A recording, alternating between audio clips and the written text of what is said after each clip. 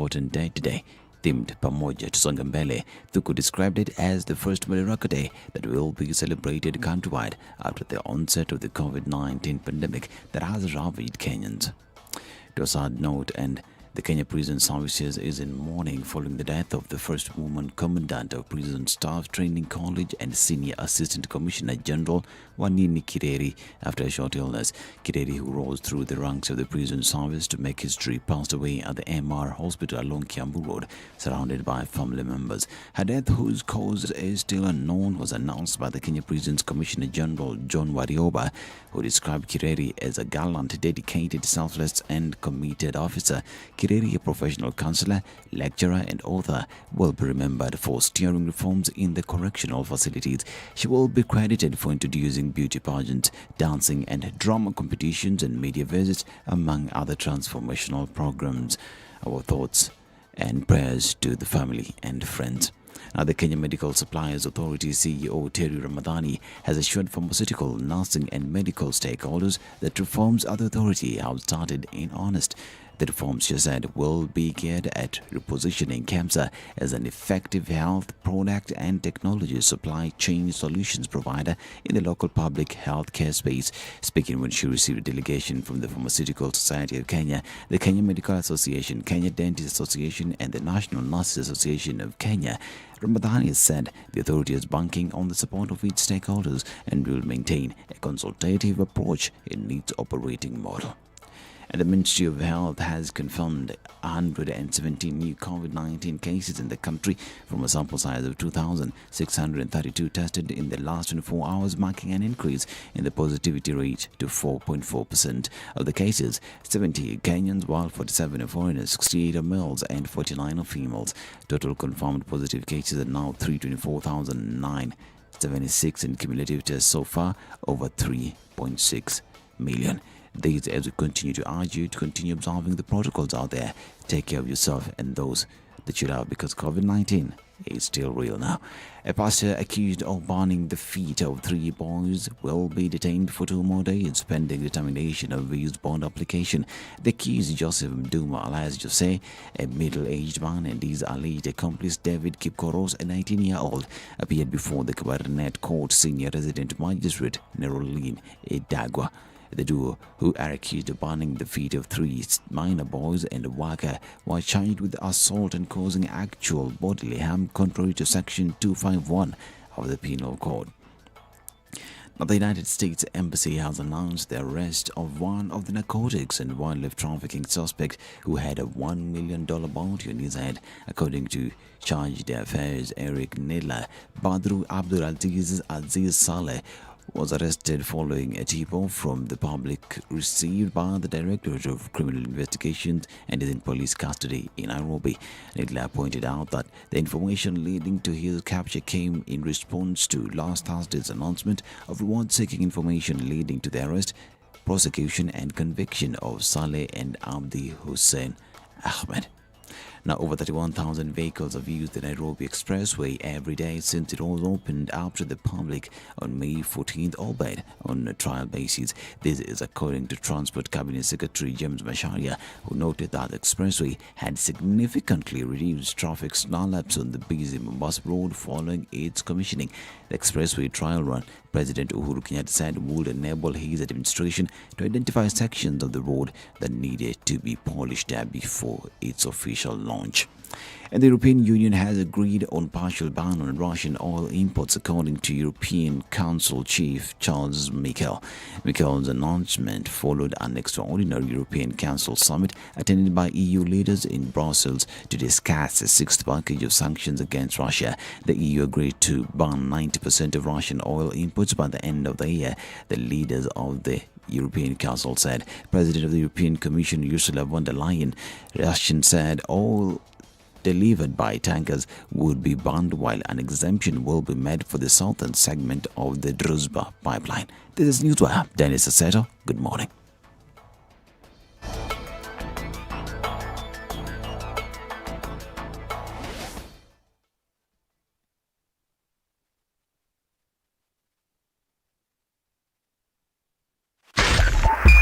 SpiceFM, Nyeri. The following takes place from 6 a.m. to 10 a.m. every weekday on SpiceFM. No, this wheelbarrow, how can you give people wheelbarrow? His party symbol is an umbrella. Is he distributing umbrellas in McQueen? Have you been told if we don't lock between 10 to 4, this is what we're saving? You try and call them, the same person who was in your house every day, because they know you are influential and you will give them votes. Call them after 1 month and see if they'll pick up their phone. Don't tell your member of parliament that you want him to come and build a school, you want him to come and do a hospital. That is not the work of the member. Now that we have devolution in this country, these resources should go to those devolved units. You have to have strong, independent institutions. And you have to have police who has the right to take the biggest town in the country and question, why did you do this and that, and send them to court if necessary. Joel Nkericho, good morning. Salama sana, habari ya asubuhi. Salama kabisa. Mbunge wako ni nani? Anaitwa Silvanus Martin, hapa ni Ainamoi. Silvanus Martin, Ainamoi. Yes. Sasa ile juma nampambia yeye nini? Amalize aende. Asante sana. That's it. The Situation Room. It's Wednesday. Kenya's biggest conversation. Yes, it is. That means there will be very little traffic on the roads this morning, and we can actually see from all indications that it's not going to be crazy today. But we're going to take a look-see anyway and see where there might be some action. I'm looking, nada. A little bit of action in the CBD, but that's just about the size of it. On your normal traffic routes today, nothing much going on. Coming off Thika Superhighway, you're going to be in the CBD in record time. No problems there. Nothing coming off Mombasa Road, and the Eastern Bypass for once in a very long time has no traffic. Looks like it's going to be a good day. Let's keep an eye on things through the morning. Let us know what might be happening where you are. Talk to us on SpiceFM KE on Twitter. Text 40127. Let's keep things moving this Wednesday.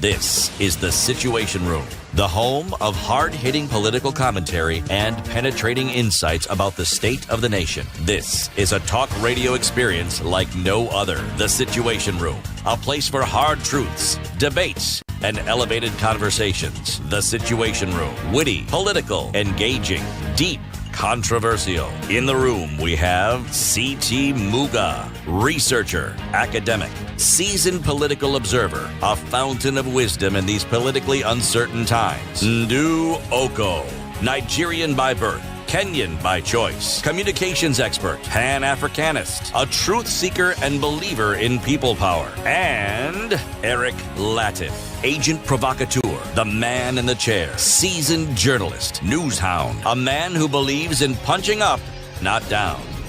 This is The Situation Room, the only way to start it's 9 your minutes day. after 6. Good morning, and how are you doing? Happy Madaraka Day. The first day. Today is June. Okay?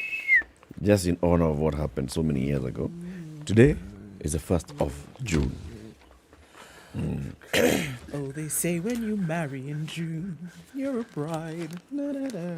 Have you watched Seven Brides, Seven Brothers? Why would I watch that? It's just a good... cartoon. It's a really old movie. See, it's not a cartoon, no. See, Nini?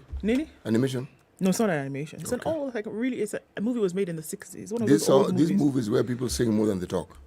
Yeah, so every conversation and then somebody breaks into song. I'm mad at you. I'm mad at you, CT. No, the people who take the cup.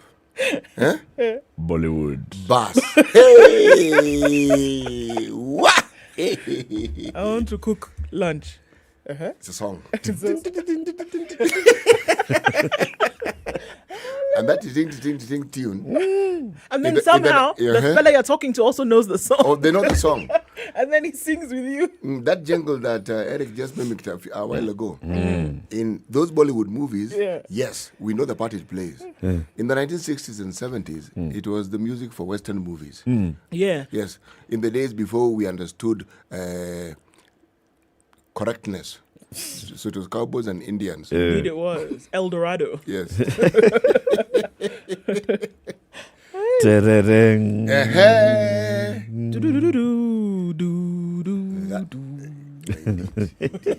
Indeed. Brings back memories. Kubwa. kubwa sana. Memories. A memory has just come back. Something has come. A memory has just come back. Haya. Ndu? Yes. Hujambo lakini? Si jambo. Mambo. Mambo freshi bana. Niko freshi barida. Freshi barida. Baridi. Fresh barida. Okay. Sijui hiyo mimi. Hauwezi jua. Kwa nini? Kwa nini? Hiyo wewe West jua. Si West jua. West jua. And how are you? I'm very well. Oh, see, I've just said. Oh, that's what you said. You were saying Barida. Yeah. Okay. Barida is like a bar in Lagos, if I'm not wrong. But anyway, that's the story for another day. Oh, no. How are you, CT? Hey, how are you? Answer. I am actually very well. It's not my well-being I'm concerned about. It's you and Eric.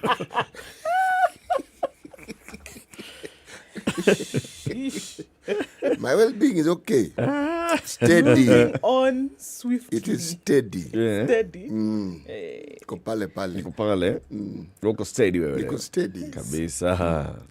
Rock steady. Welcome to Kenya's biggest conversation, everybody. We are going to have some interesting conversations on this Madaraka Day. Happy Madaraka Day, wherever you are. And if you'll be watching this from the celebrations on TV, or you'll be going to Uhuru Gardens, do you enjoy? Uhuru Gardens imechapwa nini makeover, my friend. It looks good. It looks very good. The fellows did the business. Uhuru matengeneza Uhuru Garden. Uhuru. Matengeneza Uhuru Garden. Let me tell you what we'll be discussing today. So yesterday, the National Cohesion and Integration Commission released a report on the violent and conflict hotspots for Kenya ahead of the August election.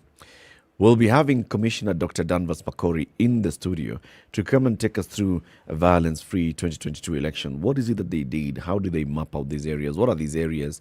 And what then should be done? So, okay, report is out. Sawa, you've said these are conflict hotspots. Okay, what makes them conflict hotspots? Halaf, what do you want to see happen? So that is at 7 o'clock. At 8 a.m., a man who has been a member of parliament for Westlands constituency 2 terms in a row and wanted to be governor, but then he's come back to wanting to be Westlands constituency MP for the 3rd term. The Honorable Tim Wanyonyi will be with us in the studio. He'll be telling us about his ideas for Westlands. Plus, Westlands is in Nairobi, and he wanted to be in Nairobi. So he'll tell us what to look out for the governor of Nairobi. Okay, so. Yeah, atapigia nani kura. And after telling us that particular interesting tidbit, we'll also ask why. Why? Because of why. At 9 o'clock, we'll have some conversation about strategic thinking. There's a man called Dr. Fred Ogola. Dr. Fred Ogola is from the Strathmore Business School, Strathmore University School of Business. He's the director of the Institute of Strategy and Competitiveness at Strathmore. He'll be here with us. He'll tell us the 10 lessons that we need to have to pick from 1,000 strategic plans. First of all, we have 1 hour. Yeah, I don't know if that's enough. So 1,000 strategic plans.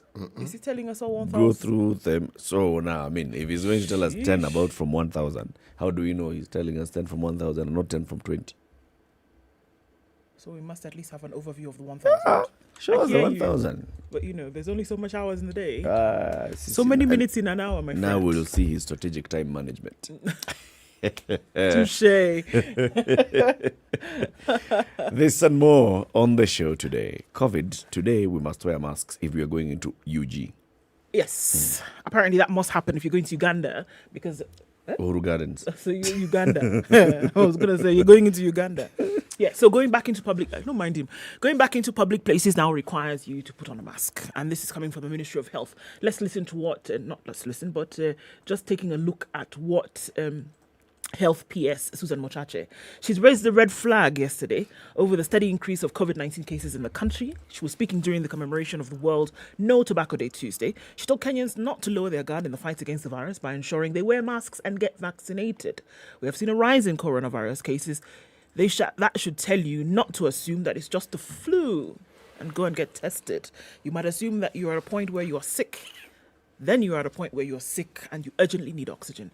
Now, she said, I urge you to wear masks and get vaccinated. Positivity rate rose to 4.4% by the end of Tuesday. 117 people had tested positive for the disease from a sample size of 2,632. Again, looking at those numbers, pretty high for such a small sample size.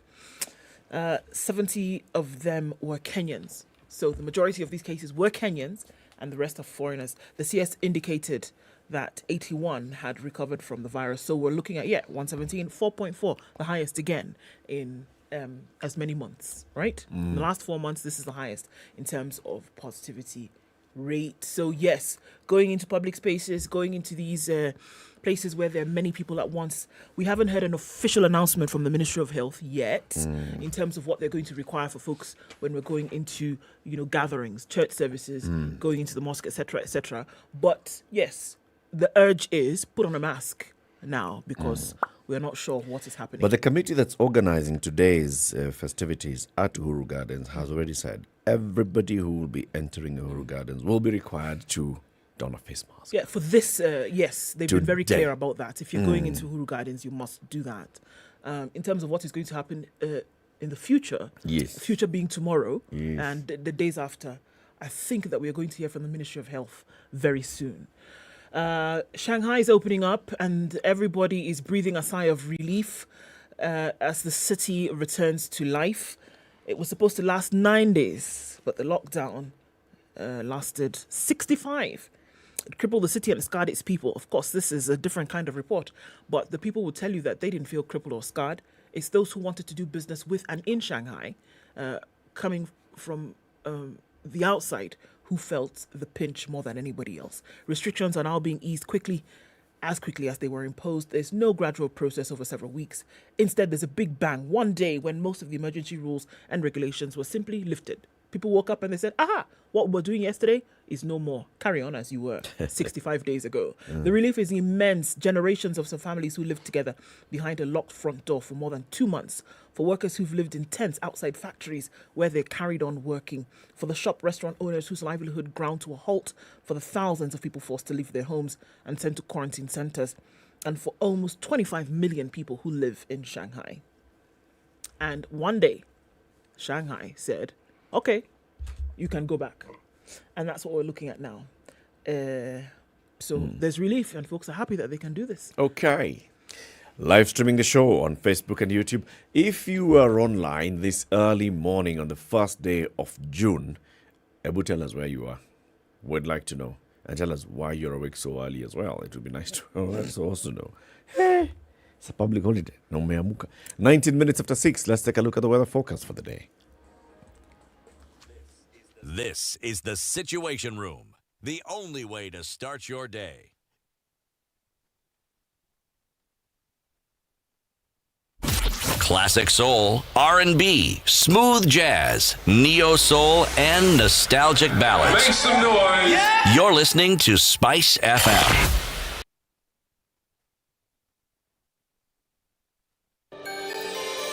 Are you looking for employment and are tired of sending job applications without any response? Gone with no response? Tarmacking is now a thing of the past thanks to Skiza. Dial star 811 star 1 star 21 hash and subscribe to a ringback tune that reflects your qualifications only for 1.5 bob a day. And your callers will know your credentials and send you opportunities they come across. Set the tone with Skiza. 16 degrees and cloudy conditions in Nairobi. We'll see highs of 24 today. At 15, it's clear in Nakuru, highs of 24 and lows of 14. It's raining in Nyeri this morning at 14, highs of 23. And we'll see highs of 24 in a mostly clear Eldoret. It's raining in Mombasa at 24, highs of 29. And we'll see highs of 29 as well in Malindi, where it's partly cloudy, currently at 25. It's 18 degrees and clear in Kisumu, highs of 22 and highs of 27, beg your pardon, and lows of 17. We'll see highs of 26 in Kakamega. It's currently clear at 16, coming down to lows of 15. Kampala rain showers continue at 19, highs of 26, and we'll see highs of 30 in a clear Dar es Salaam at 22. It's 5 degrees in Johannesburg this morning. We'll see highs of 15 and lows of 4. Mostly clear skies in Lagos for now at 26, highs of 31 and lows of 25. At 23, Kinshasa is clear, highs of 32. Looking into Beijing, 30 degrees, sunny conditions. We'll see highs of 30 and lows of 16 well into Wednesday afternoon. Paris is clear at 8, highs of 22, and it's 10 degrees in London. Clear conditions, highs of 18 and lows of 9. Looking into New York, it's mostly cloudy at 21. The summer is beckoning. See highs of 33 and lows of 18.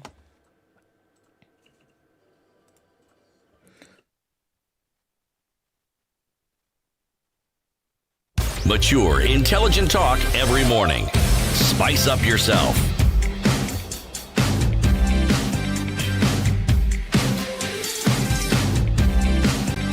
Mornings done right. 94.4 Spice FM, Nairobi. 1 after 6.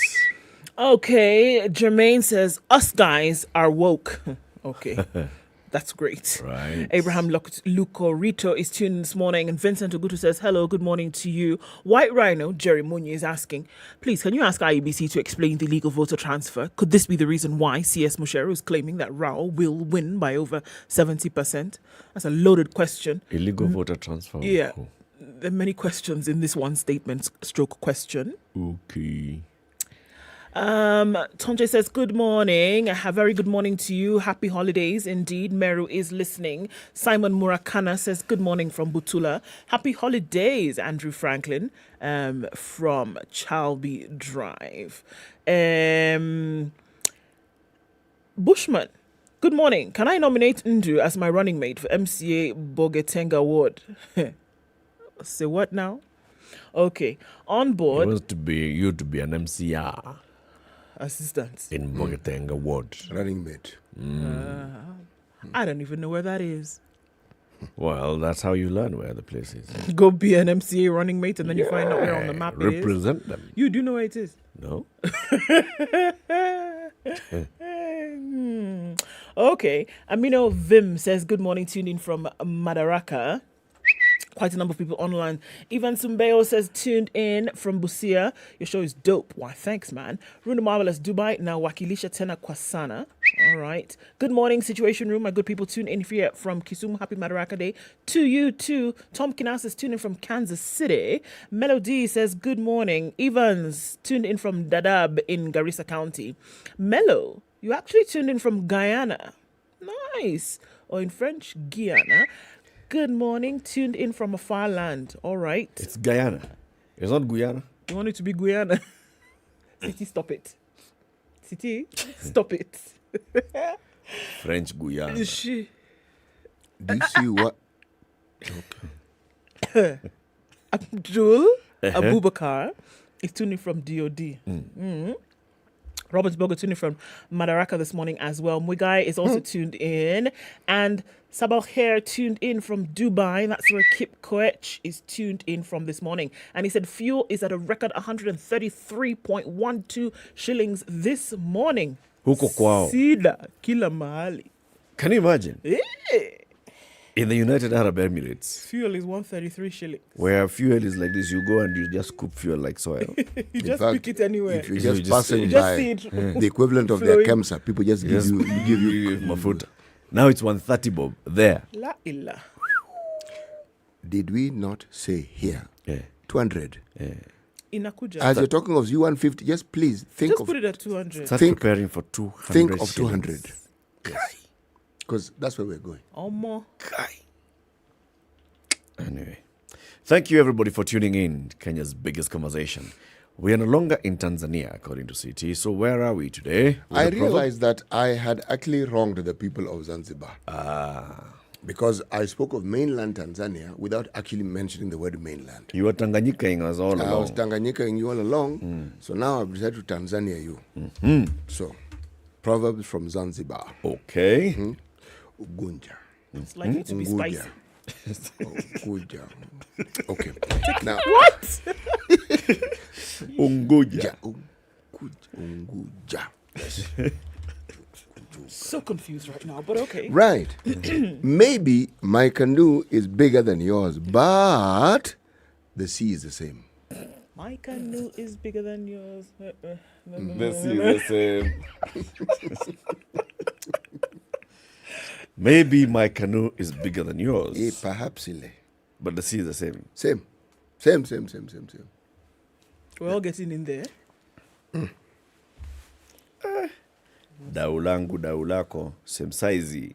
Lakini bwana bahari. Bahari same. Same size. Dao is canoe. Dao.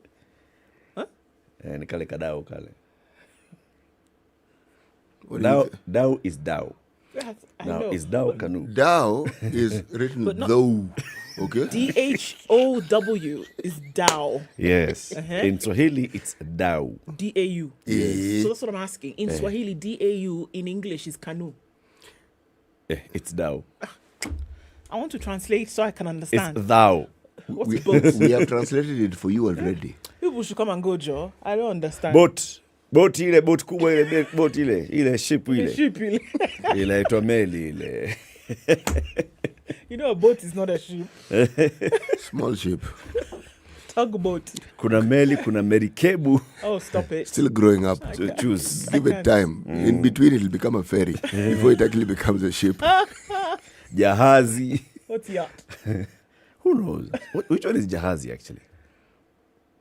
Is Jahazi bigger than Dao? I'm not really sure. I'm not sure, but I think it is. Because I'm sure Meli is the biggest. Right? Meli is also the mother of everything. Yeah. So what's the Dao? Like the tamarind Dao? Si nilikwambia Dao bana. Ulisema canoe. Nilikwambia Dao ni seafaring vessel which was known to have sails, made of wood. Okay? A canoe doesn't have sails. Sasa sawa bana. Sorry. Hatujui kanuni. Ite kanu. Canoe. No. Maybe my canoe is bigger than your canoe, This thing but the sea things to people early in the morning.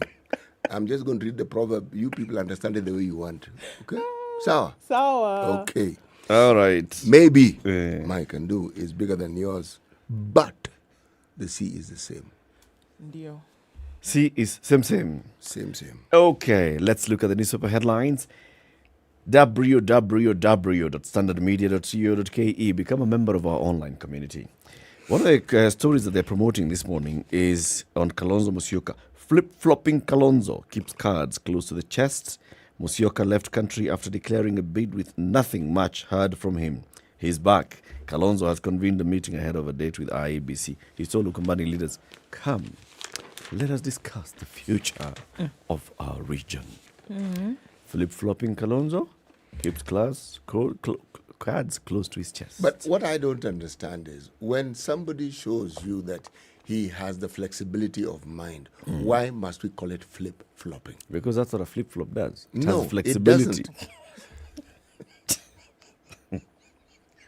So what do you want to call it? Open-minded person. Hey, Chukuna. Okay. Eric said that's what a flip-flop does. You know, these things we refer to as champali. They also call flip-flops. Party. Party. Do you? Yes. That's plap. Yes. Yeah. We're being on a matopek this morning. Blah. Yes. What story are you looking at in the The paper? IEBC has helped Waluke clear integrity hurdle. That's plastered on the front page of the Standard today. It's quite a lengthy one because there are many issues that come through here.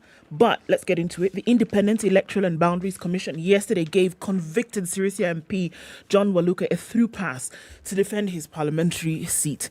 It's interesting because on the front page as well, it gives a quote from Chief Justice Martha Koome, where she had said Ellipse before that, MP who was found guilty by a competent court and sentenced, then appealed, is allowed to run.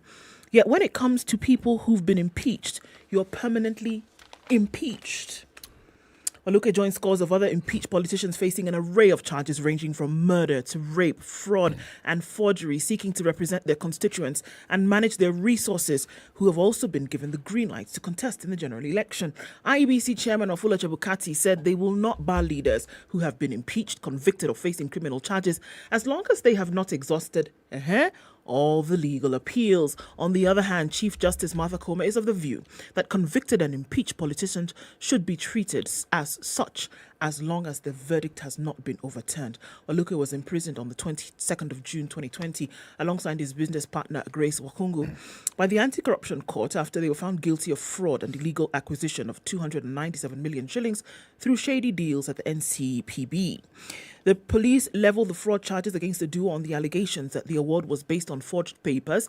Wakungu was sentenced to 69 years in jail with an option of a 1 billion shillings fine, while Okoh was handed a 67-year sentence with a 1 billion shilling fine. Speaking after getting clearance certificate, the MP said he had disapproved doubting Thomases who were eager to see him vilified by the Electoral Agency. Mahasidi. That's for me. For me, that's just the height of it. Yeah. It's not a question as to whether people you were going around there saying, I'm not going to be in the I ballot. will not be. Here it is. The IEBC has helped him now gain that oomph and confidence to come before you publicly and say, you are doubting me. IEBC has said, I can run again. Lakini, let me my ask enemies you. have been going around. Imagine my enemies are after me.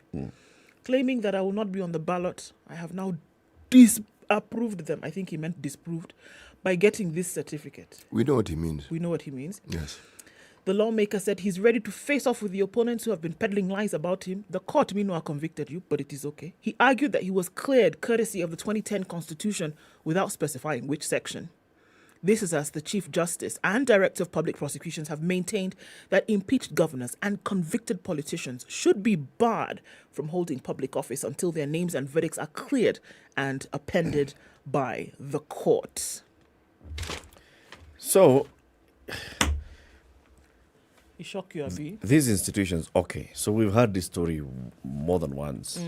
Until you've exhausted all avenues of appeal, blah, blah, blah, blah.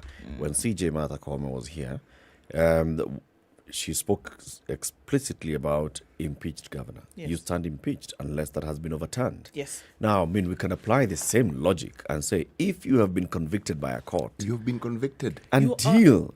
Yes. However, the law bars you from vying, not because of conviction, but conviction and sentencing of more than 6 months. You are a convicted criminal. You have Even been as you convicted appeal of crimes. Yes. You have even been sentenced and fined. You couldn't be appealing if you had not been sentenced. But anyway, Eric, what has been set aside?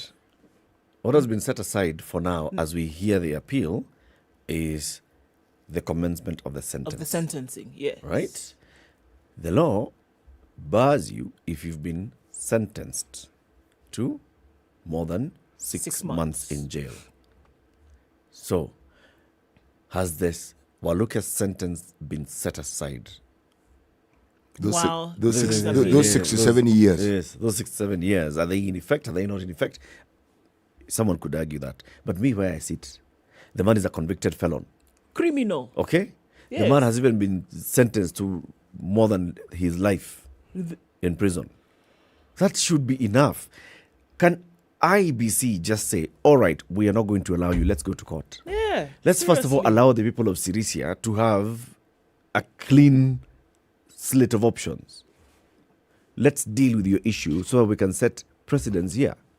IBC should be seeking that. IBC needs to have a stand, because this is the thing that you make it seem as though you're a liverless organization.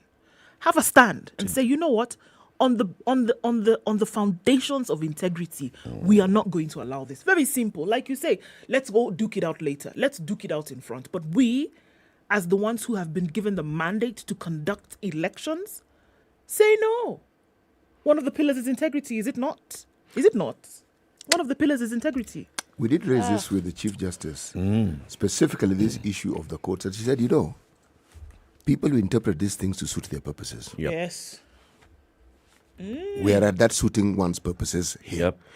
I mean, how guilty must you be for you to be guilty? I wonder. They've thrown everything at you, including the kitchen sink, 1 billion shillings fine, 67 years in prison, so many things. Even the mere fact that he's still able to sit as a member of parliament with that conviction around his neck is another thing for me. Forget about upcoming elections. That he still has that seat? No. What I find interesting is when we hear of meetings and conferences and seminars and workshops that somehow seem to take place either in Mombasa or in Naivasha, are there special sessions we're not told about where politicians are likely trained and tutored on how to speak? No remorse whatsoever. Completely. None. It's an in-your-face attitude of, so you thought. Okay. It's annoying. Let's take this break, though. It's 24 minutes to 7. Time for us to look at the traffic. Is there any traffic? No, please. But maybe people are actually leaving town. Maybe those areas, kina Kinungi, kina Maimahiu. Maybe. Just check. You let us know, okay? Sawa.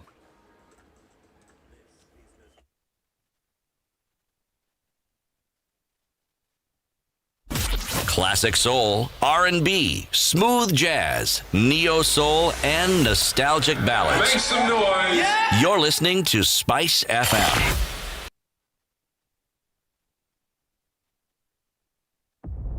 At KTN Home, we are all about the action.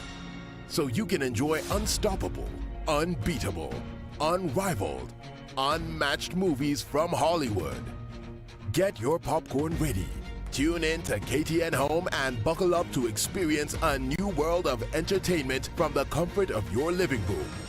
Tune in to KTN Home every Monday to Thursday plus Sundays and catch As you said, Hollywood's not finest much in terms of traffic, Eric, on most of our roads this morning. Coming in from the thicker superhighway, that looks pretty good. Let's look outbound and see, is anybody moving? Well, no, not really. We don't see much happening. It seems like folks are keeping things on the down low. That's what I was looking for today, it being Madaraka Day. Probably we'll see more action as the minutes tick by later on. Just be careful, because I know the roads are free and clear. And I know that it's going to be wet on slippery in some areas soon with the downpour that's forecasted. So let's watch out for that. Just be careful. Just because there are not many vehicles on the road is also a recipe for accidents. Just in case, please be careful. And then let's keep talking. SpiceFM KE on Twitter. Text 40127.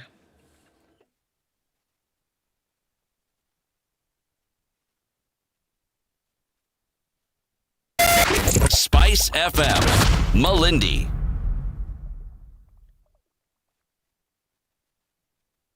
Mature, intelligent talk every morning. Spice up yourself.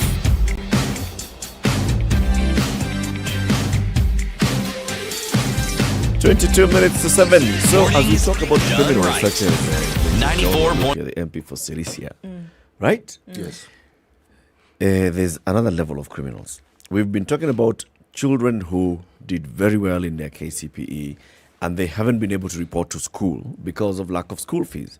And we've been talking about the government bursary funds. We've been talking about the county bursary funds and all these. Sindio, I have two stories for you. One from the national, one from county. Let's start with the national level. The Anti-Corruption Agency has begun proceedings to recover more than 11 million shillings allegedly stolen by a clerk at the Ministry of Education. 11 how much?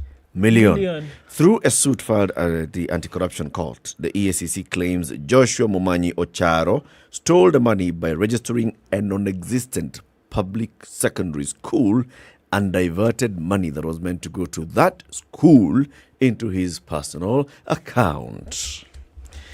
He embezzled the funds by fraudulently adding the name of Mundeku Secondary School in the final schedule of payment and inserting his personal bank account against the purported school for purposes of processing payments under the free day secondary school education.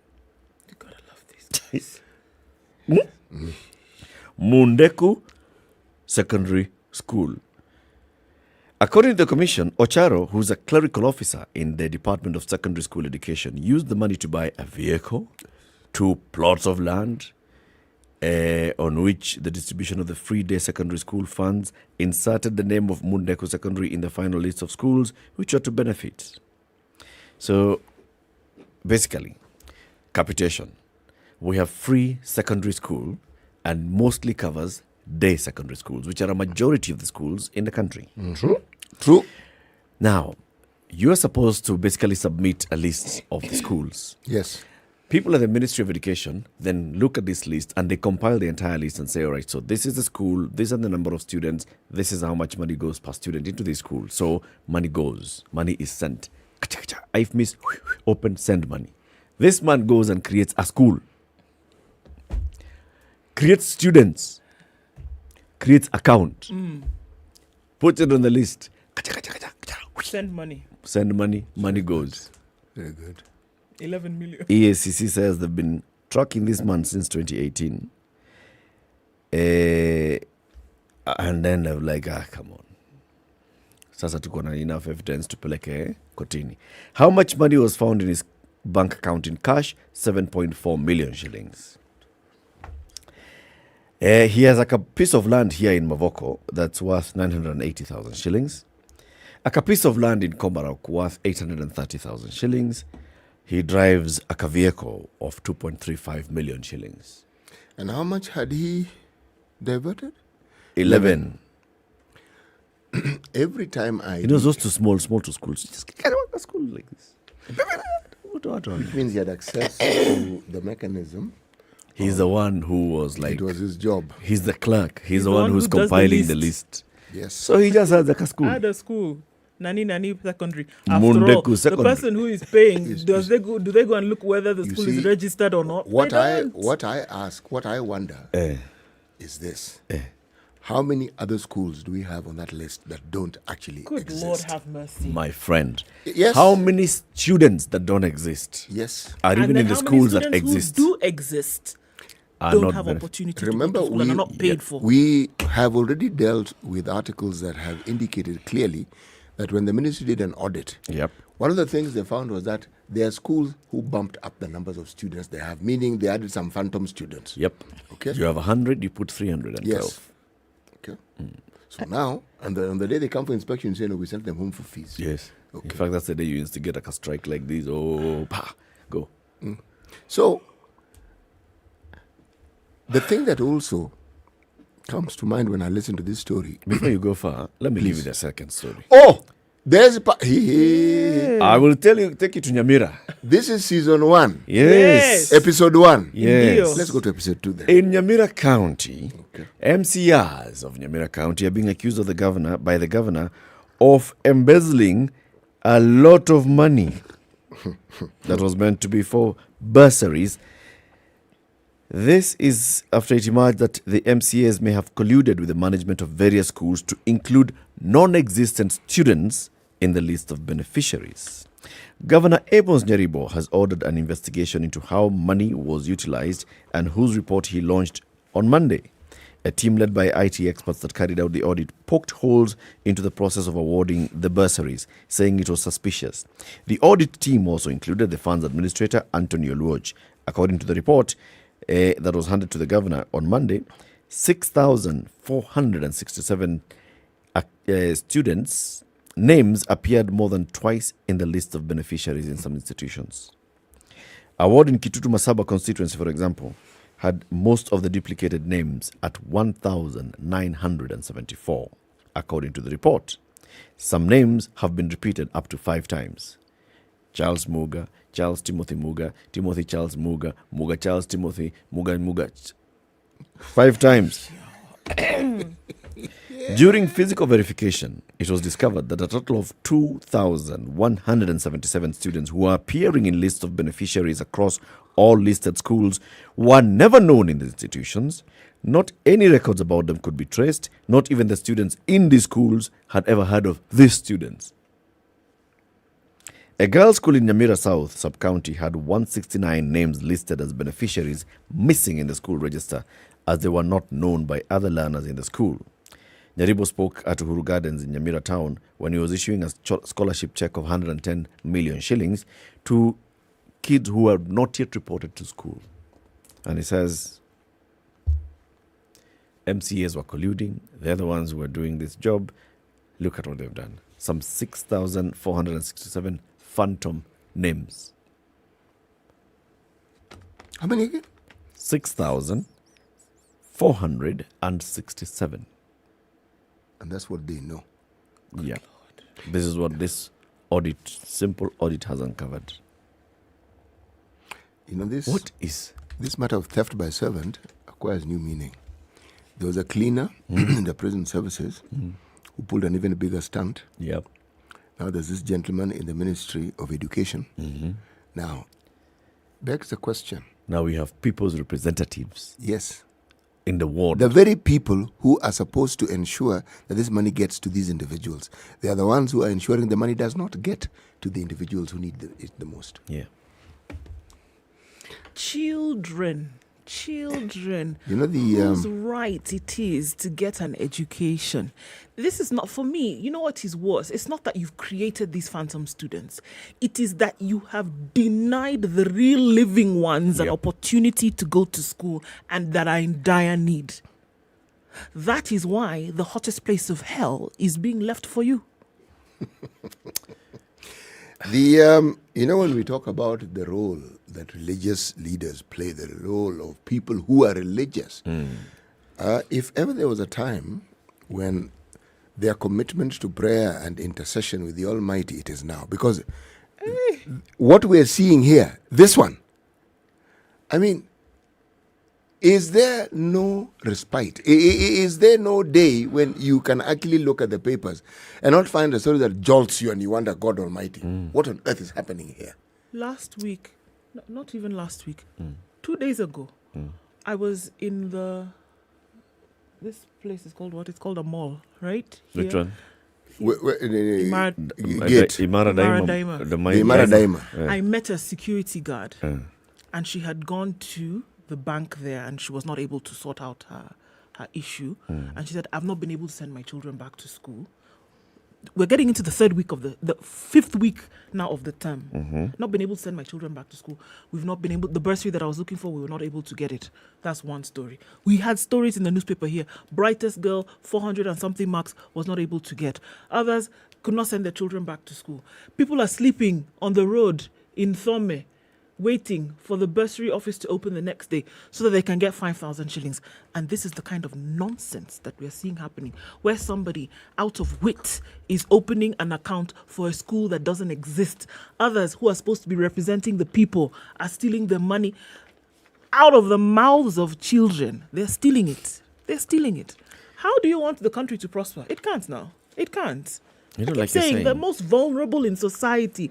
If you are treating the most vulnerable in society like that, that is the measure of the country. What is really, really painful is that we are actually talking about real human beings. Real children who don't have access to school. I can't.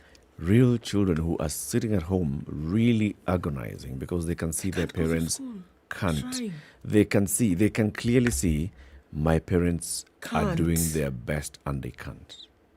Others are seeing my parents are not trying to do their best. My parents are maybe they are lost in alcoholism or whatever.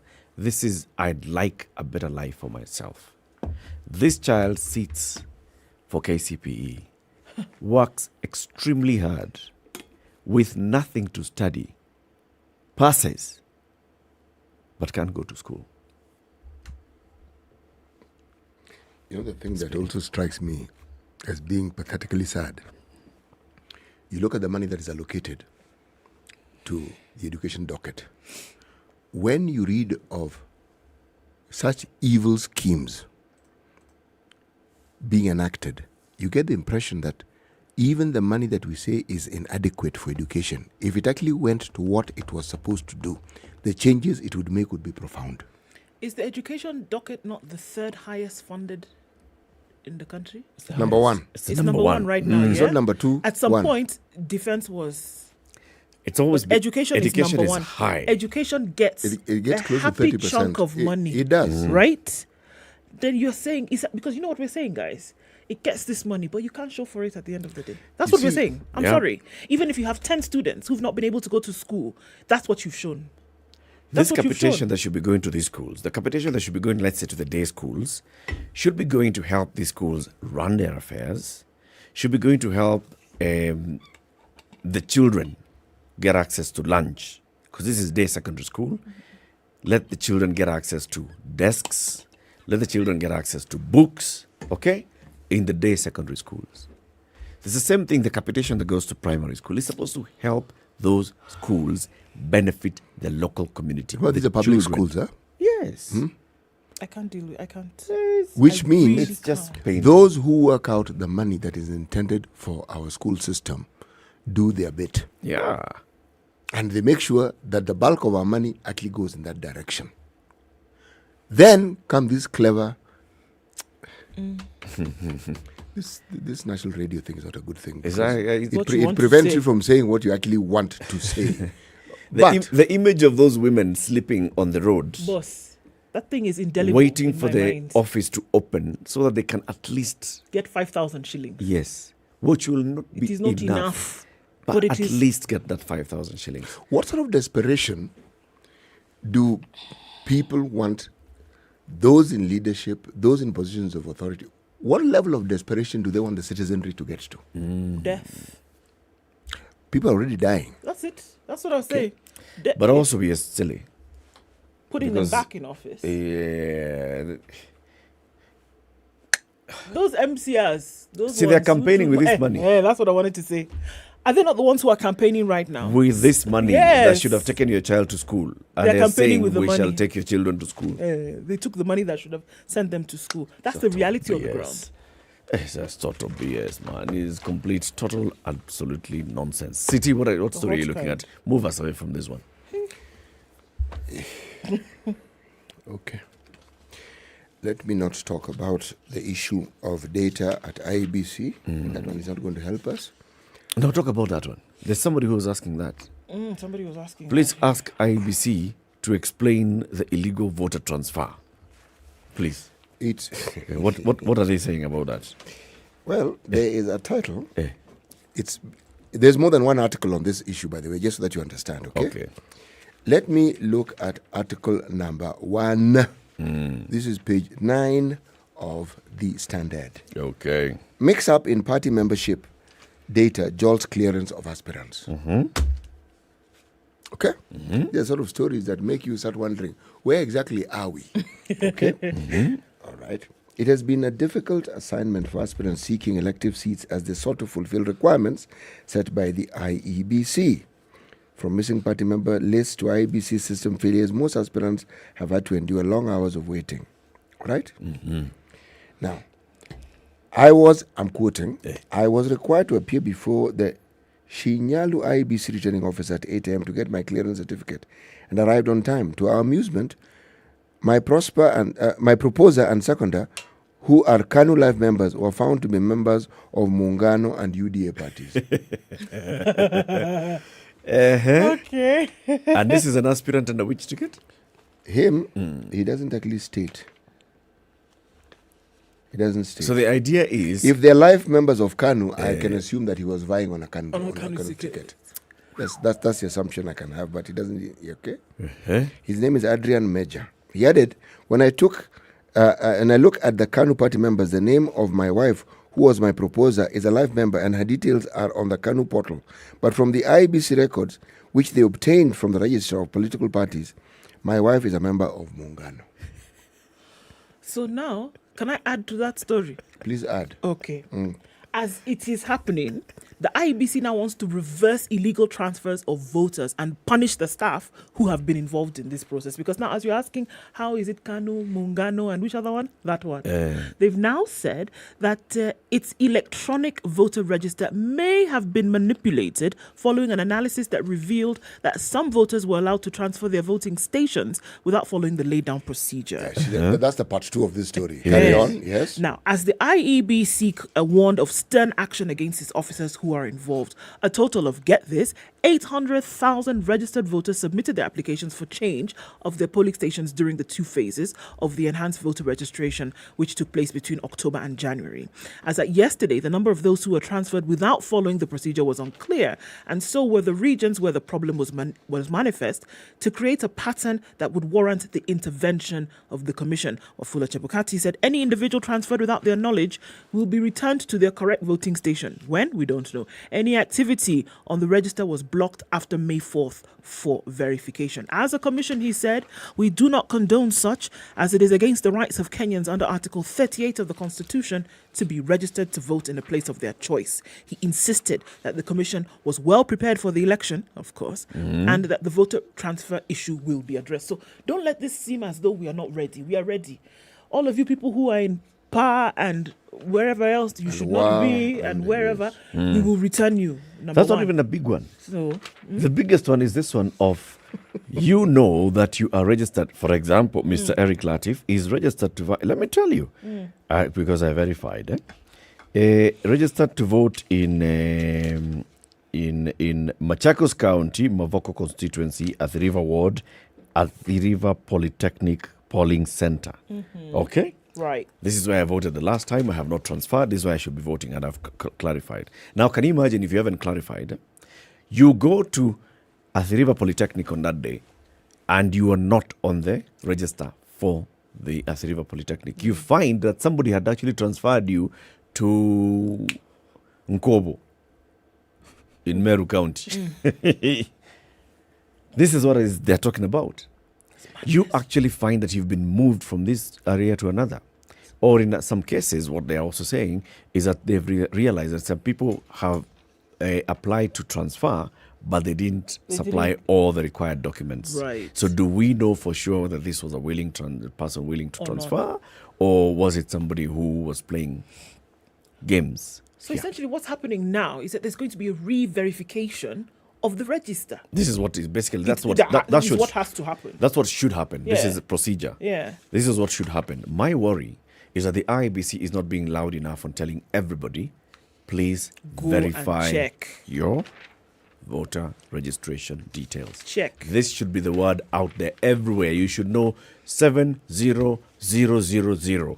Send your ID, hashtag your birthday, your year of birth to 740. 740. That's what we should all be doing. That's all they should be saying. Yes. Right now. And that thing should be working. You send, you receive. Not telling you, oh, system is down. The system is down. They're going to have a major problem if they don't do that. And it is a message we need to send out. You need to be communicating about this verification of where your voting center is. You need to have that done, because you will have very many disappointments come the 9th of August. Yeah. It's going to be a hot mess. It's going to be a hot mess if they don't. If this is already happening, 800,000 is the one that they kind of have an idea about. I know what will happen is that on voting day, very many people will go and they'll start now claiming, making noise and saying, I am registered to vote here, and they're telling me my name is not on the register. What are they doing? Is this election being rigged? So that will just start creating issues around the election.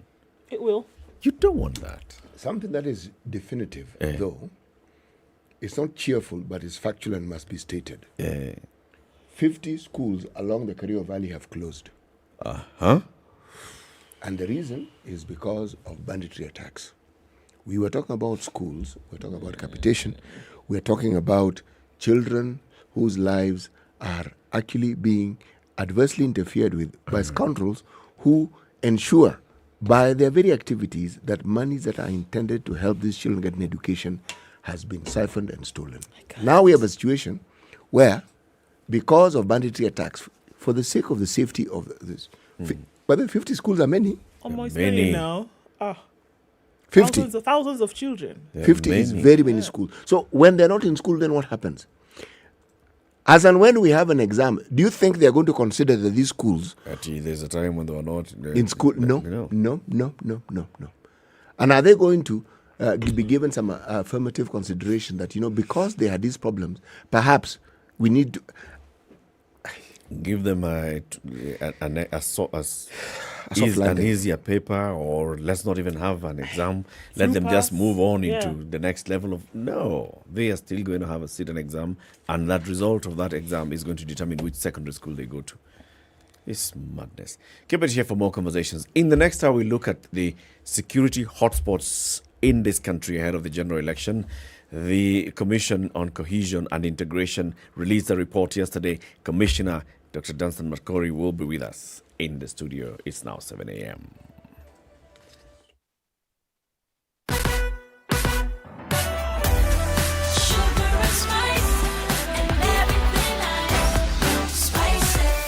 Spice up your life.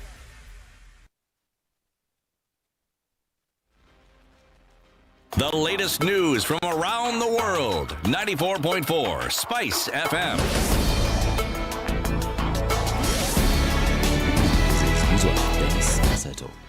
The government says all is set for today's Madaraka Day celebrations that will take place at the newly constructed and refurbished Uhuru Gardens Memorial Park.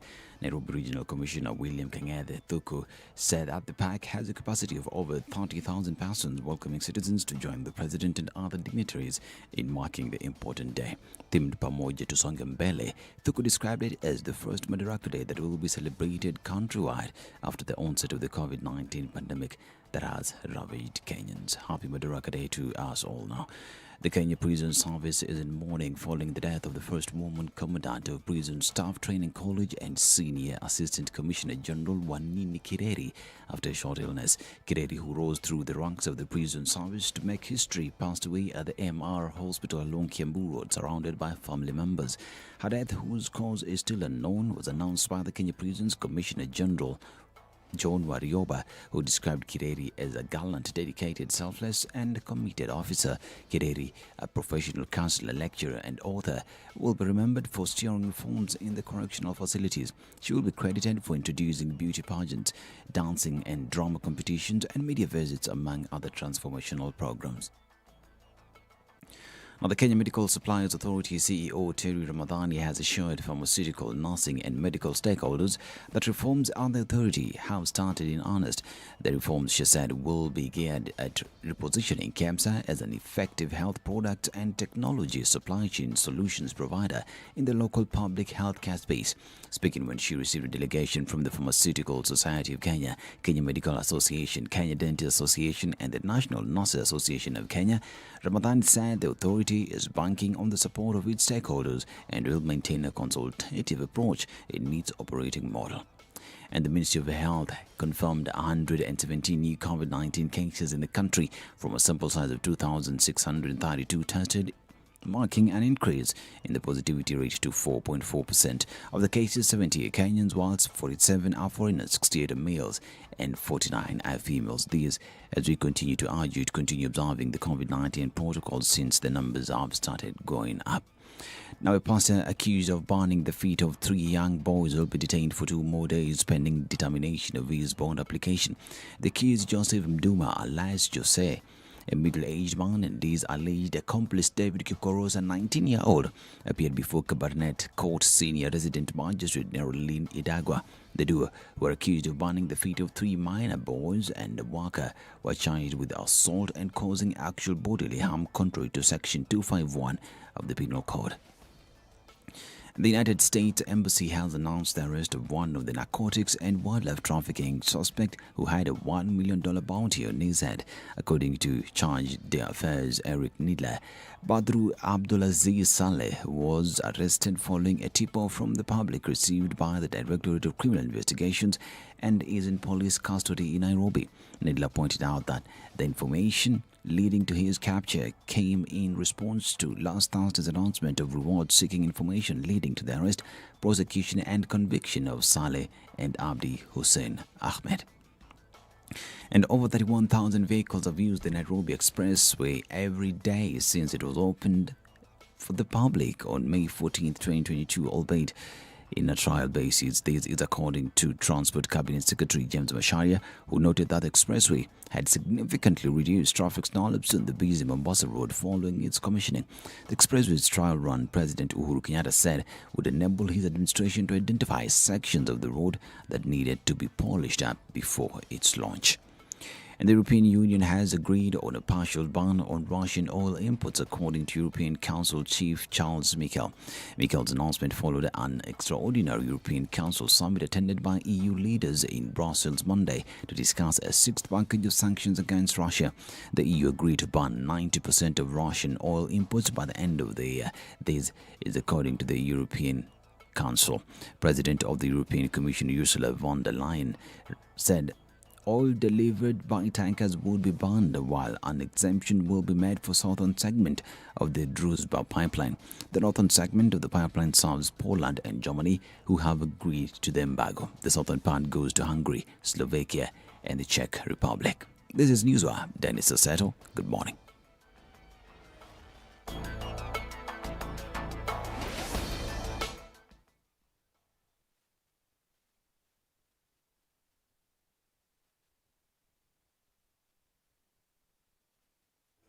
All right, not much of traffic this morning because obviously most folks are at home. We'll probably see some outbound action. Jogger Road here and there, a little bit going towards Landis is not an issue at all. Getting into the CBD from whatever part of the city, not an issue. Also looking out west towards Nakuru city, we're not going to have too much of an issue there at all either, because in and out of the city, no traffic this morning.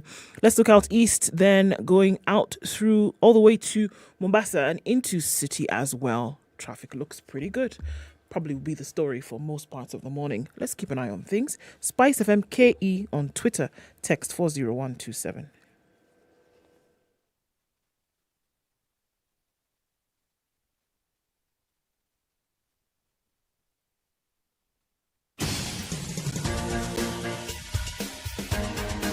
This is the Situation Room, the home of hard-hitting political commentary and penetrating insights about the state of the nation. This is a talk radio experience like no other. The Situation Room, a place for hard truths, debates, and elevated conversations. The Situation Room, witty, political, engaging, deep, controversial. In the room, we have C.T. Muga, researcher, academic, seasoned political observer, a fountain of wisdom in these politically uncertain times. Ndu Okoh, Nigerian by birth, Kenyan by choice, communications expert, Pan-Africanist, a truth seeker and believer in people power, and Eric Latiff, agent provocateur, the man in the chair, seasoned journalist, news hound, a man who believes in punching up, not down. 7 minutes after 7. Good morning. How are you doing? Welcome to the second hour of Kenya's biggest conversation. Happy Madaraka Day. Atieno Jermaine Jackson. It's not Jamhuri. It's the other one. It's Madaraka. Jamhuri is the December one. The June one is Madaraka. Always confuses many people. Happy Madaraka Day, everybody. We have a guest in the studio. Before we say hello to him, let's hear the day's proverb from Ongoja. Yes. Not Ogunja. Gunja is the other place on the way to Busia. Yeah, this one is the other one. Is the other one. On the way to Comoros. Island. Okay. Right. Zanzibar. Maybe my canoe is bigger than yours, but the sea is the same. Maybe my canoe is bigger than yours, but the sea is the same. Same. Yeah. Same. And so earlier we were asking ourselves, what's a canoe? It's not a dhow. Dhow is a thou. Meli is meli. Mashua. There are so many things. So what's a canoe? According to Google, a canoe is mtumbui. Mutumbui. Or Ngalawa, yes. Wait, those two names, those aren't sublocations in the lower eastern province? Mutumbui. And Ngalawa. And Ngalawa. Yes. Apparently not. A canoe is Mutumbui. We now know. Yes. So maybe my Mtumbui is bigger than yours, but the sea is the same. Nice one from the Zanzibari. So let's talk about the elections of August 2022, mapping the violence and conflict hotspots of the country. the National Cohesion and Integration Commission was created after the 2007-2008 post-election violence. Sindio? And it had, of course, to look back into what led us there and how shall we avoid getting there in the future. So for this reason, the NCIC has this year embarked on a nationwide hotspot mapping and assessment to acquire a detailed understanding of the peace and security situation in the country ahead of the election. The study sought to establish the factors that are likely to trigger electoral violence across the 47 counties, map out county conflict hotspots with the potential for electoral violence, and provide recommendations on interventions that can prevent and mitigate electoral violence. So, yesterday, the NCIC had a big, grand event where they unveiled these hotspots. And Commissioner Dr. Danvas Makori is here with us in the studio to tell us these hotspots, where they are, how they found out that these are hotspots. Commissioner, good morning. Happy Madaraka Day. Happy Madaraka Day to you. Which one is more important, Madaraka Day or Jamhuri Day? They're both important. Surely. Are you sure? Yes, they are. Oh, really? Internal self-rule is as important as absolute control, personal independent rule. How long is that tether, CT? I was thinking as I went along. But thank you for having me. First of all, just before I talk about that, I want to thank this show. And the reason I think this show is because your consistency in highlighting issues, especially in this case, Marsabit. And it's because of that we have serious interventions going on. And I always say this, you never know. I mean, sometimes people think this is just entertainment or information, but it goes a long way in making a big difference. I can tell you it's because of what you do here, and not just a few people out there that be able to bring pressure and highlight the issues, because it's there are people who prefer those things happen there and continues to happen because it benefits certain people, let it stay there. When you shine the light and expose the darkness, you are made a big difference. So we have a serious operation going on there. Lives are being saved. I know we have issues here and there in terms of the operation, but by and large, it is making a big difference. So thank you guys, and keep it up. It makes, just to let you know, very on the ground, you make a big difference. Yeah. Asante sana. Thank you very much, sir. Thank you. Now that we're on that topic, before actually we come to the other hotspots, because that is one it's of the hotspots, yes. Definitely, Marsabit County is one of the hotspots. What's happening right now in Marsabit? The government has deployed specialized units. The RDU, the BPU, the GSU, MRI. And it's hundreds. And they're largely in central Marsabit, which is Marsabit Town, Saku constituency. They have been combing most houses and some manyatas outside looking for illegal firearms. They have arrested a number of people. Are they close to, I think, 30 people have been arrested, who one way or another participated or are participating or in this conflict. We have had issues, of course, with community complaining about the overhandedness, excessive force. That is understandable works. But, I mean, the police are giving clear instructions before they go there that they have to abide by their orders and by the Constitution of Kenya. So, by and large, it is one of the better operations we've seen in the country. At least citizens, especially within town, are able now to do business. You know, you could never do anything in Marsabit. You could not walk in Marsabit. It was dangerous. It's like Wild West. You walk and somebody just comes and shoots you from border. At least so there's normalcy there. The curfew is affecting a lot of people, especially our Muslim brothers, because they can't pray as they ought to, the hours they ought to. So we kind of feel for them. Maybe the curfew can be lifted, but the operation should go on. It's done how it's intended all the way, not really. There's still some things need to be done more. But by and large, order and sanity has been restored. Because the reality is you cannot come to negotiating table when you have firepower behind you. You will not, so the thing is we're trying to remove the sting from the D. Yeah, because if these guys have powerful stings, so you have to remove that sting before you engage them. So the sting is being removed slowly. Yeah, and are you getting rid of the bad bees though? No, because why do you want to do that? That is why I was saying it's not done all the way it's supposed to be, because you gotta get rid of them, and they're known. It's like they're not known, so we have to. I mean, that's our assertion, especially from a commission. We know the people behind it. We know the people who support the infrastructure, because there's a highly sophisticated logistics infrastructure behind this militia when they move and attack.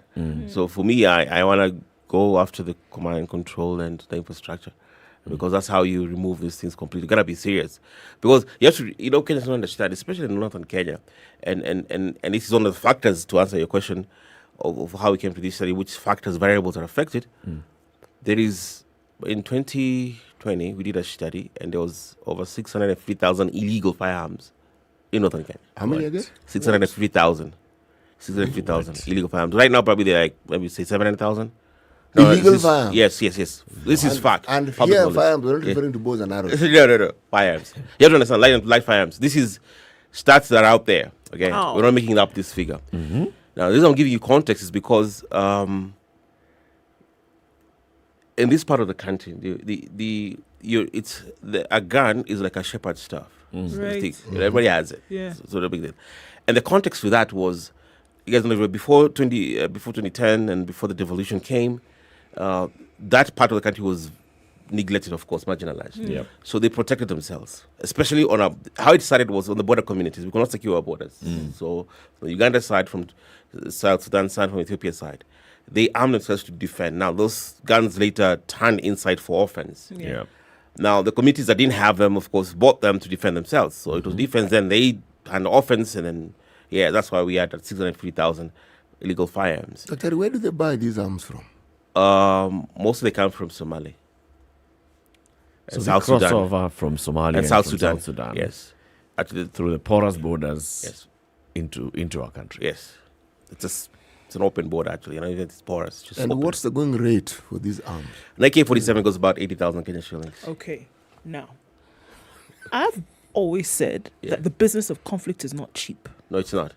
So that means that there's somebody who is bankrolling these operations. Okay.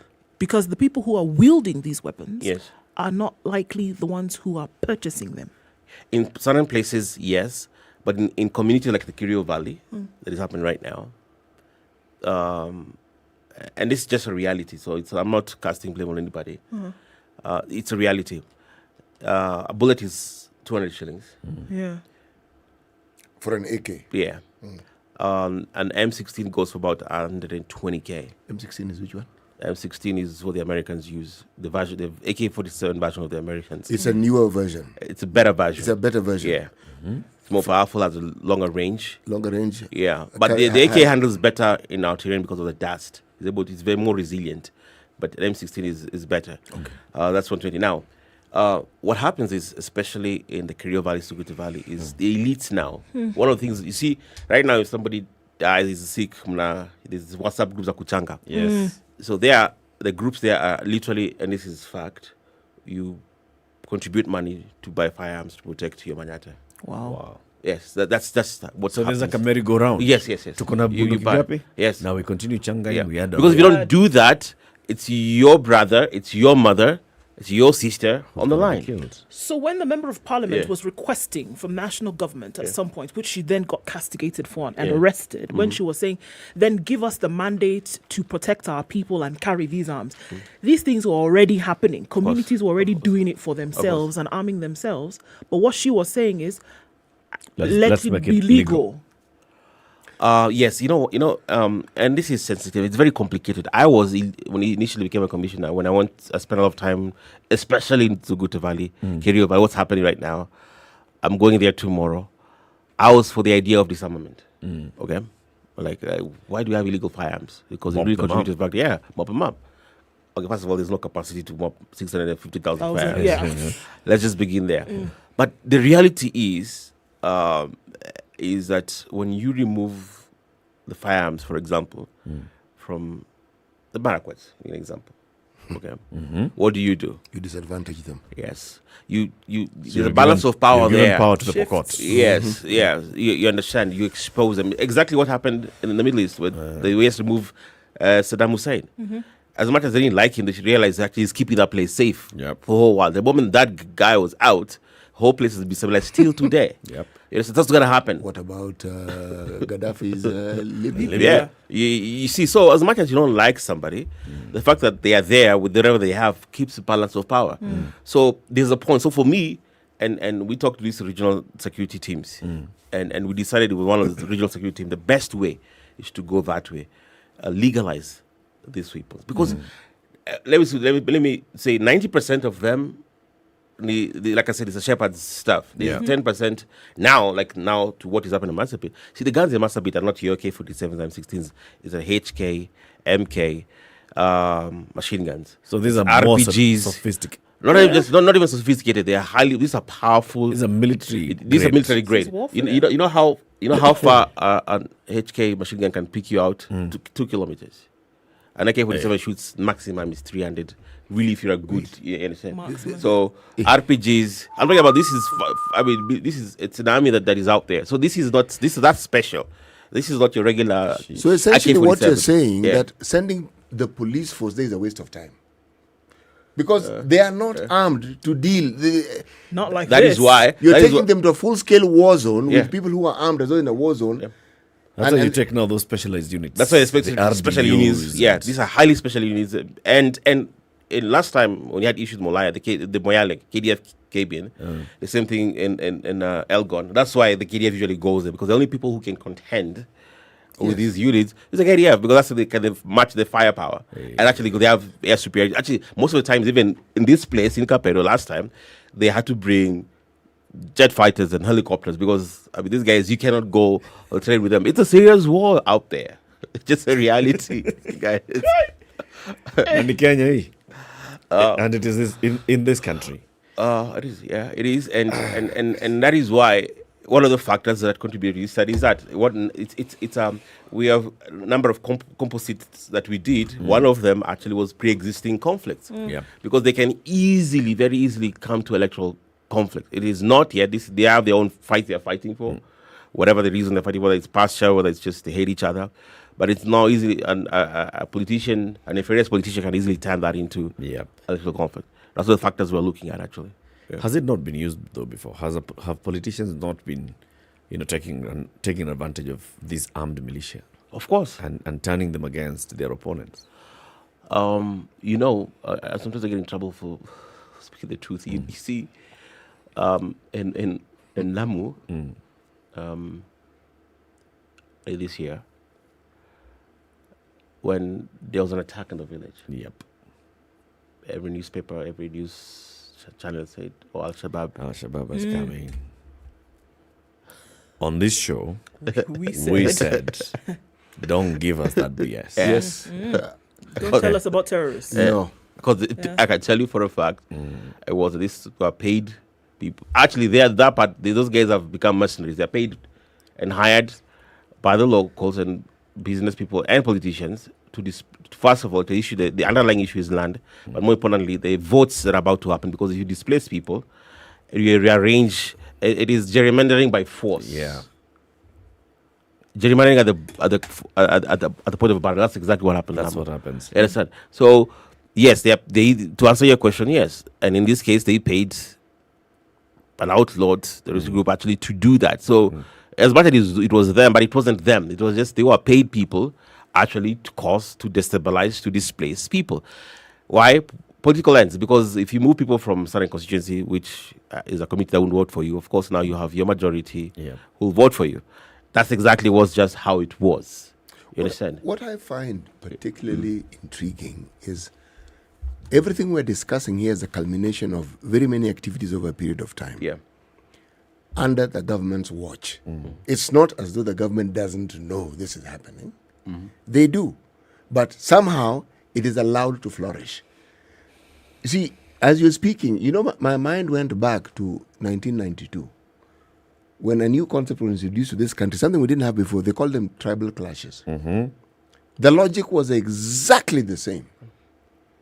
Now, the window it opened was opened even further in 1997. Again, we started having these issues during election time.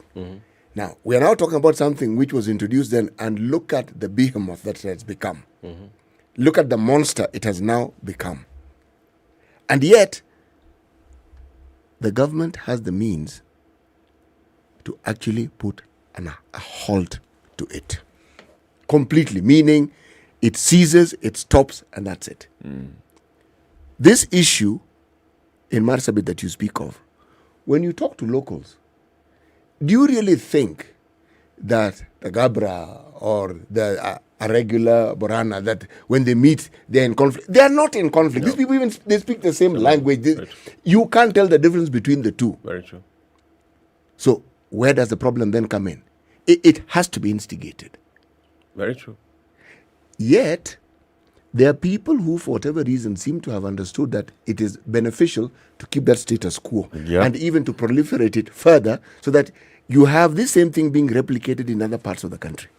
But then, what is the end game when you have so many people with ammunition, they have the sort of arms, and with the sophistication that these arms seem to acquire? What sort of situation do you think you have in the country? Because these are militias. These are groups that are there clearly for hire. What do you think happens when somebody decides that maybe, after all, if you're paying them, they'll do exactly what you want? Yeah. What picture do we have here? You know, you can have insurrections, or you can have things that are happening, undercover, like Al-Shabaab, crossing over from operating their operation base in Somalia, crossing and then moving back and recruiting cells. Yes. But we've also seen what has happened with Al-Shabaab and the radicalization of the youth. Yes. Serious security was deployed, intelligence gathering, that they were able to actually deal with the issue of radicalization. Not deal, but at least address.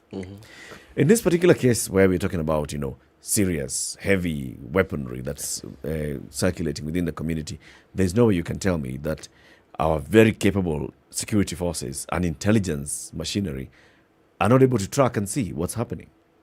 That they can be caught unawares. How many MP whatevers? How? Wow. That's true. It can't happen.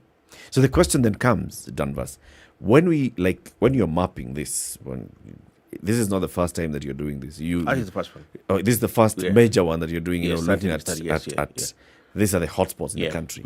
But through the years, you've been looking at these are the hotspots. These are the causes of conflict. These are the causes of violence. These are areas that could escalate, and how we can de-escalate them.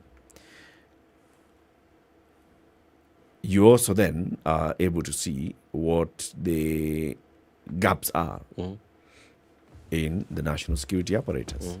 Have you identified those in this report? Have you said, this is where the weak spots are, and this is how then the criminals are able to exploit this? Yes, we have. Actually, there's a report that this is more of a cleaner public report. It's more of a that went to them. In this study was done between January and April, but data collection was done actually in January and early Feb. The raw data, of course, was collected, and they started to do analyses, all that stuff, compilation analysis. As we started seeing things, of course, we passed to our counterparts, because we're still part of that infrastructure. And interventions started being put in place. The nature of this study, of course, is dynamic. So we looked at certain variables that are there, and the reality is things have changed on the ground. There are places which probably will move up in high-risk areas, the people which have moved down. Okay, why? Because they understood. I mean, this is actually our mandate as a commission. Number one is advise government. City or academic, advice implicit there means the person you're advising is not obliged to take the advice. So it's good faith from both sides. So you advise, okay, and we did that, and certain measures started being put in place to mitigate, to disrupt that cycle of violence, or to mitigate violence in the first place. So where there were gaps which we identified, so you know what, here we have an issue. I mean, the places where nobody thinks there's an issue. I can tell you, like Bungoma, everybody thinks Bungoma is very good. I can tell you, we have been having serious issues there. Okay, in Bungoma, nobody knows. I mean, for a long time, actually. I'm going to give an example to show you how we're able to address it. Because I used to get a call every single day from those sides, from monitors on the ground from the county commissioner. And this is what would happen. As you know, their funerals in the part of the country is a big deal.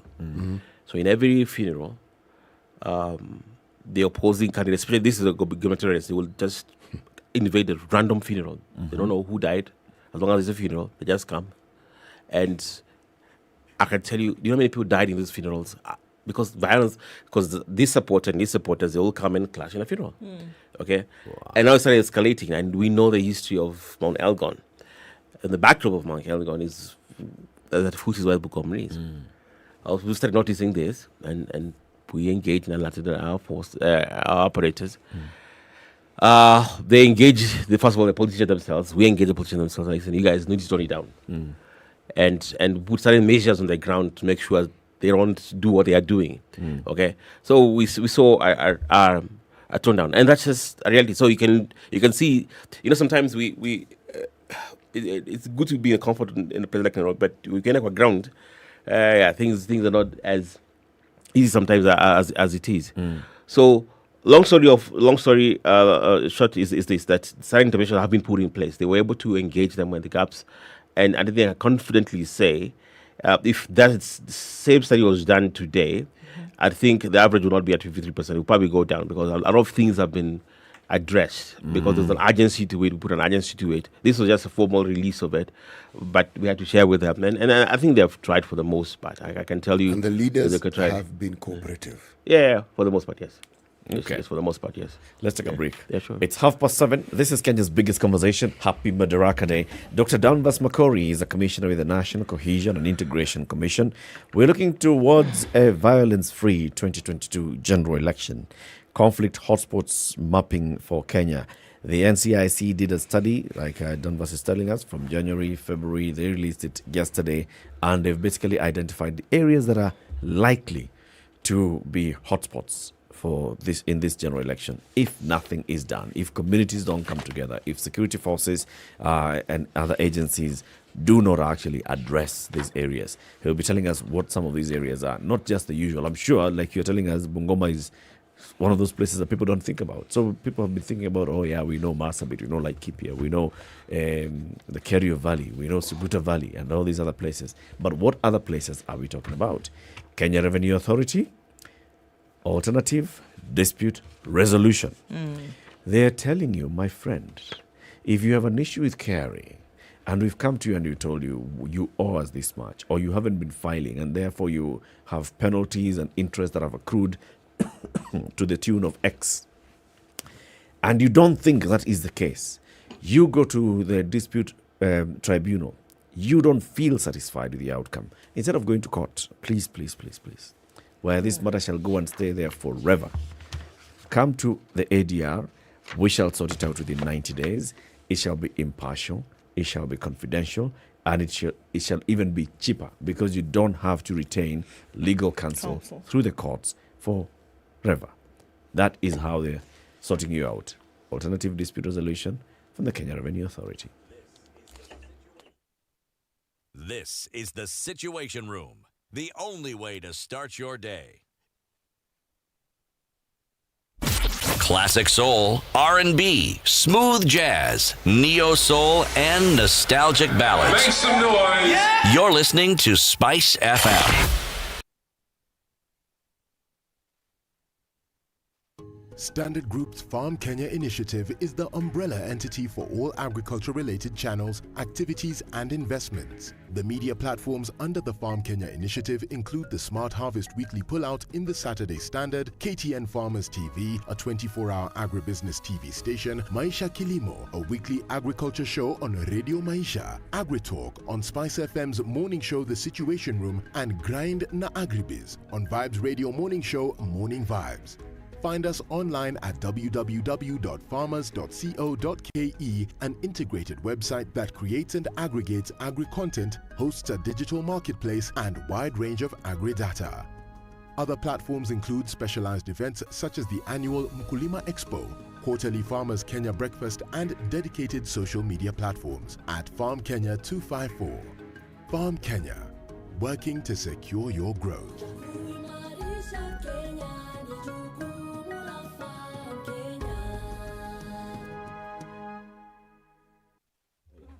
Cloudy conditions in Nairobi at 16. We'll see highs of 24 and lows of 16. It's 15 and clear in Nakuru. Highs of 24 and lows of 14. 23 will be the high in a rainy Nyeri this morning at 14. And we'll see clear conditions in Eldoret, currently at 11, going to highs of 24.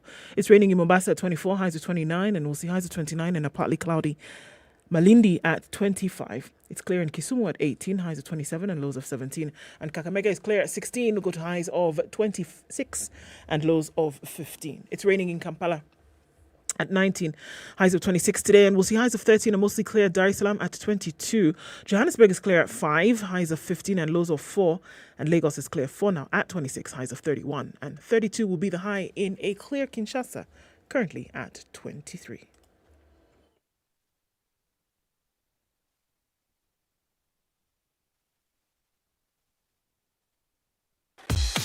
Welcome to Spice FM, the best exclusive radio station bringing you the best mix of the best music ever. Meaning that you probably won't get stuck anywhere you're going today. And like to see the situation that we're looking at now, a few minutes after 7:30, remaining that way for most parts of the day. Some business, in the CBD here and there, folks trying to get out, but nothing major. We'll be here to let you know should it get that way. SpiceFM KE on Twitter. Talk to us there or text on 40127.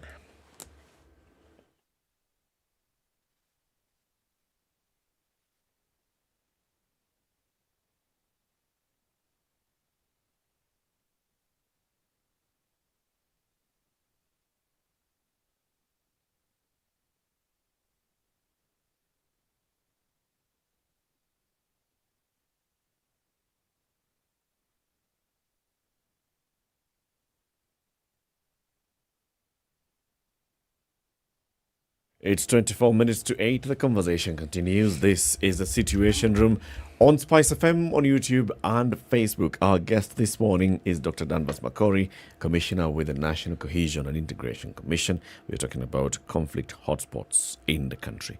So apart from those ones in the northern Kenya, Danvas, what are the other major hotspots that you see? Actually, to me, the biggest surprise was Kericho. Kericho? Yes.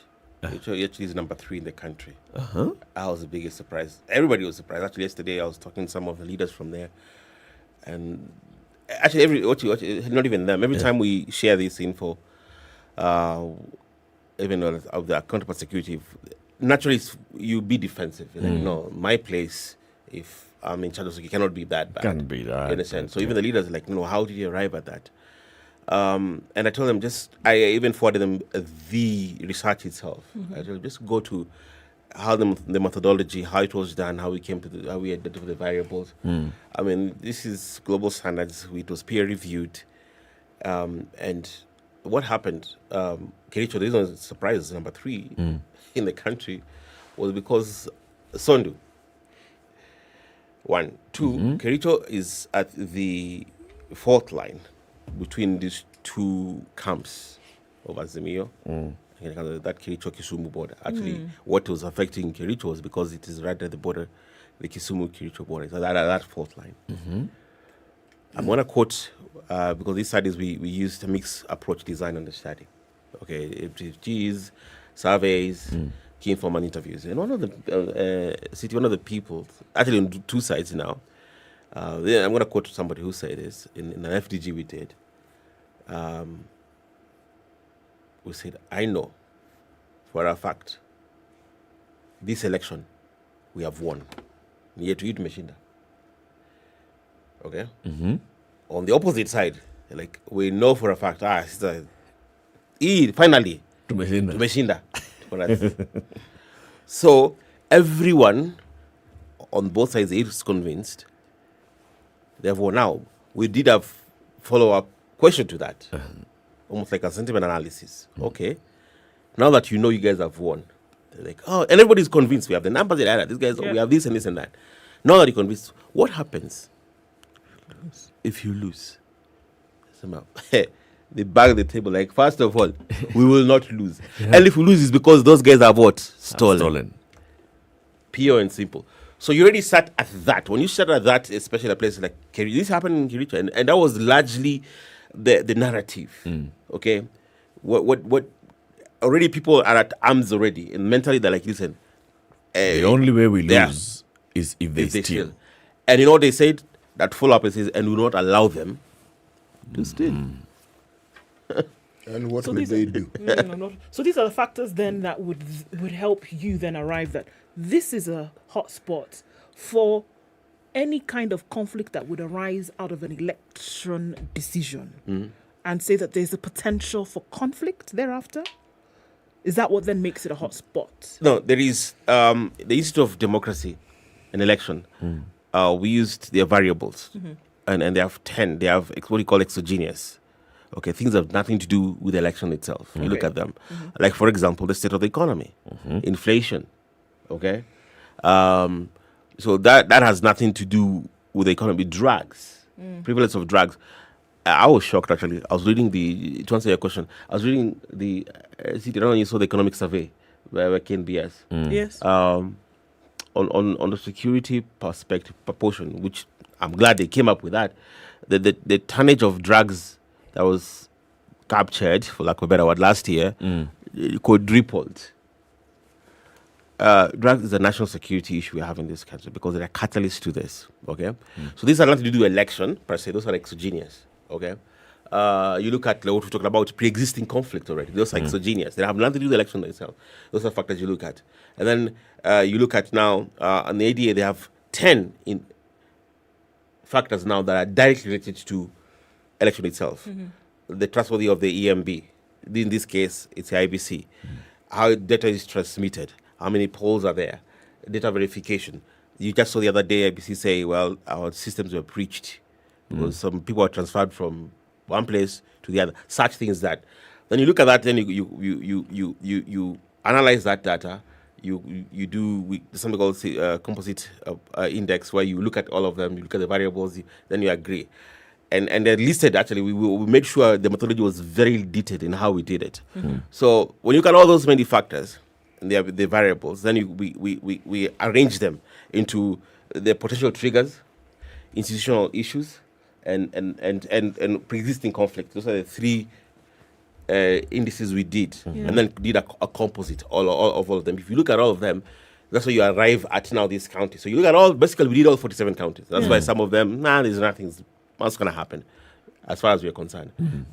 But these ones, it's really the top 6. I mean, top 6, kind of know them. So what are the top 6? It was the top 6 is Nairobi. Nairobi is 80%. I mean, there's an 80% chance. Yesterday when they said that people are not very excited. But I want you to spend time and go to Kawangware. Okay? Go to Madaraka. And these are, to other question you asked, is a detailed one which is drilled to the neighborhood, which we had to go say, this neighborhood, these are the people they are thinking and they are feeling, and tell the people. So intervention needs to be done there. Nairobi, Mombasa, Nairobi, it was Nakuru. Nakuru number 2. Yes. Then Kericho is number 3, supplies in number 3. Okay.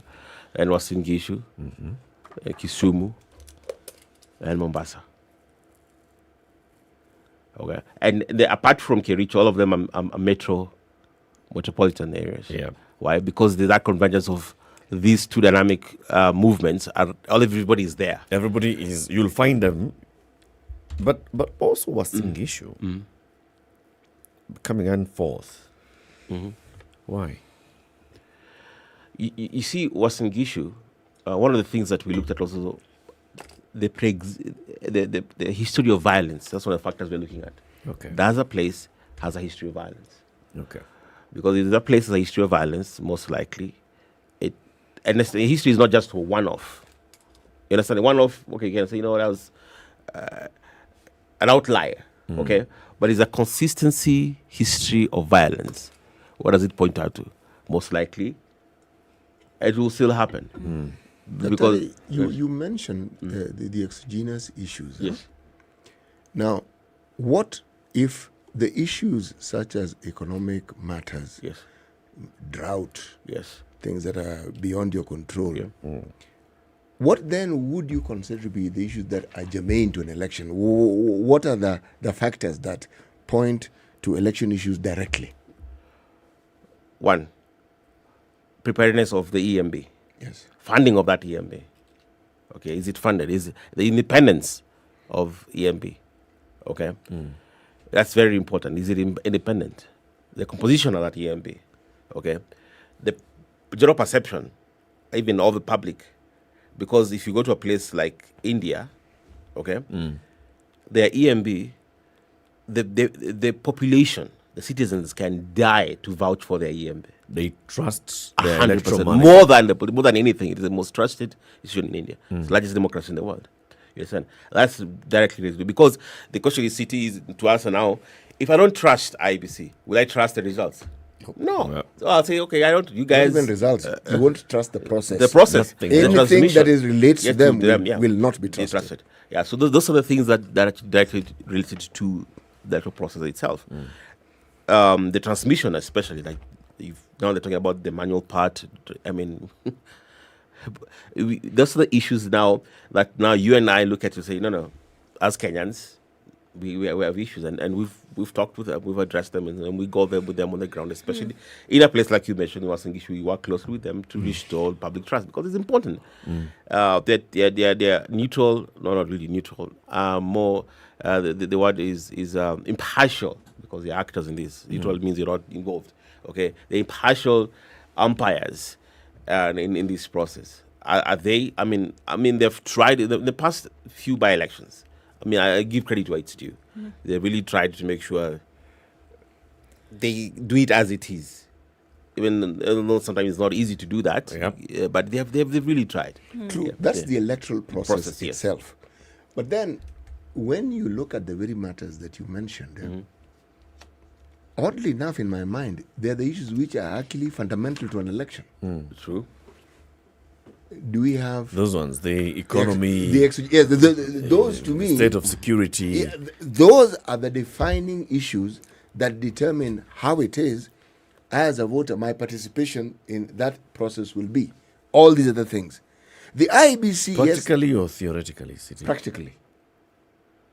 practically. So the state of inflation will determine whether yes. Oh, absolutely. Inflation and its consequences will have a very direct bearing. You know why? These are disproportional effects to inflation. 61% of Nairobians eat 1 meal a day. 61%. Okay. How it affects the family living in Kibra inflation. When kerosene goes up, and that affects you. You pretty much in the middle class will continue in your lifestyle. Okay. Go out, hang out where you go. Drive, you're still driving. Dr. the middle class are struggling like hell. They are really struggling. They're really struggling. They are really struggling. Because now inflation is way high. What you're seeing is appearances being kept. But you see, the difference between the struggler who's struggling is the person now is eating 1 meal every other day, not one day. Why? Do you know the reason they go to school is not because school is important, because now the kids can eat in school. Yeah. You understand? Yeah. So now, this person who feels this way, what was the issue that pushed the country in 2007 or 8 that you mentioned, Eric? Agenda 4, high inequality. The Gini index is still high. Have we addressed underlying issues that pushed our country to the precipice? Our Gini index keeps on going up. Has it reduced? No, it hasn't. So that inflation does affect, because they don't feel part of this society. They're disenfranchised already. 41% of Nairobians walk to work every single day. Okay, 47% take public transport.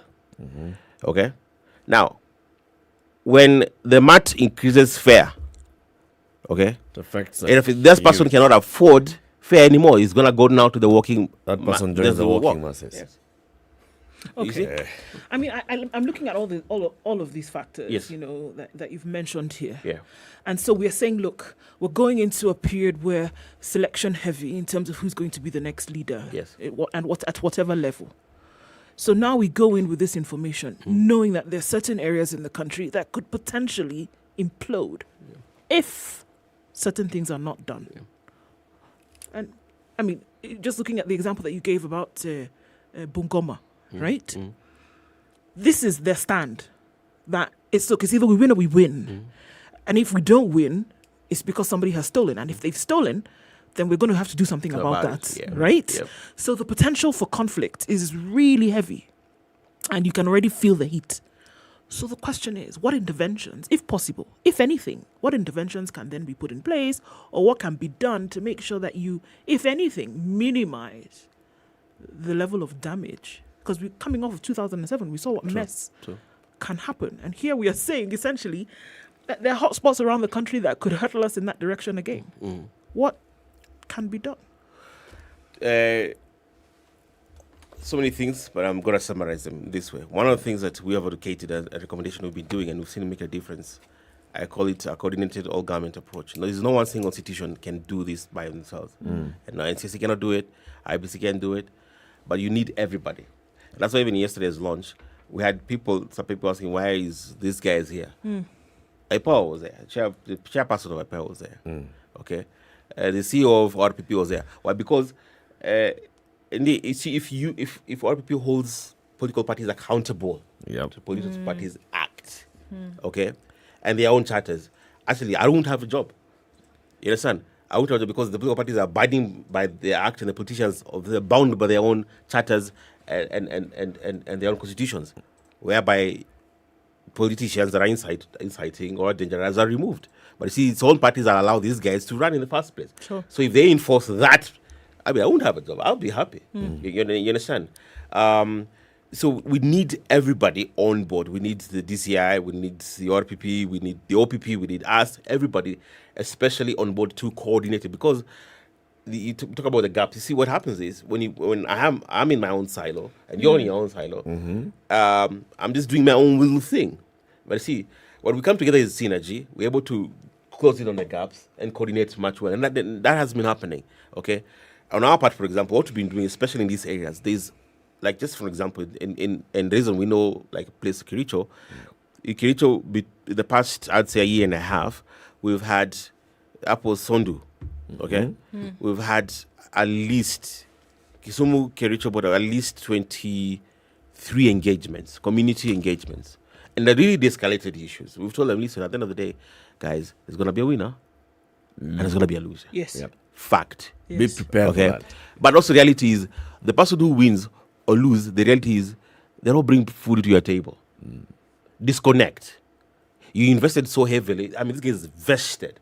But the reality is, right now, are you feeding? Are you taking your cattle to the market? Are you farming? Yes. Life is going on. So life will go on. Okay, understand? The responsibility, whoever wins, is to create an environment for you to continue with your life. That's your responsibility. I ain't gonna bring food to your table. I ain't gonna take your kids to school. You gotta do it. So now, once you bring that reality to them, they go, okay, I guess, yes, it's not that really serious. Kakamega and Nandi, same thing. So we've had a lot of community engagements, especially in the fault lines, where they're really pronounced, okay? And there also we do that. There's a special platform called the WIANO platform, which we convene, okay, with the National Steering Committee. We are the co-chairs of that. The UN is there, IBC is there, the key stakeholders really, as far as the election is concerned. Therefore, we're able to, if there's an emerging issue, we're able to address very quickly. Because sometimes government bureaucracy contributes to this factor. Because if I see an issue at the ground, you know what usually is done? I come to the office, I do a memo, a letter, it's written, it's delivered, it is received, and that's about 3 weeks. You understand? So right now, we say, no. Come to the table right now. I'm calling. Yeah. Today. Today, this is what's happening. What are you doing? What can we do? So, for example, RPP is doing a peace caravan. They wanted to do. They were planning to do a peace caravan. Now, they took our information yesterday and said, hold on, you know what? We'll do the peace caravans in these 6 counties where it's a hotspot. Now, maybe they were planning to do somewhere in Malindi. Malindi is no issue in Malindi. It's easy to do a peace caravan there. You understand? But now, actually, the CEO yesterday said, you know what? We will specifically target these hotspots. And because we've drilled down the information, we tell them specifically where. Because Nairobi is big, okay? Nakuru is big, Mombasa is big. Where are you going? Kisumu is big. I mean, Kisumu town is peaceful. Milimani is fine in Kisumu.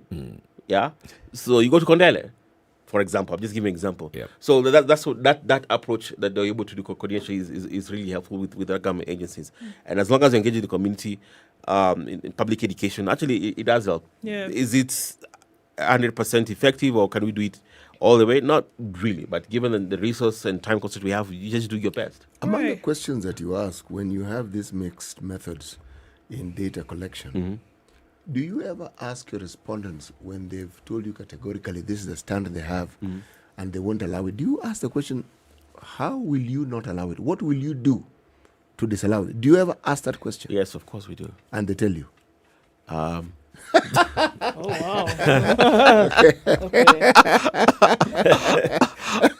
I think there's a playbook they saw in Nairobi. Did you want to see August Mondays? Yes. Yeah, people are ready to go. Like, listen, no, we will. We actually, somebody said we will. Somebody said we will actually. One of the respondents said we will storm that polling station when they are counting. Wow. Yes. Yeah. Yeah. They say so. Now you got no. Which is a good thing. Now it's good. At least nakwambia mapema. You know, it's good that nakwambia mapema. And they're being honest. They're being honest. Therefore, you can actually now engage them and tell them now working through the election process. Yeah, and also now we're able now to advise about security. Able to advise ABC. These people in this area, better watch. They're able to tell people, okay, we need to put more numbers in terms of security, because some places is very peaceful, but there are places, I mean, people are really are invested. And you know what we've noted actually, on this study, a trend that later came out.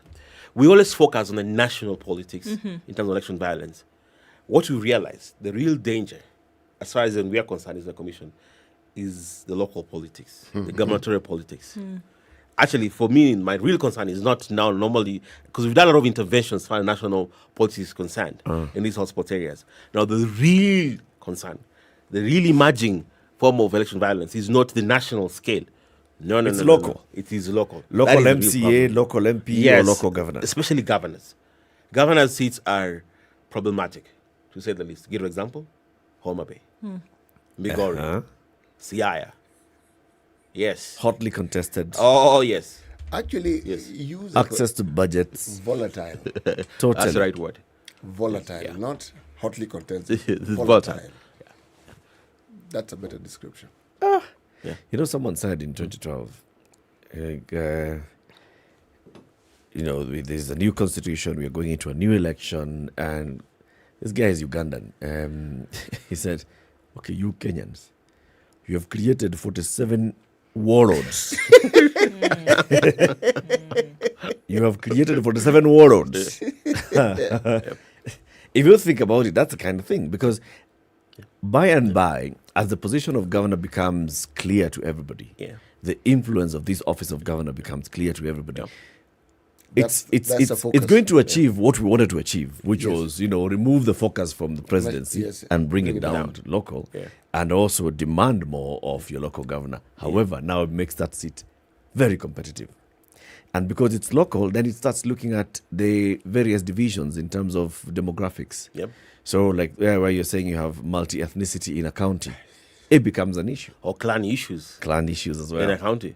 And this is what the damage are at play.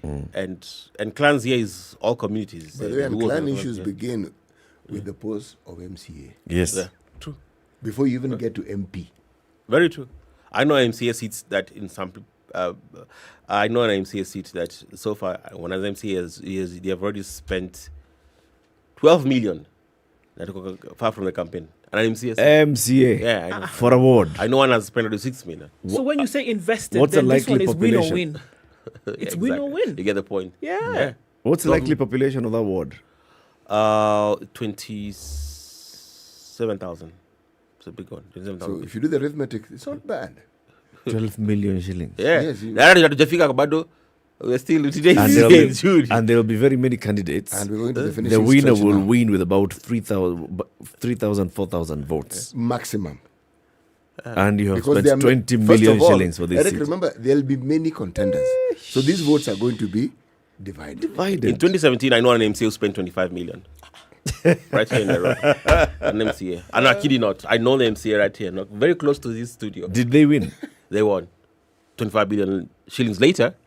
You better win at 25 million. 25 million, then you don't win.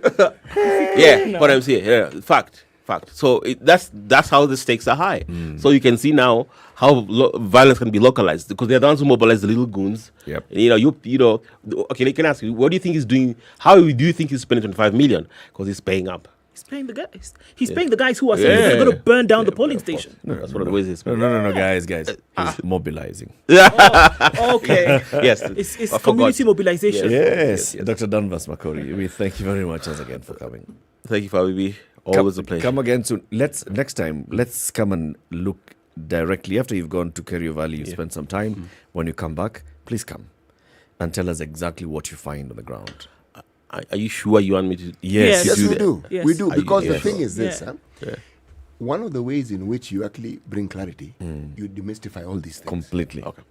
I will come back. Keep it here for more conversations. Dr. Danvas Makori is a commissioner with the National Cohesion and Integration Commission. We'll be back with more. Good morning. It's 8 a.m.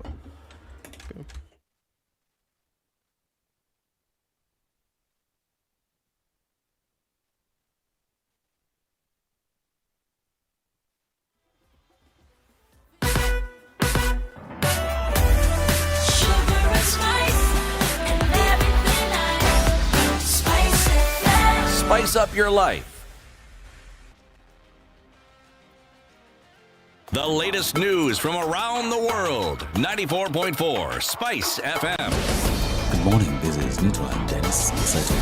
President Uhuru Kenyatta commissioned the Uhuru Gardens National Monument Museum on Langata Road, Nairobi City County, ahead of today's Madaraka Day national celebrations at the same venue. President Kenyatta, who was accompanied by his visiting Sierra Leone counterpart Julius Maada Bio, who is also the guest of honor in today's celebrations, made an extensive tour of the ultra-modern museum developed by the Kenya Defence Forces.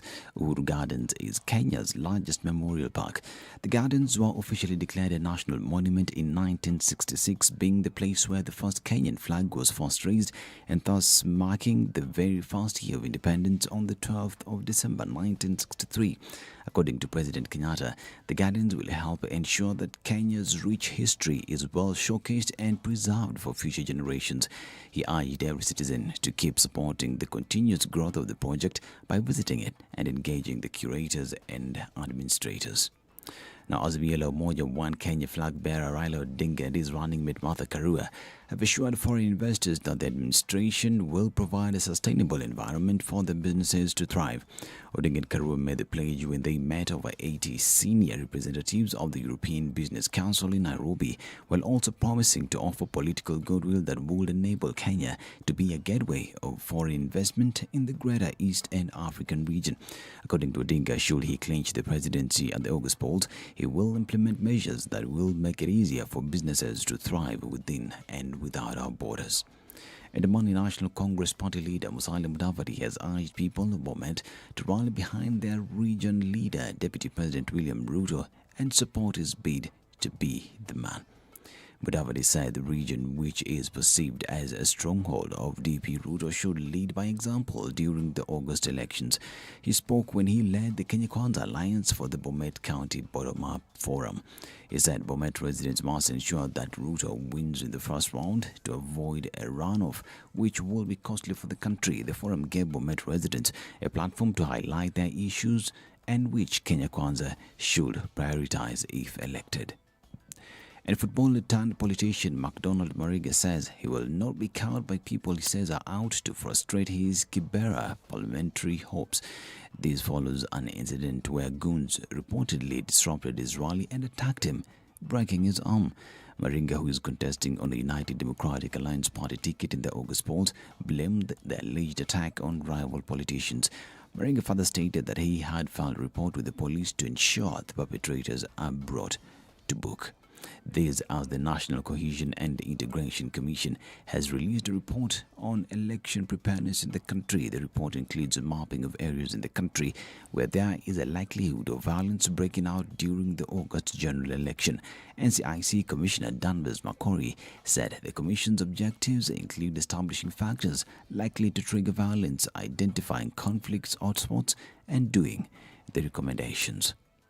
And Machakos Governor Alfred Mutua now wants Wiper Party leader Kalonzo Musyoka to stop misleading the Kamba community by failing to provide direction on the current political situation. Mutua laughed off Kalonzo's move, saying it will leave Kamba community with an egg on the face. It said the Kamba community should ignore Kalonzo and back Kenya Kwanza presidential candidate William Ruto. The Mandela Chap leader warned that Kalonzo risks walking alone should he decide to rejoin Azimio. This comes amid reports that Kalonzo is warming up to Azimio La Umoja One Kenya coalition barely a fortnight after his dramatic walkout and declaring his presidential candidature. He spoke during a meeting that brought together Maendeleo Chap aspirants from different parts of the country. And Interior Cabinet Secretary Fred Matiang'i has directed the Betting Control and Licensing Board to ensure gaming firms have written compliance from the Kenya Revenue Authority and Financial Reporting Center. In a statement, Matiang'i said despite government efforts to regulate the sector through licensing, rogue and unlicensed companies sneak in and try to operate illegally in the country. The board was further directed to block access to mobile cash transfer numbers linked to betting companies operating illegally in the country. Matiang'i pointed out that illegal betting firms provide avenues for money laundering, tax evasion, and financing of criminal activities, among other things. Nairobi Governor Anne Kananu has suspended the trading license of Alchemist Bar over racial discrimination allegations against patrons and noise pollution. The Westlands-based joint has been under fire on accusations of discriminating against its black customers. Kananu directed for a probe of the reported incident and a comprehensive report to be tabled in our office within 5 working days. This is Newswire. I'm Dennis Aseto. Good morning.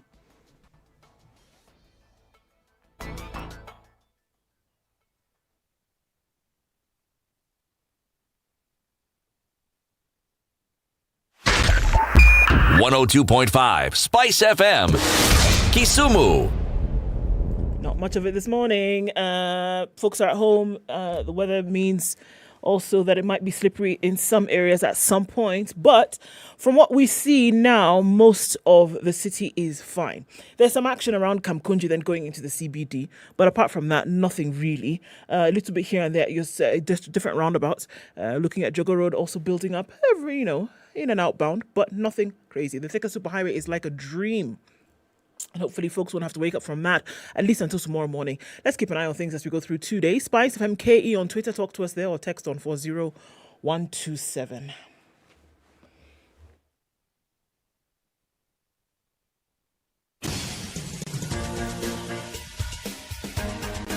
This is The Situation Room, the home of hard-hitting political commentary and penetrating insights about the state of the nation. This is a talk radio experience like no other. The Situation Room, a place for hard truths, debates, and elevated conversations. The Situation Room, witty, political, engaging, deep, controversial. In the room, we have C.T. Muga, researcher, academic, seasoned political observer, a fountain of wisdom in these politically uncertain times. Ndu Okoh, Nigerian by birth, Kenyan by choice, communications expert, Pan-Africanist, a truth seeker and believer in people power, and Eric Latiff, agent provocateur, the man in the chair, seasoned journalist, news hound, a man who believes in punching up, not down. This is The Situation Room, the only way to start your day. It is 7 minutes after 8, Kenya's biggest conversation. Welcome to the third hour of the show this morning. We are broadcasting, of course, on Spice FM. We are live on Spice FM KE on YouTube and Facebook. We are also live on KTN Home. C.T. Muga has the day's proverb, and we'll hear the proverb before we introduce our next guest for the show this morning. C.T.? Yes, today's proverb is from Zanzibar. Unguja. Not Ugunja. Ugunja is the place in the way to Busia. This one is Unguja. Unguja. The Ngu first. Before the Ja. Maybe my canoe is bigger than yours, but the sea is still the same. Maybe my canoe is bigger than yours, but the sea is still the same. You know what I thought as I read this proverb? I was thinking, should it not have been, now this is me now rewriting someone else's proverb. I know, should be the smaller one. Precisely. Yeah. Maybe this my should canoe have been is the person with the smaller canoe saying yangu ndogo lakini kuliko yako lakini bahari semsemu.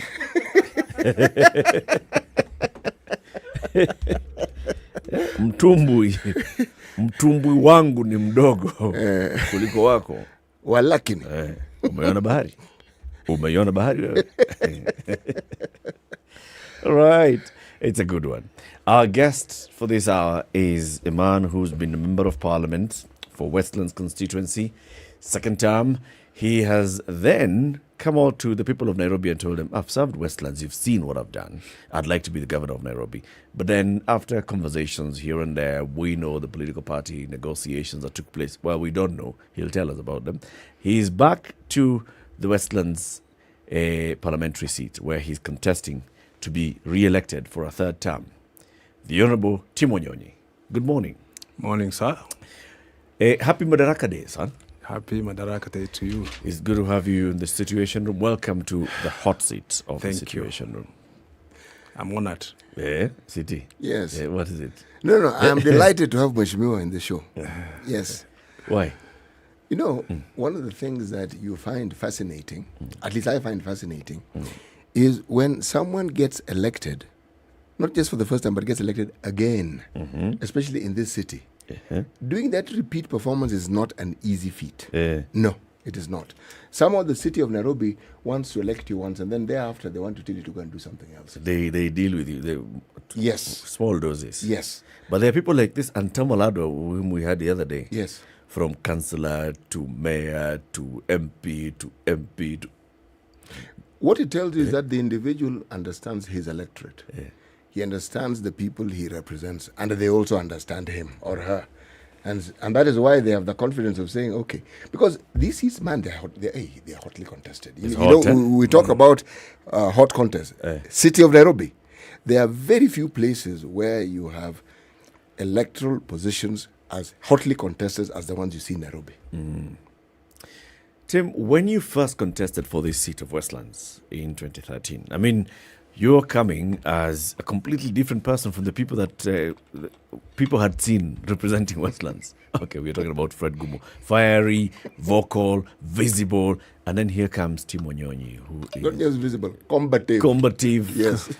Tim Wanyonyi is calm. He's a different person altogether. Did you get that kind of reception when you were campaigning? Yes, because... when you're walking into a position held by somebody who was larger than life, the expectations were different. Because the first question I was asked, will you fit in Gumo's shoes? And my answer was very simple. I said, no, I can't. Because Gumo is a different person. I am coming as Tim Wanyonyi, and I'll come with my own shoes. So I'll play my own game. So you take me the way I've come. But if you compare me to Gumo, or if I pretend to be Gumo, I'll fail. And that, I think, worked for me. Yeah. What worked, as far as you're concerned? Because of remaining me, not presenting myself as somebody else, or wanting to play at the same league with Fred Gumo. Because at his time, you can understand the situation that was there. From one party rule to Malbati then. And, there were situations where Kanu was very jittery about the opposition, and they had to be very rough and deal with the situations physically. Yep. But now you come in a different way and say now that situation is no longer there. It's not about defending your position by hook or crook or by anything. It is now a political space that has been expanded that all of us can fit. Yes. But why did you choose Westlands? Because I had been nominated as a councillor in a ward in Westlands. And I find also that I also stay in Westlands. It was much easier for me to just come into that than go somewhere else. It's home. Yes, it's home for me. Westlands is a very diverse constituency. Yes. All right? So diverse in terms of just the demographics, if you just cut across. The communities represented there. Yes. We have got the Asian community. You've got the very many people from Western Kenya. You've got very many people from Mount Kenya. You've got very many people from other communities who are voters or residents or do business in Westlands. And all of them are represented by the same MP. Then you have the middle class. There's the middle class, and then they've got the low-income neighborhoods. Yes. We've got the slum areas, deep sea slum, and the others. Very, very diverse. How have you been able to balance the interests of all these people as you represent them in the National Assembly? You know, the first temptation when you are entering politics is to play a tribe or cat. And Nairobi's dynamics, if you attempt to do that, the first thing is that you profile yourself and you can easily end up losing the support of the other communities. Of course, there are people who look at you with suspicion. They don't know what you are capable of. They don't know if you can represent their interests if they elect you. But with the time, I managed to show them that I'm capable of representing everybody, and I can work with anybody, as long as somebody allows himself to accept me as their leader. And many of these communities, including the community from Mount Kenya, which are normally very, very, they take time to trust somebody. But with the time, they accepted me, and in fact, I remember when I was going for the second term, Senator Sakaja was tempting to come to Westlands, and he was in Jubilee, and the people who told him off were Jubilee. Jubilee people were saying, as we are comfortable with Tim, we don't want you here. And he came and told me himself, he said, what have you given these people? And the people who are telling me not to come to Westlands are Jubilee people. I said, well, I live with them well, we work well. I sit there, I told them that once I'm elected, I'm MP for everyone. Whether you elected me, whether you voted for me or not, I'll represent you. Yeah. So from 2013 to date, Tim, looking at some of the things that then happened, or what many would call revolutionized in Westlands, what would you say there were changes that came about that were then directly from decisions from your leadership that we can see today? One of the things that I managed to put in place that has remained like that is that Westlands had been positioned as one of the most violent constituencies in the country. You remember, like 1997, I think, they announced all the results in the country except Westlands. And it took a whole week for them to announce, because every time they finished counting, they want to announce protest. Because and it stopped. But when we came in fact, the first day in the office, the OCS of Parklands was shot by thugs riding on a motorbike.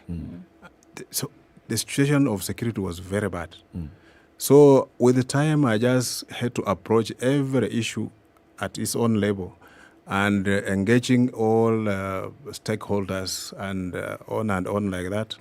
And with the time, everything just started falling in place, because I trust the politics of engagement, that when there's an issue, you engage people and listen to them, rather than you trying to provide solutions without listening.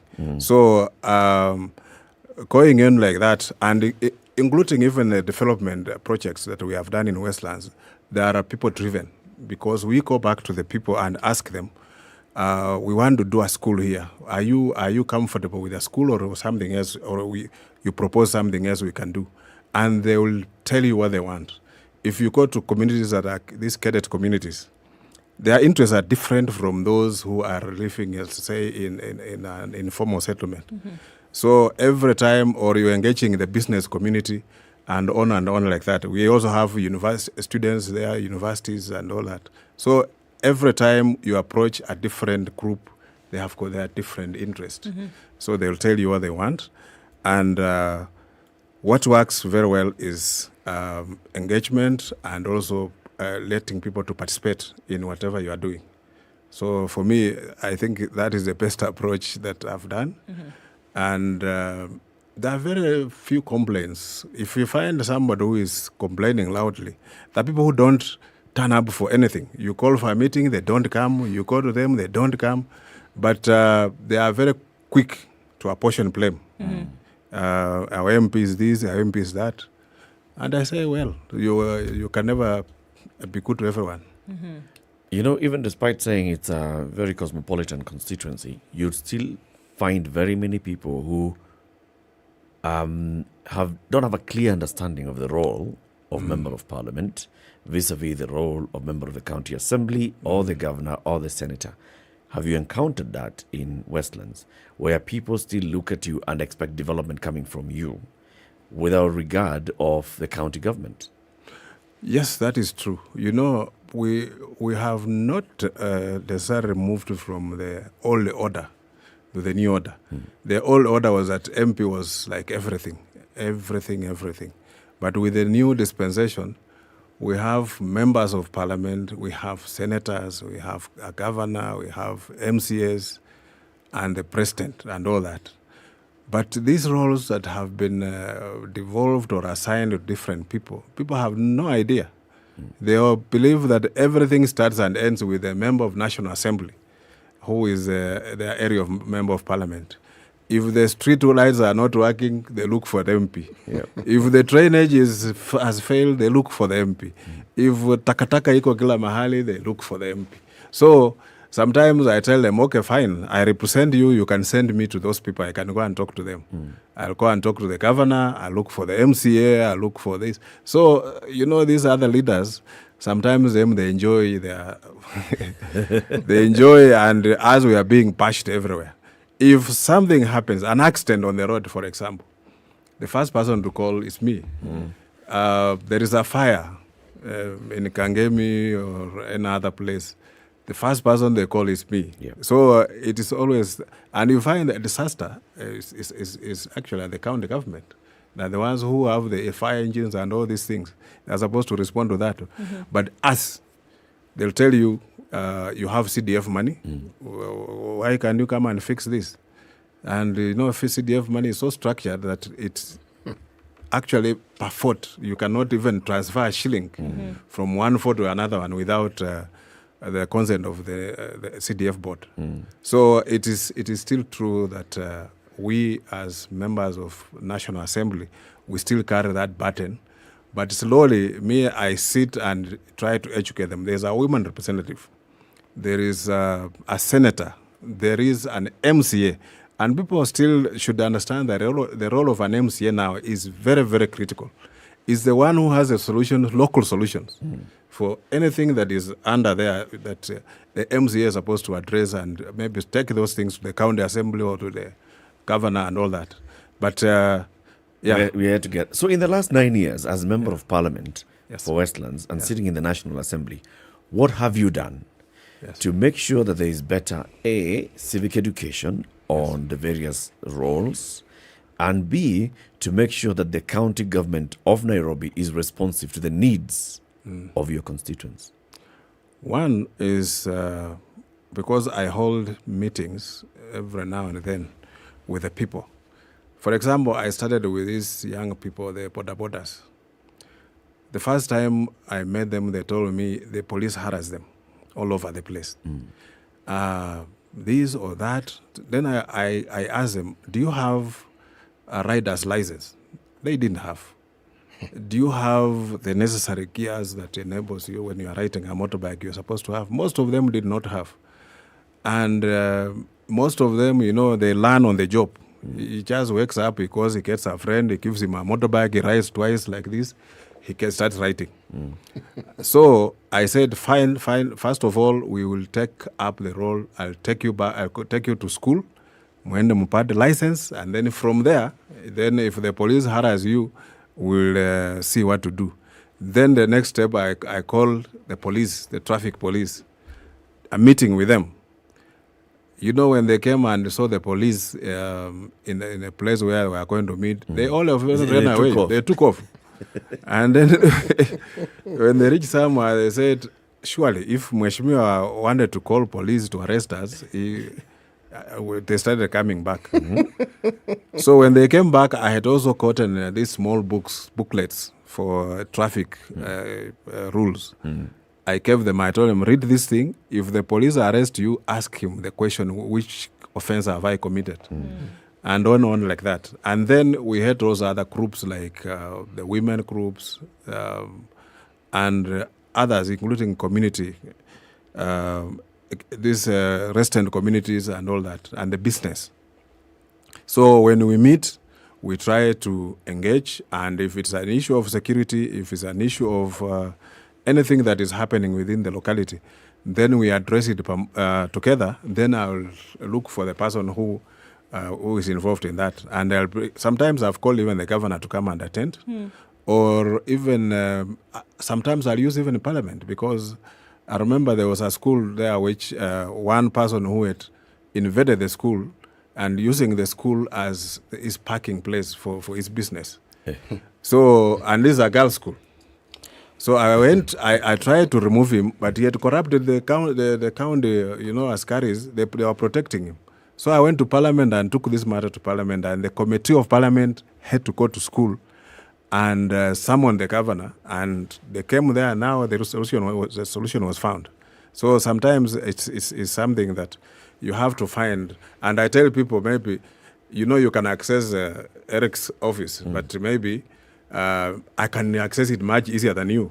If I go there, I can knock on that door. It can be opened much quickly than when you go yourself. Somebody else will come and wait at my reception for 3 days.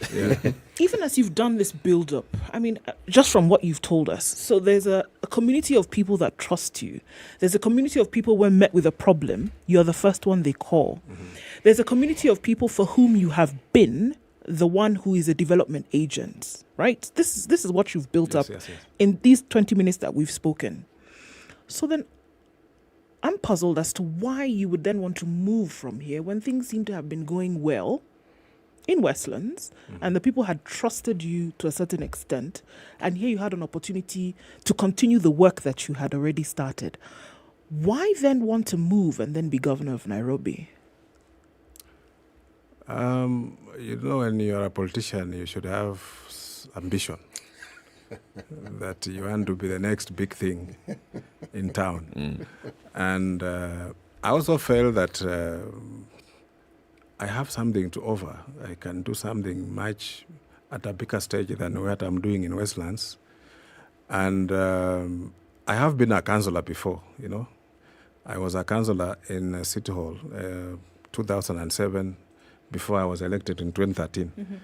And I understand very well, because the two governors who have occupied City Hall, who are elected, one, Kidero, came in from private sector. He had no idea what City Hall is all about. Songo came in with his own, brand of politics. That did not work. And on and on, and I know within City Hall, it requires you to understand the dynamics and all the situation the things that happen in City Hall. Because in City Hall, there are people who are in City Hall in the 80s, but they still hold on City Hall. They are the one who control things in City Hall, and they are out there. They are the people they call cartels. But they have got so strong hold that unless you understand that, there's no way you are going to you can't move. So I thought, having been an insider and also having served as a member of parliament within Nairobi, I stand a better chance than somebody just walking from nowhere and comes and walks in that seat. I believe that was what informed my decision, and I had also to sit with the people of Westlands and tell them this is what I want to do. I want to move on. And if you place me, I'll move on. They were hesitant, but the decision had to be made. I also consulted my party, and I told them, and they told me, go ahead. And we realized by the time, up to the time I was told to go back to Westlands, I was the only one in ODM.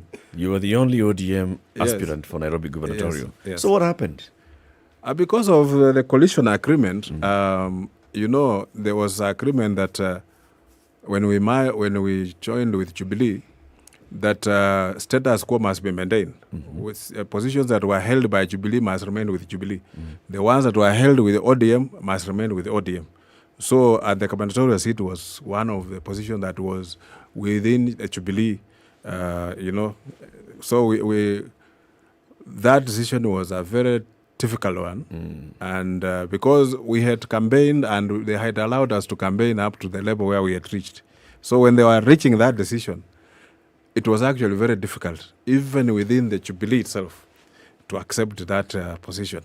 But, in politics, it's give and take. So we had to listen. And because these are decision-making at a very high level, there's very little you can do. Yeah. You basically have to go with the flow. Yes. So what is this that then, the current senator of Nairobi was elected on a Jubilee ticket, but there's a Mio candidate for senator of Nairobi, is ODM. If you're saying that the agreement was, what was Jubilee remains Jubilee, tell us about that, the Senate seat then. The Senate seat, there are positions that were say that they can be left open for contest. And those are a position of the Senate, Women Rep, and the MCS. But the governor and for the member of National Assembly, those ones were preserved. Okay. They said if Westlands was ODM, remains ODM. If Kamukunji was for Jubilee, it remains with Jubilee. So ODM will not field a candidate there. Yeah. Let's take a break. We'll continue this conversation. Tim Wanyonyi is the Member of Parliament for Westlands Constituency. He's going for this seat for the third term in a row. He wanted to be governor, and he just explained to us political negotiations that and saw him going back to seek re-election as Member of Parliament for Westlands. We want to understand his understanding of the Nairobi politics, of the role of Member of the National Assembly. We've been complaining very many times on this show on the 12th Parliament and the performance of the 12th Parliament, also comparing it to the 11th Parliament and wondering, is the 13th Parliament just the one that's going to now finally kill us and put the final nail on that coffin? Let's continue the conversation after this break. We are live on KTN Home, on SpiceFM, on YouTube, on Facebook. The Kenya Revenue Authority in 2015 launched the Alternative Dispute Resolution Mechanism. Basically, if you have an issue with KRA has come to you.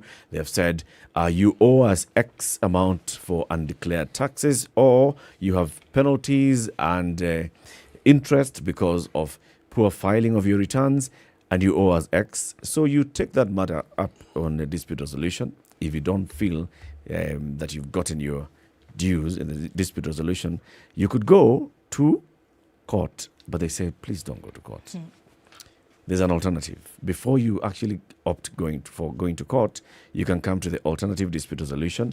It'll have an arbitrator, you'll have the Commissioner of the Kenya Revenue Authority, and you'll have these issues thrashed out. And at the end, both of you will walk out of there feeling that they've been heard. It's a win-win situation, unlike the court process, which is a winner-take-all. This one is win-win. It takes a guaranteed maximum of 90 days, and it's cheaper. So Alternative Dispute Resolution from the Kenya Revenue Authority is the way to go. 28 minutes to 9.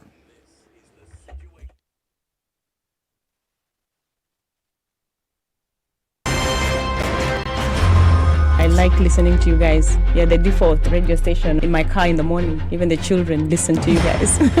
I agree Parliament has failed this country. And I will say it again. We have not done what we should have done. We know in this country, the Kenya prison sector is one of the most underfunded sector. The way it is being done and the way we're calling it Huduma Number Msema Kweli is because all records will be there. There are people who are now billionaires with no history as to how they got all these assets. Yes. Anything that the president does that is not in accord with the Constitution is an illegal act. He shouldn't be doing it and should be sitting here and trying to sort of guise it up. I totally believe live transmission of results and allowing Kenyans to be able to view all these results. I believe that it will be impossible to steal elections. The Situation Room, Kenya's biggest conversation. That drizzle has started in Nairobi, highs of 24 and lows of 16 today. Partly sunny conditions at 16 in Nakuru, highs of 24. We'll see highs of 23 in Nyeri, where it's wet as well at 15 and coming down to lows of 14.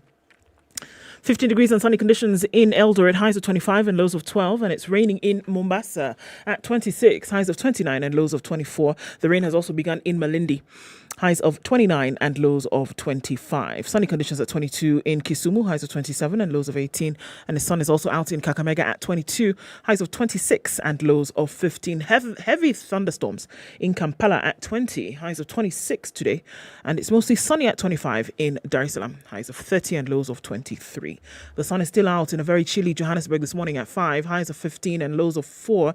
And mostly clear for now in Lagos at 25, highs of 31. And we'll see highs of 32 in a mostly cloudy Kinshasa at 23. That'll be today's low.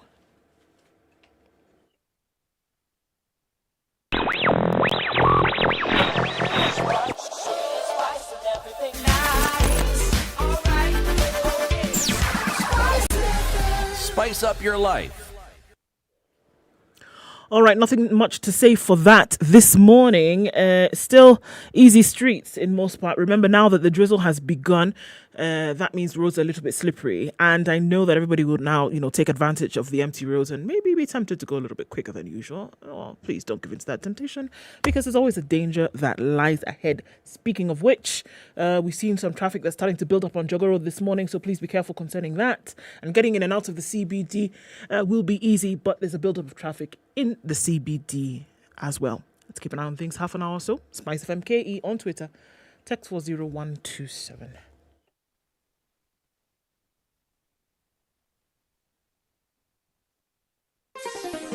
Chilled Spice.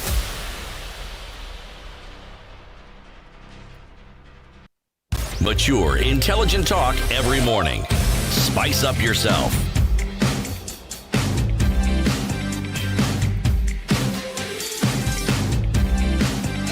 Mornings. It is done 25 right. minutes to 9. This 94. is the Situation Room on Spice FM, KTN Home and online. Your hosts this lovely Madaraka Day, Eric Latiff, Ndu Okoh, CT Muga, and our guest is the Honourable Tim Wanyonyi, the MP for Westlands Constituency.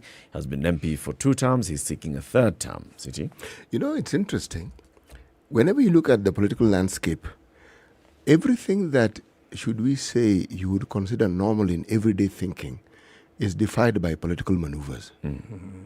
Because here you have an individual by the name of Tim Wanyonyi, who has been an MP and was seeking the gubernatorial seat of Governor of Nairobi.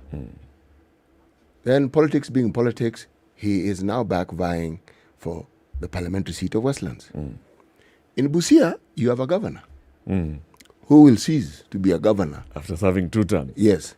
He, on the other hand, wants to become a member of parliament. So it's interesting. The flexibility of mind that somehow is required in politics is, as I said, it's very interesting to watch. And it appears that those who have that flexible mindset are the ones who survive the vagaries of politics. You read the signs, you look at where the wind is blowing, and you decide, this is what I want, but maybe not now. Circumstances, quickly adjust. Precisely. It seemed like it could work, but given what's happening, let me just live to fight another day. And let me stay in the game. Yes. Have I summed it up in a coherent way? Very well so. Very well so. Okay. That is political maneuvers here and there. And if you understand the game, then you can quickly very much adjust, or you'll be swept aside. Okay. There's a friend of mine who told me that 2017, I think. No, 2013, when he was told that he is not going to, he attends the meeting and he was the most popular on the ground. Then he's told this position is reserved for so and so.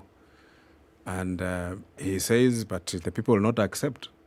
They say the people belong to Baba, they don't belong to you. Yeah. So, if you still want to be relevant in politics, you better make up your mind, because that is the decision that has been made. Wow. So you go back and announce that so and so is the candidate. He had to go and do that. And then later on, he now is a member of parliament. Ah, yes. He lived to see another day. Yes. The late Ken Okoh also once told us, I have dreams and ambitions for what I'd like to do as a member of parliament, representing my people of Kibra. Okay? Now, are there games that I've got to play? Yes. The most important thing for me is to remain on the pitch. If I want to score a goal, I will score a goal by being the striker on the pitch. I have to make sure that the coach retains me on the pitch. Everything else is secondary. What do I want for my people? To score a goal. Precisely. It's play the game. Yes. But then there's something else here that often plays a very heavy hand when it comes to politics. I refer to it as the role of chance. For me, the time when I saw it manifest itself fully was in something that began when Raila moved an entire lot of people from Fort Kenya and formed his own party. Now, with that one move, suddenly Fort Kenya, there was a lot of shifting and moving. If you remember, Jaramogi was the head. His immediate deputy was Paul Muite. Okay? Then was Kijana Wamalwa was then at a third tier level. Jaramogi passes away. Muite leaves the party. Kijana Wamalwa ascends to the top. Precisely. Role of chance. It's if you just look at everything that happened. Then now if you want to see that the role of chance favored this particular gentleman more than anybody else, his party supports Mwai Kibaki. And you look at the politics of this country, the attempts at the presidency, and you're thinking, ay, goodness gracious me, where are these people going to go? Then the Kibaki Tosha moment comes along. And suddenly, that alliance has a completely different perspective, and it's a completely new thing. Who do we have as our vice president? Kijana Wamalwa. Role of chance. Playing the game. Staying in there. If he had never been in there, it would never have favored him. Correct. And it's also about timing also. Timing is also very important because sometimes you can miscalculate and find yourself out. And also you must make decisions. Don't wait or don't sit on the fence.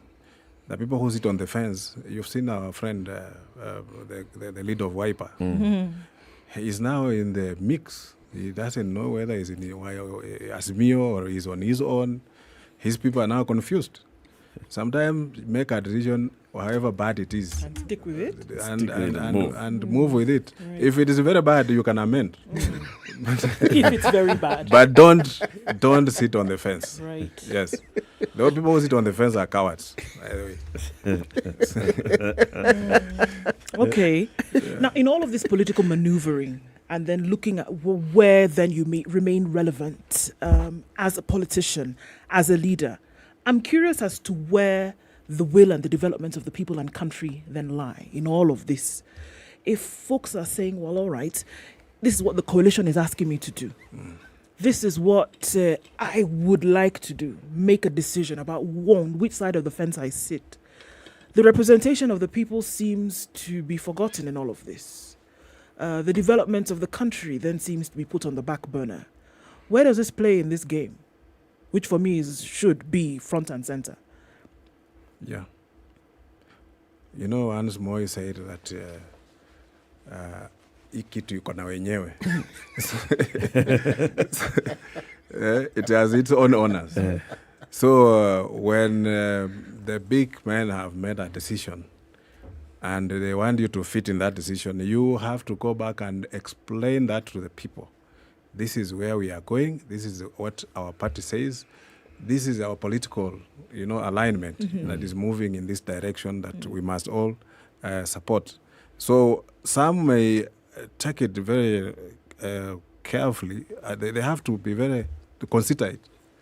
But the others who are always loyal, if the leader has said this, that is the direction we are taking, without even sitting and even waiting to. But the others who will say, no, that decision is not good for us. We will have rather be on the other side than this side. Like this decision, when I was told to go back to Westlands, many people came and told me, no, you go independent. and we will still elect you. You know, and you almost went independent. Yes, it looks very enticing. Ground iko na wewe. Yes, tuko na wewe. But I tell you, the moment you put your 2 feet there, then you realize very many people will leave. Those who are very loyal to ODM will say, we are supporting you because you are not ODM member. It's not about you. It's about the party. So you find that with that, you have to weigh very carefully with the decision you are going to make, because it can easily cost you. And you find yourself just like a person who is working in a very successful company, and you think you are the most popular person because you are the manager. The moment you leave and set up your own kiosk, you will find that nobody will come to you. They remain with the company. Does that position of, towing the party line also compromise on what you believe in sometimes, or how you think your people should be represented? I'm speaking here from your experience as a member of parliament. Yes. Sometimes maybe you are looking at a certain direction that a vote in parliament is going, and you have strong beliefs and strong views, but then the party position may sway you in a different direction. Has party influenced the way you vote in parliament, or has it always been your conscience and the interest of your people? Yeah, sometimes yes, because we go and, we are debating bills in parliament, and it comes to voting, then the party takes a stand. So even if you are descending and you don't hold that position, you have to go on the party side, because there's this doctrine of collective responsibility that you must all sail together. So if you don't, then the party can de-whip you and find yourself in trouble. So sometimes even if you dissent after that, it's better you keep it to your heart than erase it, or erase it within the party when you are meeting together within the club. But once you step outside, the decision that was taken by majority it also carries you along. But then how do you explain yourself to the people that you represent when you go back to them and you tell them, you know what, we had to raise the taxes, we had to bring back VAT on fuel, we had to bring excise duty on airtime, we had to do this and the other, we have to approve the National Assembly borrowing and raising their debt ceiling? Yes. How do you explain that to the people and tell them it's the party, it's not? The rule is that we are the people's representatives, and sometimes as a leader, you have to go back and explain to the people why you had to take a particular decision or stand. And this sometimes is very, very difficult for us, because if you are not in government, for example, some decisions you should be very careful to support, because government is the one that makes those kind of decisions. They are the ones who have given the mandate to collect taxes. They are the ones who are given the mandate to spend money. They are the ones who are given the mandate to do all those things. But for us, we are there to defend the position of the people. We have to debate, and we only allow the government to pass certain bills if we realize it's for public good. But if it's not, then we distance ourselves from it. Even when we are doing with the Jubilee as a coalition, there are some decisions we have refused to support because we realize they are going to affect people. For example, the increase of fuel. When we realize this decision was made irregularly, because there's this thing in our constitution nowadays about citizen participation. If you make that decision and you did not involve people, and it comes to parliament, it will fall at that stage. In fact, we will not move a stage further if we realize that you had no citizen participation in your decision making. And that is something that sometimes as committees meet, because decisions are made at the committee stage. When we meet, we don't unless you provide evidence that you had citizen participation, we decide that this thing is not moving anywhere. And then what has worked for the government mostly is that they have more numbers in parliament than the opposition. So sometimes we refuse and they carry the day. Yeah. But sometimes you've not been as vocal on some of these issues. So we see, move to raise the tax on fuel, move to increase taxes on several other basic commodities. It's debated. We see a report from the Finance Committee going to the House and saying, no, we want to reject this, and the other. But then it comes and passes. But if you look back, you actually see that the members who you expected to see being very vocal out there on the floor of the House and outside the chamber, talking loudly about this issue, are not as loud. It's as if, you're just saying, we'll go back and tell the people, wakona namba nyingi, lakini, but you are quiet. Yeah. The current parliament, what people don't understand is that it works through their leadership in parliament, that they are the ones who bring all these things in parliament. As membership of those committees, we only come in to support the position that has been taken by the party or the side that we belong. So sometimes when the leader of that section has moved that motion, and his work now is to lobby the membership to support that position.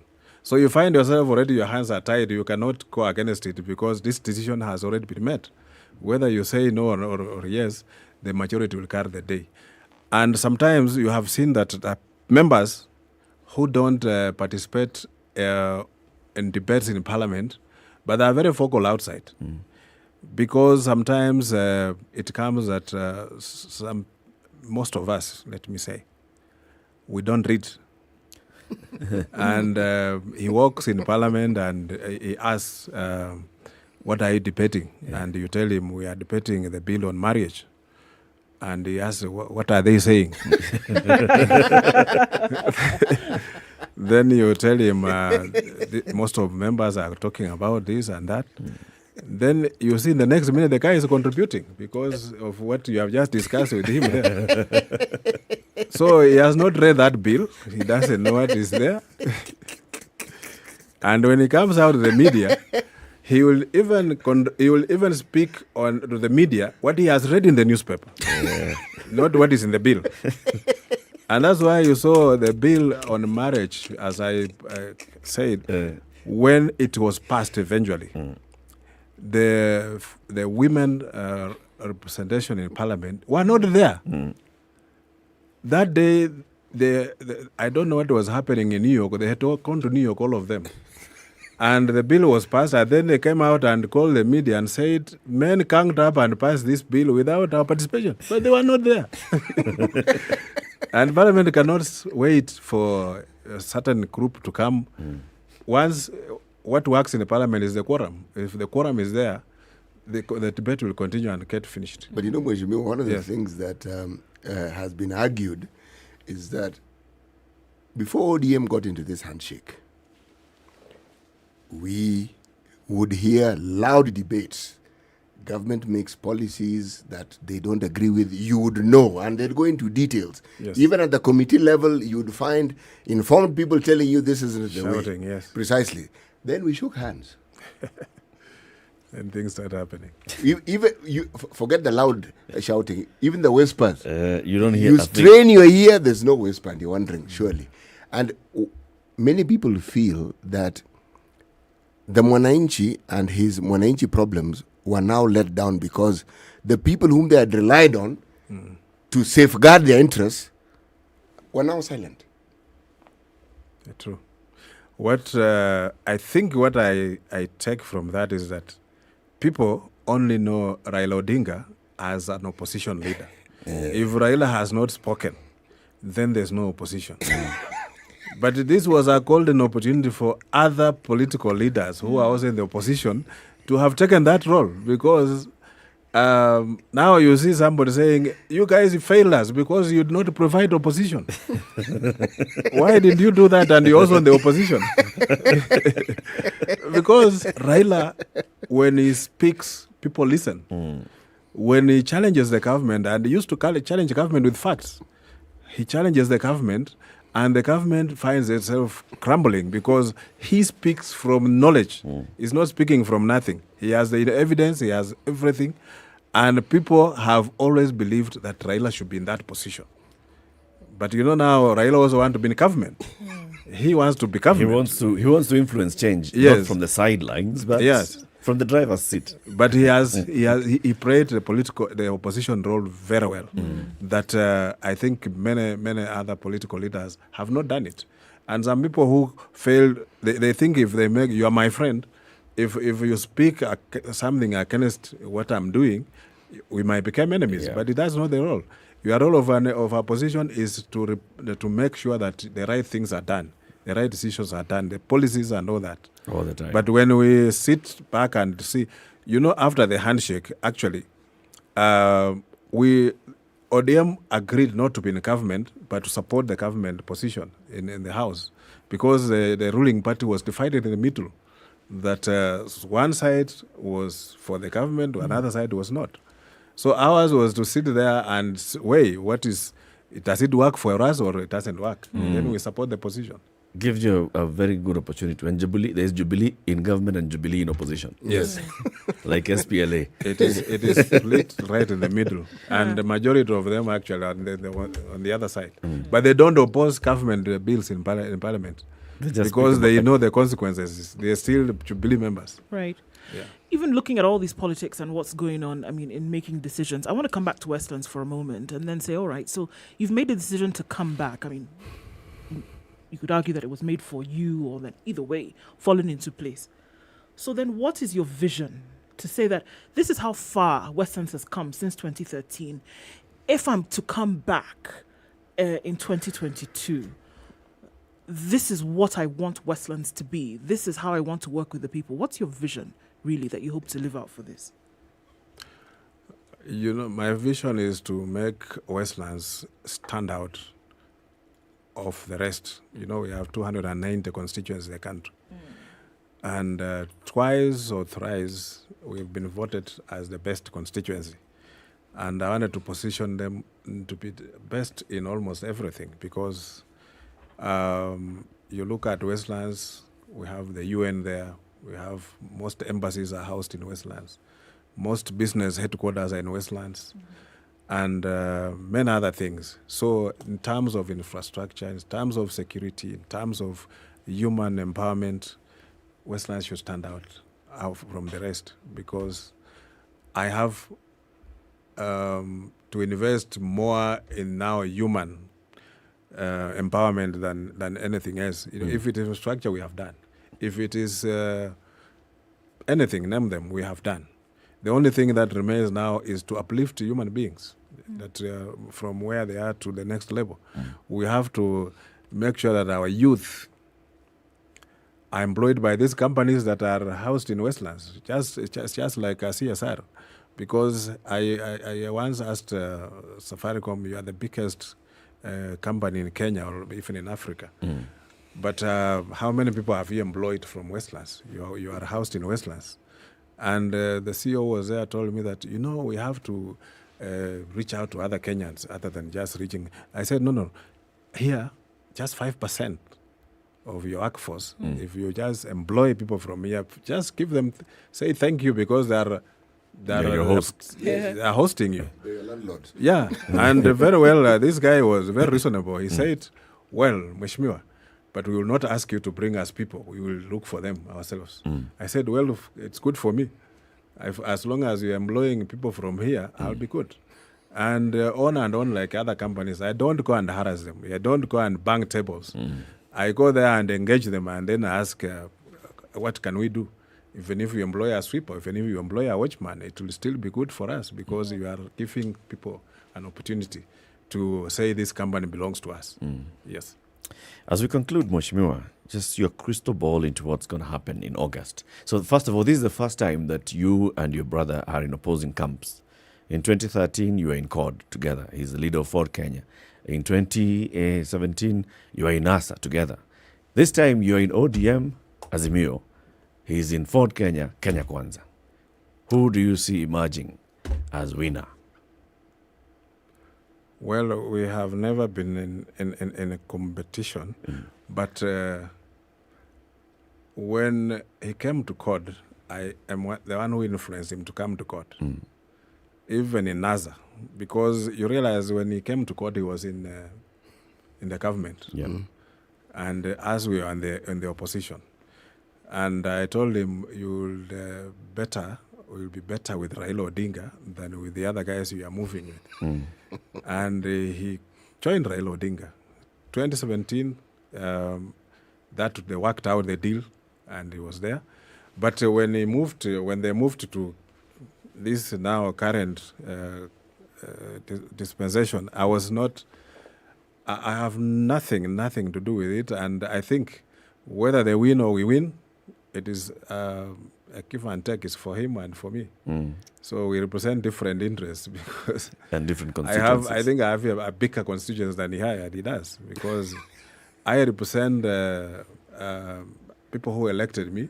I represent people with disability. I represent other interests that may not be in his constituency, despite him being a party leader.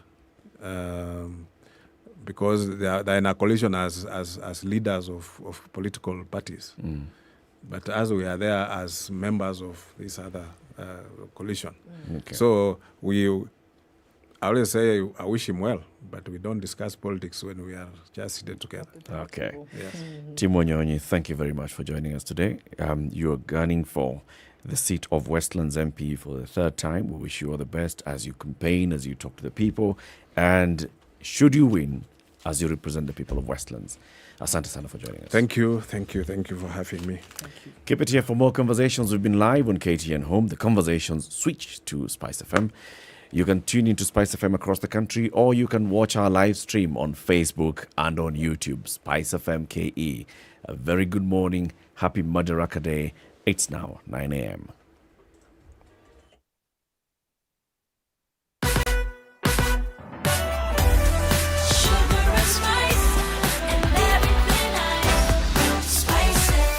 Spice up your life.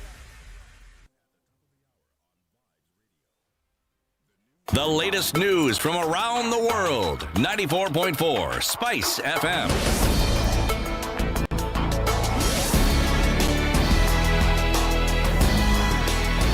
Good morning, Dennis Aseto.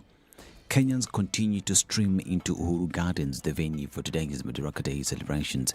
According to State House spokesperson Ednah, unlike the previous years, this time all cabinet secretaries will have an opportunity to state their achievements before heading to Uhuru Gardens for the celebrations, where they will be followed by the head of state. Today's celebration is unique as it will be the last in the administration of President Uhuru Kenyatta.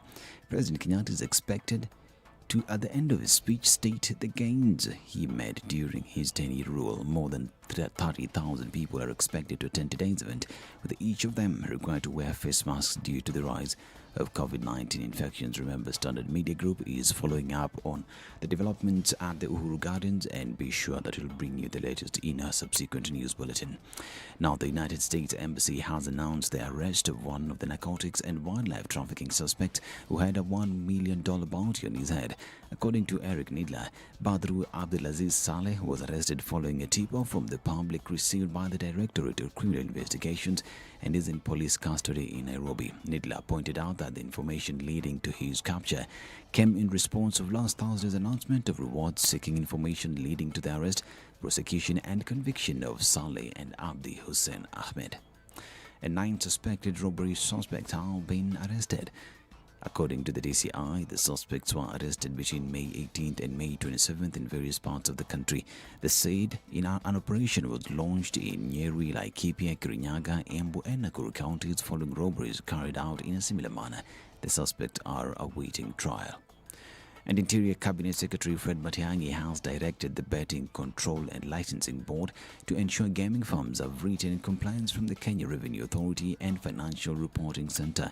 In a statement, Matiang'i said despite government's efforts to regulate the sector through licensing, rogue and unlicensed companies sneak in and try to operate illegally in the country. The board was further directed to block access to mobile cash transfer numbers linked to betting companies operating illegally in the country. Matiang'i pointed out that illegal betting firms provide avenues for money laundering, tax evasion and financing of criminal activities, among other things.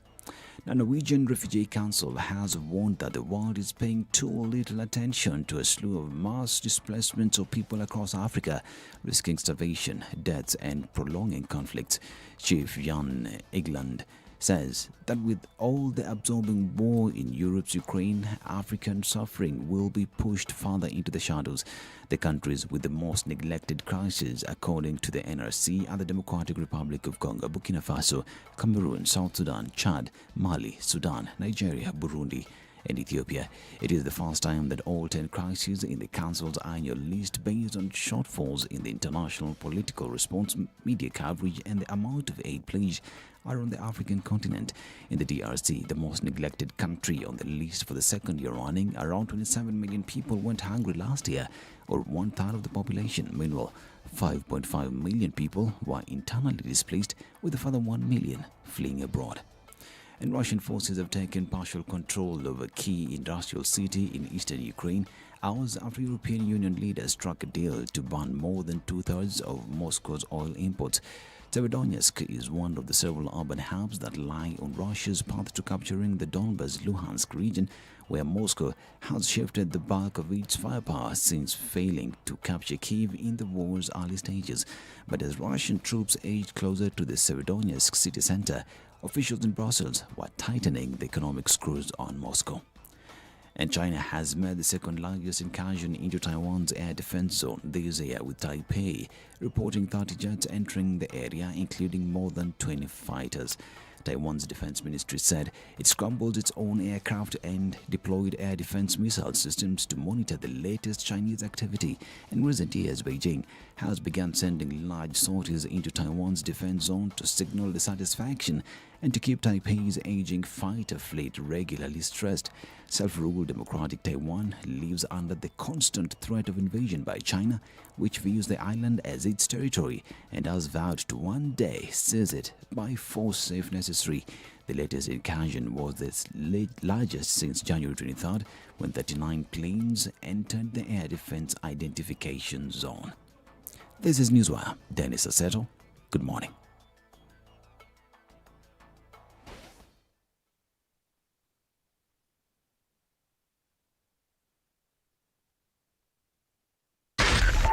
.4 Spice FM, Nairobi. All right, a few minutes after 8 o'clock and still the same. Not much in terms of traffic around the city. Doesn't look too bad coming in and out of the CBD. A little bit here and there on Jogo Road, but that's just about the size of it. We'll keep an eye on things through the morning. Spice FM KE on Twitter. Text 40127.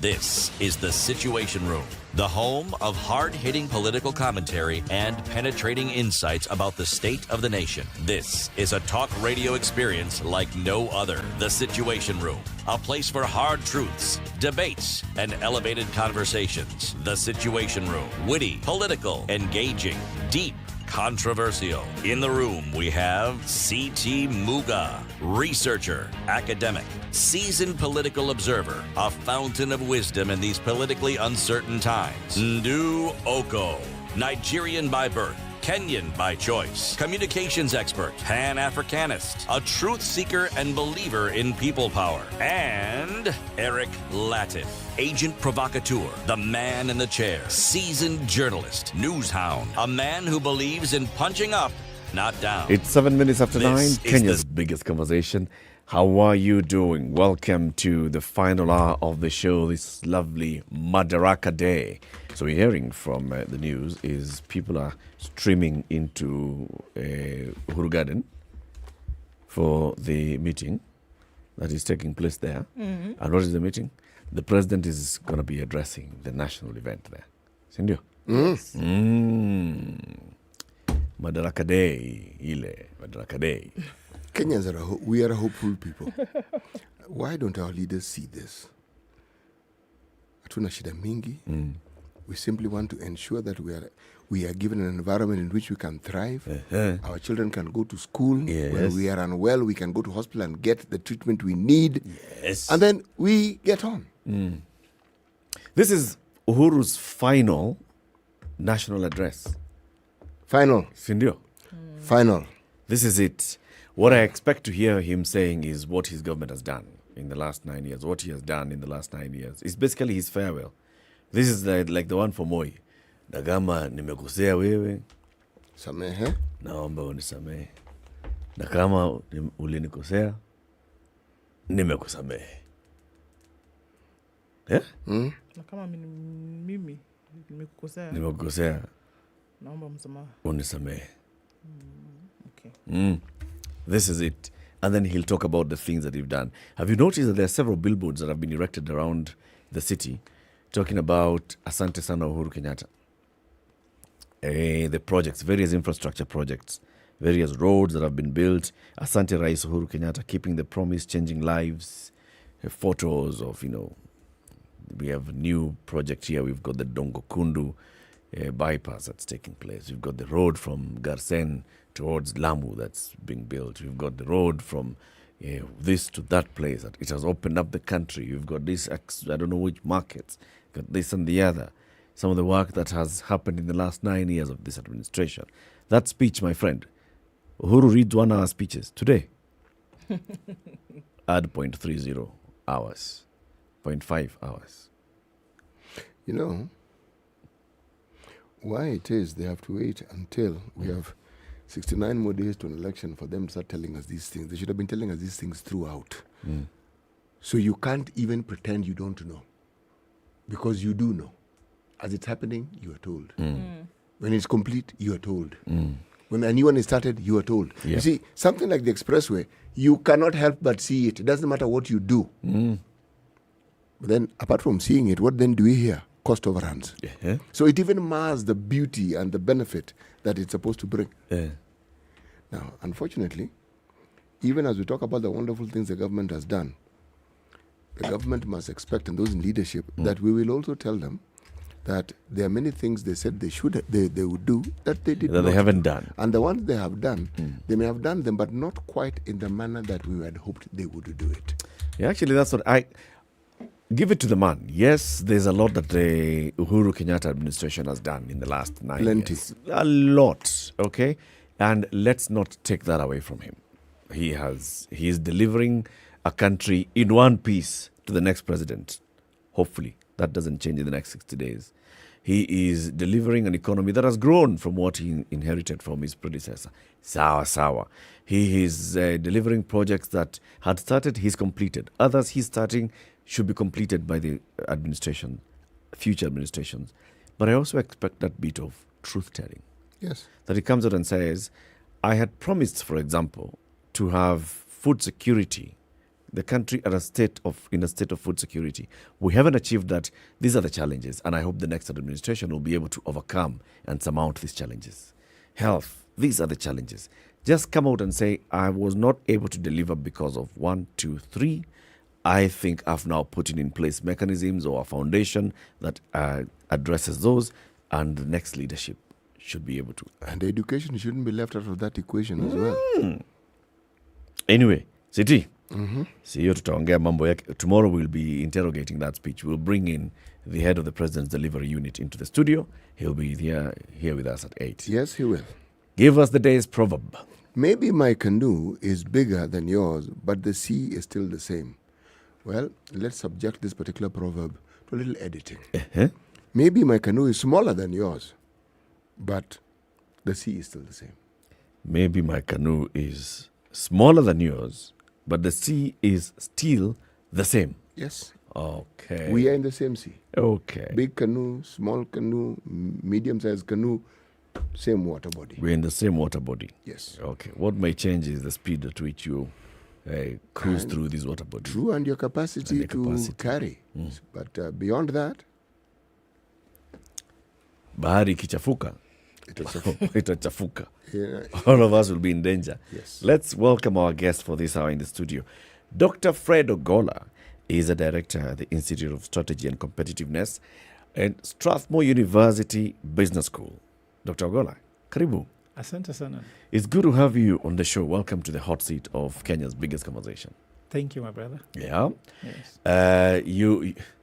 How is Strathmore? Strathmore is doing very well. Yeah. Of course, Strathmore is that one small university in terms of, let's say, land coverage, but has the highest big impact if you compare to education. Because if you compare it with JKWAT, you compare with University of Nairobi, we don't have as much assets as they do, but our return on assets is very high, which means we are doing very well. Okay. Strathmore has gotten to that point where people who have been to Strathmore, what Strathmore? Yes. It's like, I went to Alliance. My friend, there are institutions that when people go, in fact, the conversations begin with them going to those institutions and you never hear the end of it. You're talking of Alliance. There are people who went to a school called Maseno. You never hear the end of it. How about St. Mary's Yala? You never hear the end of it. And what about Actually, Mango? I'm alumni of St. Mary's Yala. You see? So there you go. This conversation can end now, actually. And your current CS for Education, Magoha, was also in St. Mary's Yala. There we go. That's before we bring in Mango. But yes. And they're not telling you about the things they have done. Mango people don't brag. Oh, don't they just? No. I don't think there is any institution which do not have bragging rights in this country. Even the smallest primary school you went to, and because you came from there, it still has some bragging rights. Yes, that's true. It does. That's true. It does. Daktari, you teach strategy. Yes. At Strathmore. Yes. What is strategy? I think it's very important before we even going to the reason why you are here today to just understand that the meaning of that term, strategy. This is a very important question because every time I teach strategy, there's always a misconception and misunderstanding between what is a vision, what's a mission, what's a goal, what's an objective, what's a strategy, what's a tactic. So, by the way, I've trained more than 1 million executives at Strathmore, maybe including the MD of Standard Media Group was my student at some point. And this discussion becomes really important when it comes to distinguishing. For example, when you ask somebody, what is your strategy? They give you their vision. That's not a strategy. But to make it easier, strategy answers the question how. That's it. So, for example, you can say SpiceFM wants to grow their viewership. That is like an aspiration, could be a vision, could be an objective. But the question is how. So I want to go to Mombasa. How? I want to win an election. How? I want to grow my revenue. How? I want to succeed in life. How? So if we don't waste a lot of time of what books say, strategy answers the question how. It's the simple So any how. strategic document or strategic plan that cannot answer the question how, it is as useless as it cannot answer that question. So then, before you get to strategy, you must start with the why and what. Yes. Okay, so what are those called? Vision, mission? For example, the vision is the what. The why is the mission, the purpose. So once you know the why, which is your purpose for existence, which normally rarely change really. Like when this world to be happy. I don't think that will change. Whether you go to Mombasa, whether you go to Limuru, whether you go to USA, you need to be happy. So that is a mission. It doesn't change. Fundamental option in life is to be happy. Now, what is, you'll be happy doing what? I'm happy being a professor because see, professors, the advantage we have is that when you teach in class, you look at the eyes of your students and you can see they have got it. And you go home happy that day. I've passed the point. But you see, for you, maybe even for you as a journalist, sometimes you can pass a message and communicate to the population. Maybe you are happy because instantly today, my brother, you are making impact in life by making somebody's life better by that instant communication. If I'm an MD like you as now, he has to set 10-year plan, and maybe later it may come or not, but he has to wait for a year to do annual reports. So what is the mission, the vision? Why is the mission? How is the strategy? Why is it important? Why is it important to have your ducks in a row, per se, when you're thinking about going into something and saying, is it absolutely important for us to have these things in place? I may know the answer, but I think it's important for us to hear why is it important to have all of these things strategically thought out, strategically planned out, and then strategically implemented. Why is that important to have that? Because this is what is important about alignment. If you use the word alignment, you may find that your vision, where you want to be, is not aligned to why you want to do it. I want to go to New York because that is a vision. But will you be happy in New York? So the why is not aligned to the what. And how will you get there? If you go by sea, okay, most likely it will take too long, and it can contribute to your unhappiness. So the alignment between vision, mission, and objective, which is now a measurable milestone. How will you know you are happy? Or how do you know you are getting there? That's now objective. It must be a measurable milestone. And if it's not measurable, how will we know? For example, you are talking about how the president has performed. There's Vision 2030. Why do we want Vision 2030? We want Vision 2030 in Kenya so that people can live a decent life of dignity. That's the why. But now, how will we know we are there? That's now the objective. So they are measurable. For example, how much water do we need? Doctor to patient ratio, hospital beds to patient ratio. We talk about education being important, transition from primary to secondary school. So this becomes now objectives to measure, and thus we talk about now the Vision 2030 having pillars now to help us measure how Vision 20 will actually come to pass. I don't know if I answer your question. Yeah, more or less. No, you need to be a bit more positive. More or less is yes vague. or no? Well, I think we're going to get into it a little bit. You at the back, can you ask a question? I think we're going to get into it a little bit deeper because, I mean, if we're talking about, strategies for success, it can be applied across board, whether you're talking about education, whether we're talking about what now we're in the throes of in terms of election season and then picking a leader. Yeah. When you say, does this individual have strategy? And that's where I was going with that why is it important to have a strategy that is implementable? And why is it important for you who is voting, for example, who is electing this person, to also think in that manner? That if this person is not thinking along the lines of what you've just intimated, then perhaps it's not the right choice. In fact, what you say is quite interesting because every time I go somewhere, I actually spend time talking to the security guard because let me tell you, my brother or sister, these people have a lot of information. That's interesting. Or if you like data. I saw you yes, we were talking to him. Here. Yeah. And he was asking me, Professor, where do you think this election is going? And I told him my concern is this. If you look at the election going on, we are discussing about the personalities of these people rather than their policies. So-and-so can't do this. So-and-so can do that. And I told him, me and you, the most we know about Raila is what we hear in the media. I don't know him personally. Ruto, neither do we know about them personally. Why should the whole nation spend time analyzing their personalities?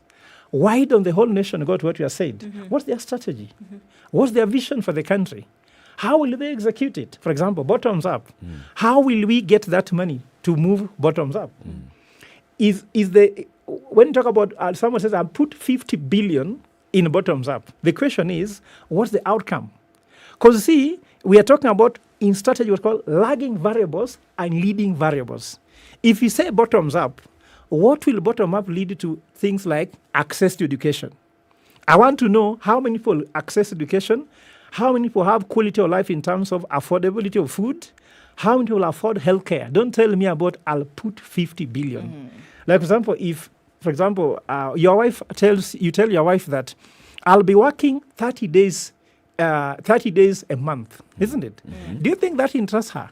But if you tell her, if I go to work 30 days a month, you are going to live in Karen. I think that's more interesting than telling me simply, I'll be working 30 days a month. I mean, she can see the results. And I agree with you. Let us remove the noise. There's what you call noise and signal in strategy. Noise is, so-and-so is a thief. So-and-so stole. So-and-so has suffered. That is noise at the moment. Now, after that you have gone to prison and suffered like Raila has suffered, what do we expect in terms of economic policies, in terms of economic transformation that you're going to bring to the country after you have been able to bring bottoms up? How will we see people's quality of life in terms of goods of life, like talk about education, health, food, name it? That's for me is now KPI, key performance indicators to the strategy, which is set using the objectives. You've authored a book. Yes. 10 Lessons from 1,000 Strategic Plans. Yes. Tell us about this book. First of all, this book has something to be very happy about. First of all, before you understand this book, you have to understand a little bit of my background. I'm a son of a catechist. We were born 11 people, 11 children in the family. My mother was a nursery school teacher. My father earned 1,500 shillings a month. We live in Kibera, in Olympic, in Katwekera. Now, the first strategy here is, how did this young man, this boy here, so any ordinary Kenyan young man listening to me, that you can be what I am today, because be a professor how did you at move the from leading business there school in Kenya to be here within less than 45 years with that kind of poor social network, economic disadvantage, and get here? To get there, we go to the question you ask me, how? Strategy. It is strategy, and of course, strategy also has to have some good luck and bad luck. That's why even when you criticize the president, he had an objective. He had got a strategy. But there also element of good and bad luck. Did he anticipate the COVID-19 situation? That's bad luck. Ukraine issues, bad luck. But we don't want to develop in excuses. I came from that very poor background and made it as the sixth born of the family. And that needed what? Strategy. So the first strategy in this book is personal strategy. So this book guides you on personal strategy. My first success was... Are you telling us that you had a strategy from a very early age? Or were you just living? I mean, you're a young boy there in was. Katwekera. You want to tell me there was a strategy? No, but think of this for a moment. He broke it down nicely. The good professor, this man is an educator. Most people who actually teach in universities are actually untrained teachers. This one clearly is trained. This one is a trained teacher. Yes, because when you break it down to how, it's a question you ask from a very early age. You may not know it is called a strategy. But there's something that you answer. Yes, question. Yes. And let me tell you something about myself. When we used to live in Olympic with my dad, all my siblings were sent home in rural because my father could not afford to keep them. So there's a day, whenever my father could take me to go and watch a match between Gor Mahia and the AFC Leopard, I was still very young, like 6, 7, thereabout.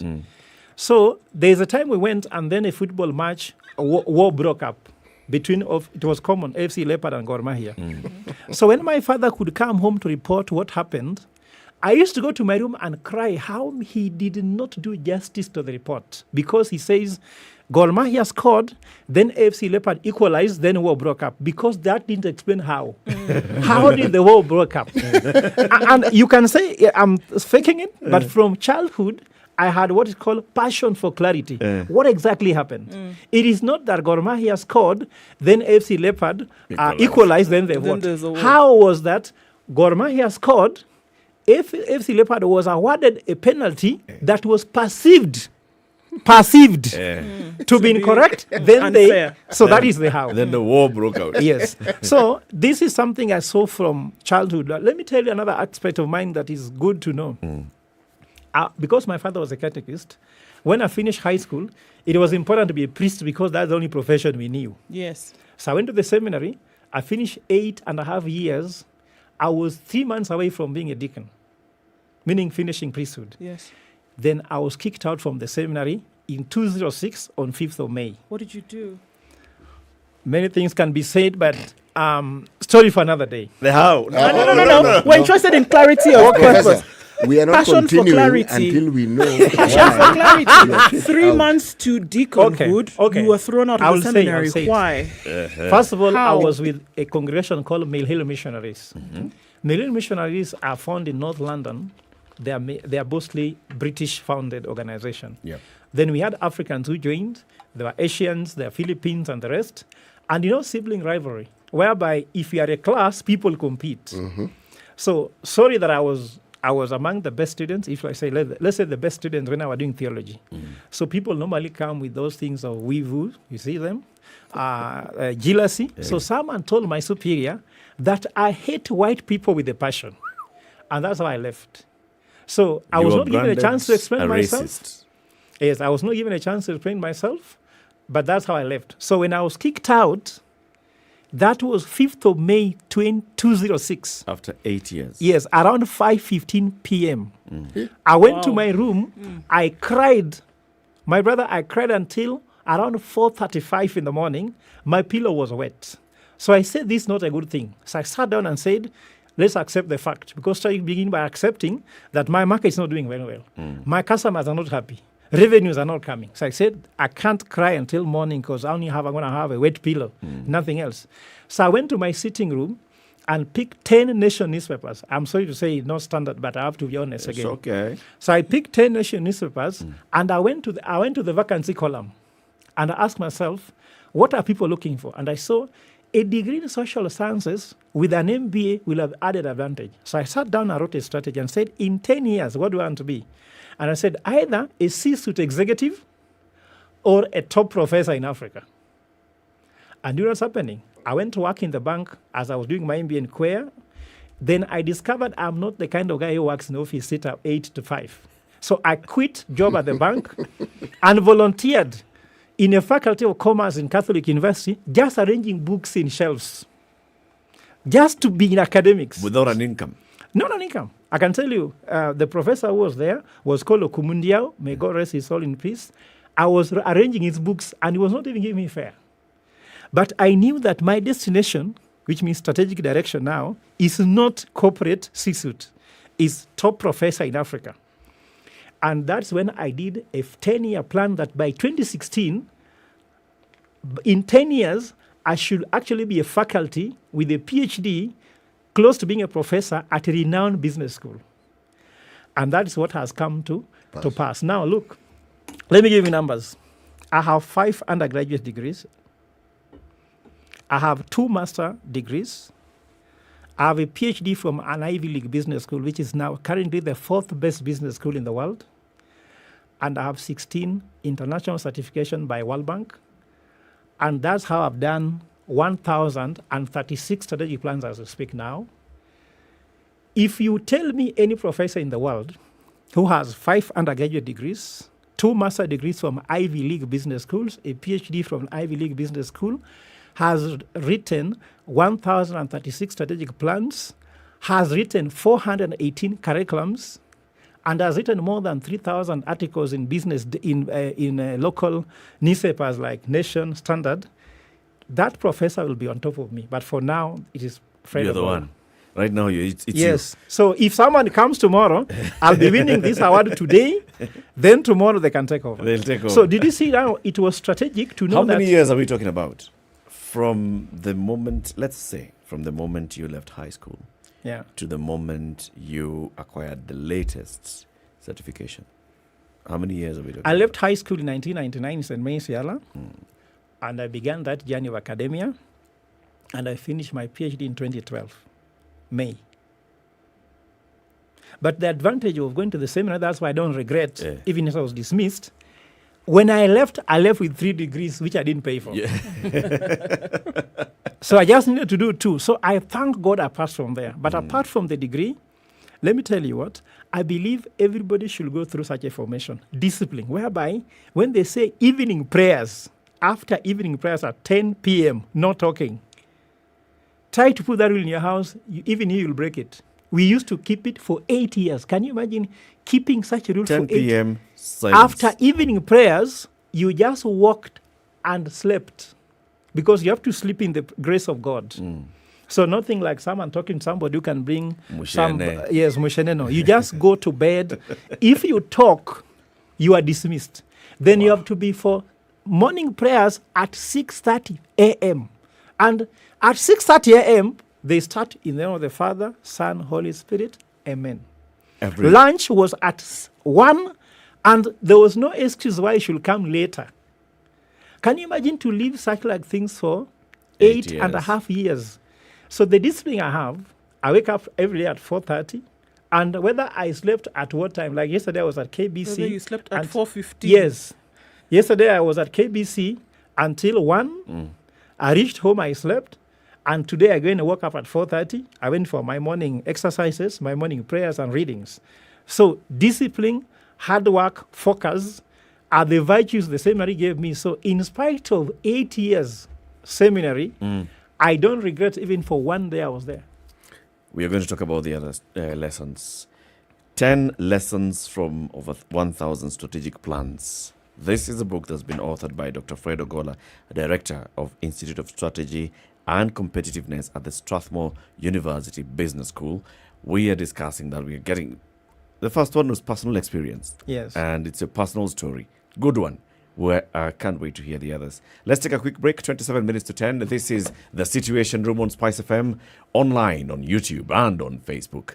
We want to remind you about the Kenya Revenue Authority. Please tell Professor about KRA. He has taught people the Commission of KRA, but tell him. Should KRA send you an email indicating that you owe them money, and they also in that email indicate that there are properties you own for which you have not paid the requisite taxes, and you disagree with them thoroughly, your initial knee-jerk reaction may be to go to court. They're saying, no, don't go there. It's a dispute. We have a way of resolving it. Yes. There's a dispute mechanism that we advise and ask you to pursue. Maximum time it will take is 90 days. But within that time, you'll have presented your case, we'll have presented ours, and the mediator, the arbitrator, will listen, and we will hopefully arrive at an amicable solution. We will then understand your position and you will understand our position, because we'll have both presented whatever position that we are in. So KRA is saying we are the institution you can talk to. Not talk at, talk to. And we are a listening institution. So if you have an issue, don't rush. Come and talk to us and let us see how we can comfortably resolve the matter. Tujadiliane, tuelewane. Yes. Let's take a look at the traffic.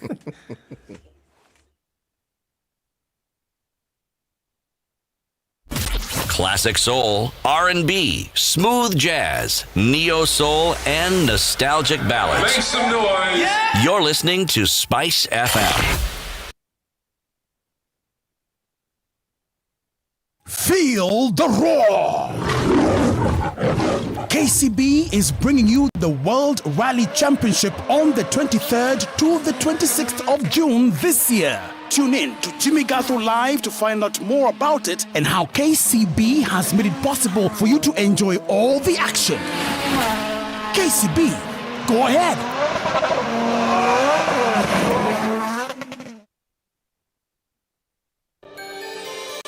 Are you looking for employment and are tired of sending job applications without any response? Gone with no response? Tarmacking is now a thing of the past thanks to Skiza. Dial star 811 star 1 star 21 hash and subscribe to a ringback tune that reflects your qualifications only for 1.5 bob a day. And your callers will know your credentials and send you opportunities they come across. Set the tone with Skiza.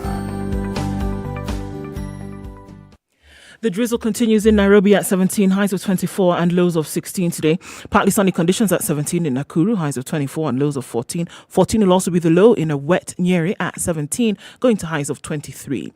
We'll see highs of 25 in Eldoret, where it's sunny at 16 and will come down to lows of 12. The rain continues in Mombasa at 27, highs of 29 and lows of 24. And at 28, that's what Malindi is, with rain as well, going to highs of 29 and lows of 25. It's sunny in Kisumu at 23. We'll see highs of 27 and lows of 18. And Kakamega is sunny at 24 with highs of 26. We'll see lows of 15. Heavy thunderstorms continue in Kampala at 21, highs of 26 and lows of 20 today, while the sun continues to shine in Dar es Salaam, highs of 30 and lows of 23. 7 degrees and sunny in Johannesburg, highs of 15 and lows of 4, while the sun now is out in Lagos after the rain, highs of 31 and lows of 25. Kinshasa is cloudy at 23, we'll see highs of 32. It's 35 degrees and sunny in Beijing. That'll be the high for today, going into early evening Wednesday, with lows of 16. Sunny conditions at 13 in Paris, highs of 22 and lows of 10, and it's 10 degrees in London, highs of 18 and lows of 9. 18 degrees and cloudy still Tuesday night. In New York, we'll see highs of 22 and lows of 18.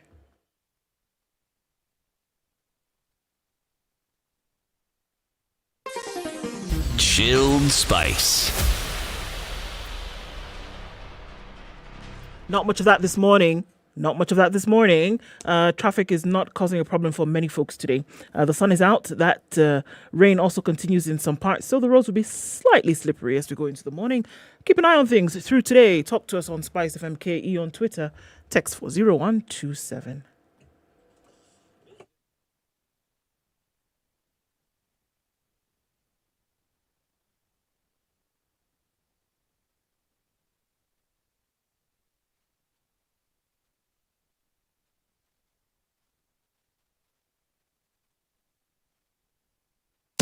Business News with Spice FM. I'm Dennis Aseto.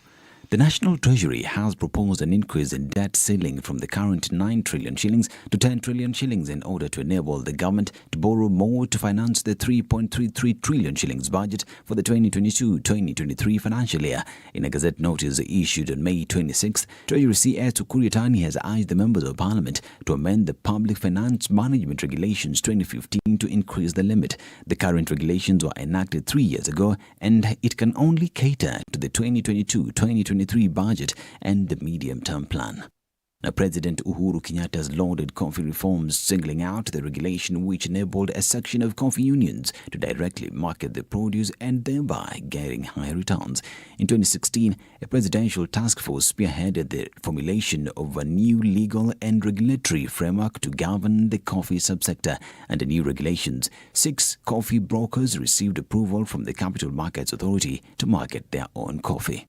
And Kenya's inflation accelerated to a new record of 7.1% in May as the cost of food and beverages continues to rise sharply, partly affected by the war in Ukraine, which has stoked energy and food prices.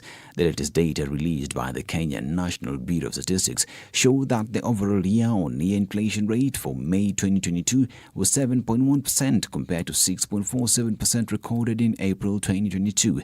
The month-to-month food and non-alcoholic beverages index increased by 1.3%, a lower rate, however, compared to the rise of 3.03% registered between March 2022 and April 2022. The rising number of the middle class, especially wealthy younger people seeking to invest in Europe, drove a United Kingdom property investment company, Baron & Cabot, to set up operations in Kenya in a bid to support investors to source the right properties abroad. The firm primarily is mature, intelligent talk every morning. Spice up yourself.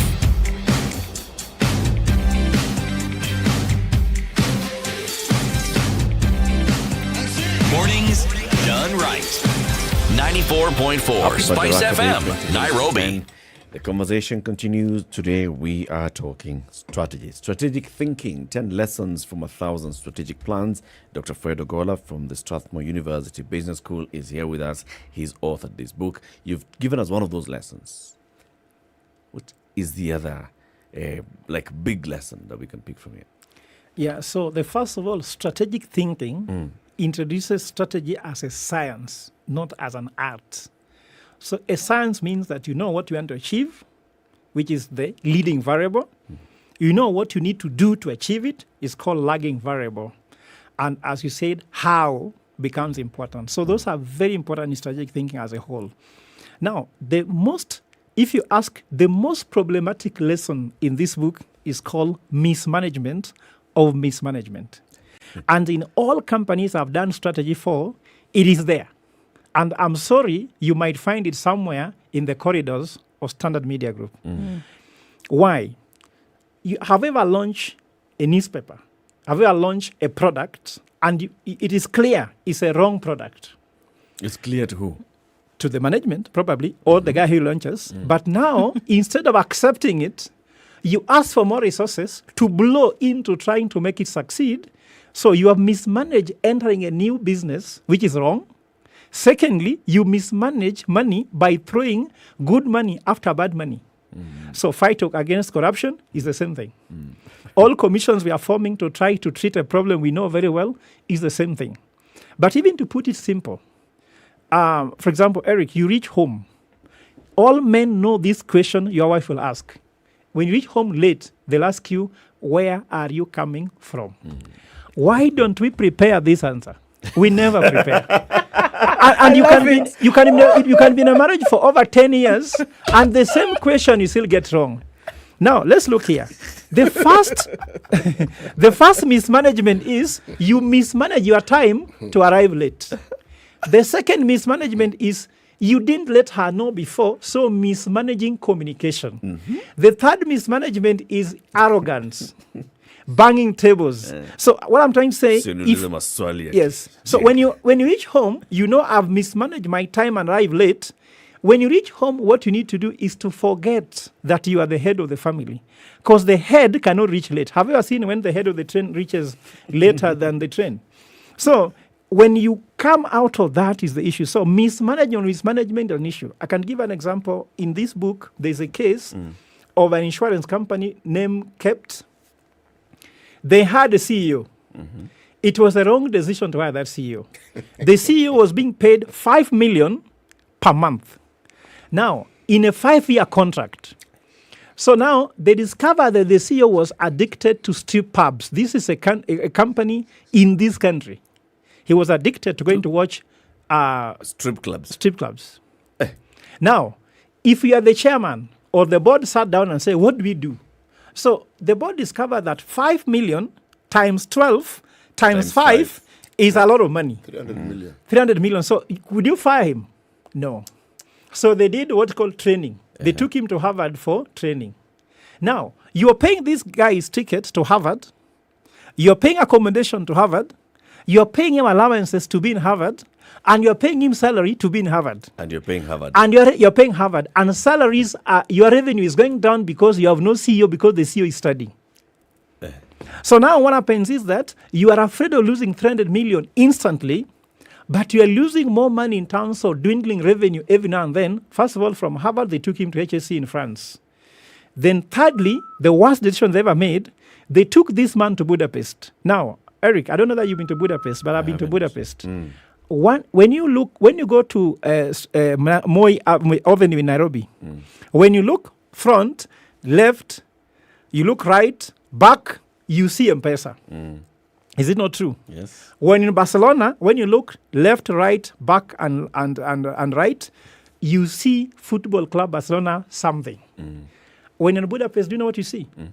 You see advertisement about street clubs and red line district shop and name it. So how does a board take a CEO to recover in Budapest? So that is mismanagement or mismanaged. Then eventually they fire the guy after spending more than 300 million trying to cure the issue, then again pay him for wrongful dismissal. So that's what I call mismanagement. Now, what's the solution in this book? It's called active knowledge forgetting. Why do people enter here? There's what they call escalated commitment. For example, let's say, I'm sure you guys are all married, but for those who are not, if you start dating a girl, you spend money out with her, you do trips with her, you fall in love with her, you buy her a car. You have escalated your commitment, right? You took her to your parents. Yes. So you discover she's the wrong chick at the end. Will you quit that relationship? No. You have bought a car. So you pray she will change. Then you marry her and you become unhappy for the rest of your life just because you are fearing to make a decision because you have escalated commitment. I call them mismanagement. For me, the best advice, forget about the car you bought. Forget the trips. Cut your losses. Move on. Professor, I love your examples, but I have to ask this. I have two questions. Yes. Okay? How was this man's addiction to strip clubs affecting his performance? Yes, because when you're in the strip club, MD normally have an office of how many square feet. You can tell, isn't it? Like if you go to National Bank, the MD can see you almost 400 meters as you walk in. That is the kind of space you can see, right? Now, if that office is yours, how small is a street club? Very small. So you are in a street club where lighting is not very good, I'm sure maybe. It's deliberately not good. Yes. So where are you signing checks? A client needs to meet you. A supplier needs to meet you. Approval is needed. Committees need to sit, you need to chair. Where are you? You are in a street club. Are you doing anything? So because of those things, processes don't help company to make money. You need to go meet an important client who actually holds 20% of your portfolio. You are not available. And no one can explain where you are. You see, where I'm going with your this, hands are tied up. No, yes, your hands are tied up. The problem wasn't the CEO; it was the board. I guess so. But that's why we talk about mismanagement. Those are the ones who are mismanaging. Yes. They were the problem. And then on to the second matter. You took the presumptive view that what you gave a second example can only happen if somebody is married or is not married. I am saying they're buying the car. Yes. Everything you mentioned. Yes. That's a strategy for acquiring a second wife. The commitment. Yes. Yeah. Yes. The problems which will come later, I have no quarrel with. It's the pursuit of happiness. The pursuit of happiness, which ends up in great unhappiness. Yes. So this one is a good example of a mismanagement of a mismanagement. Yes. Yeah. So I'm happy you agree. And this book is written in a simple language, like someone talking to you, like having a chat in a club.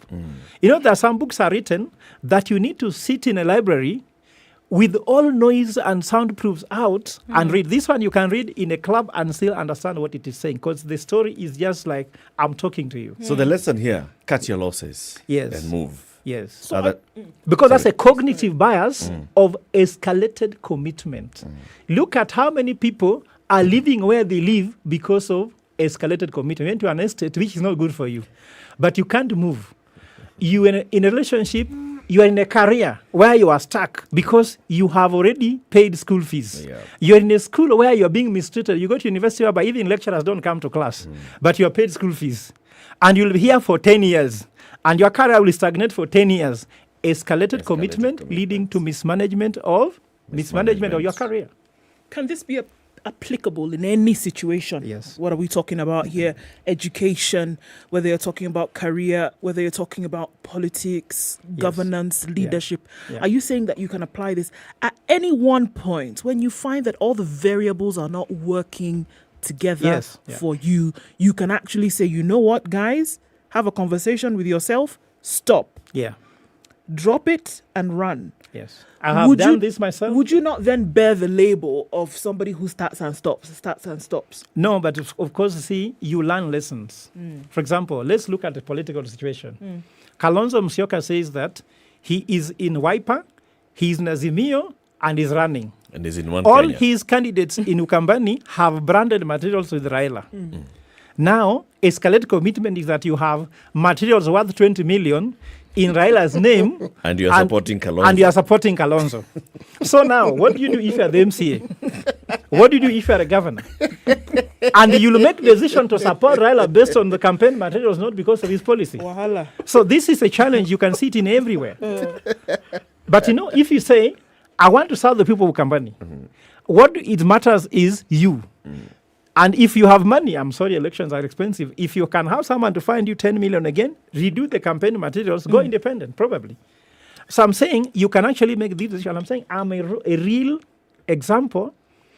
In the seminary, you have invested 8 years. Do you know what 8 years looks like? And you say, priesthood is gone. Let me focus. And I can tell you, my brother, I have guys went with the seminary. We were in the seminary for 8 years. When they were dismissed, some of them committed suicide. And some of them are still trying to get admitted in some other places to become priests, and they are still waiting to become priests. And for me, I've made a career. I'm saying moving on is a very important thing to know.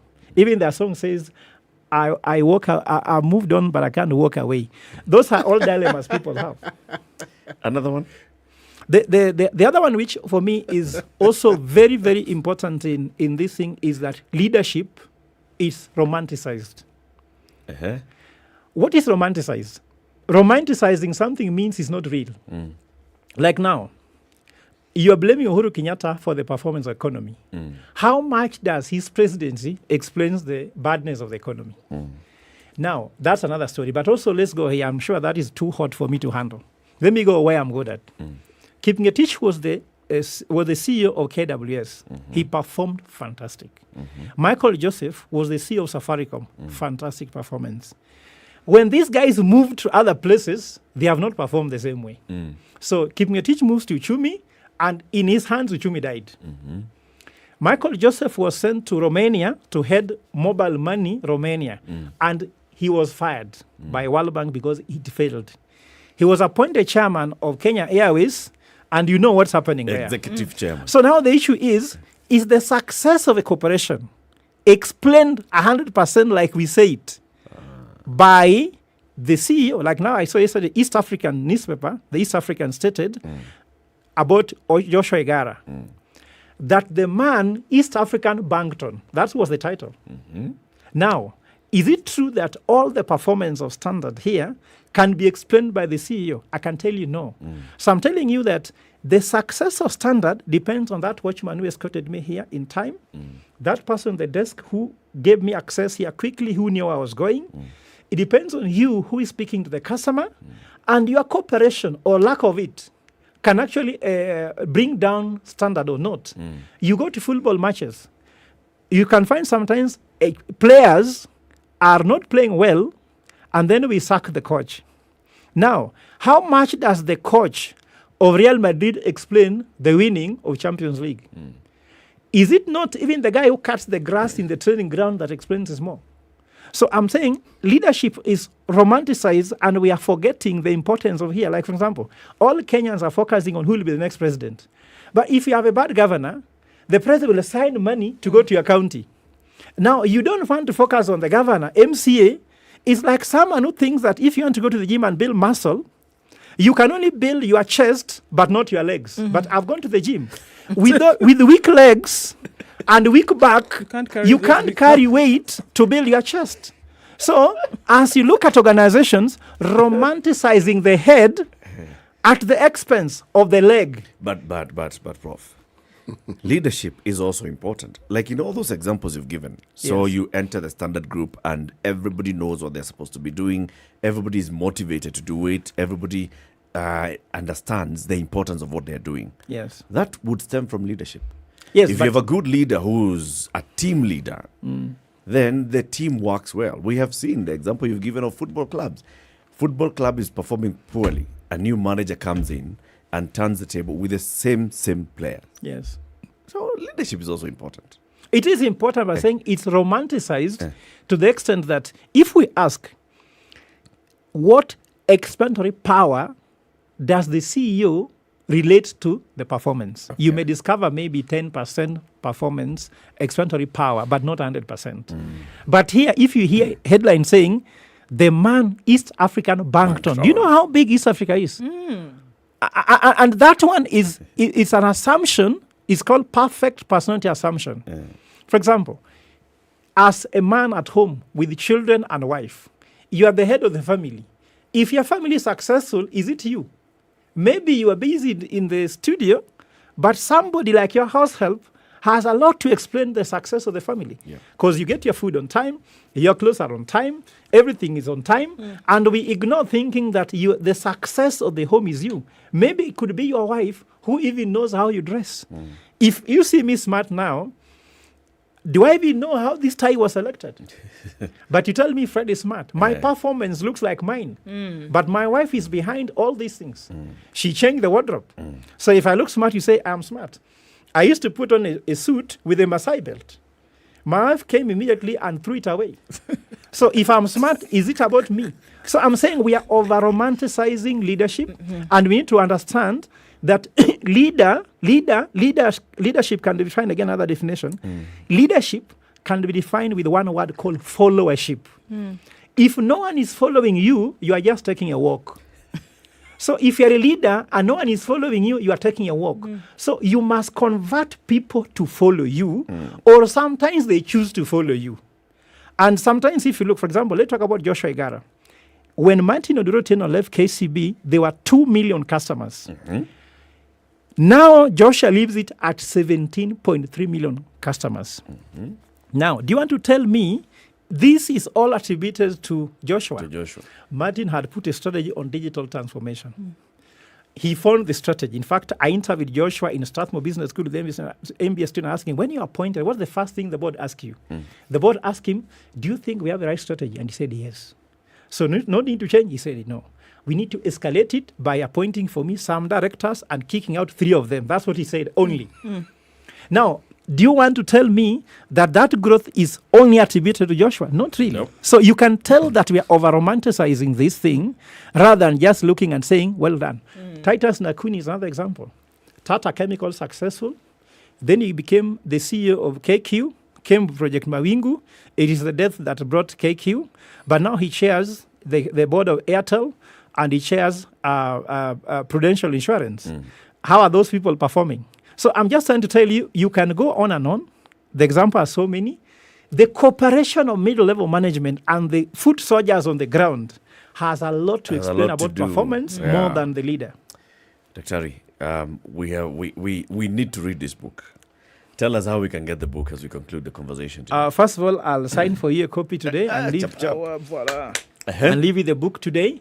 But the book is being launched tomorrow in Strathmore Business School, 7:30 to 10 is being launched by Mr. Muga Kibati, who is the CEO of Telcom. We did work with him some projects on Vision 2030, and this book also explains how Vision 2030 can be cascaded to make sense in real life.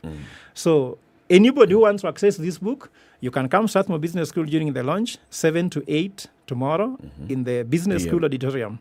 Secondly, if you go to my website... AM. Okay. If you go to my website, fredogola.co.ke, you can find all the information how you can buy it. Ogola with a single L. Single L, yes. Yes. fredogola.co.ke. Get the details of how you can access this book. Yes. It's called 10 Lessons from 1,000 Strategic Plans. Yes. Asante sana. I think this is an interesting one. We can't wait to read it. Thank you. Come again soon. We'll invite you. Yes. So we can keep talking about this, about, strategy and how to think strategically, especially. Yes. Yes. Thank you very much for tuning in to Kenya's biggest conversation today. We wish you a lovely Madaraka day. We'll be back tomorrow morning, 6 a.m. It's now 10 o'clock.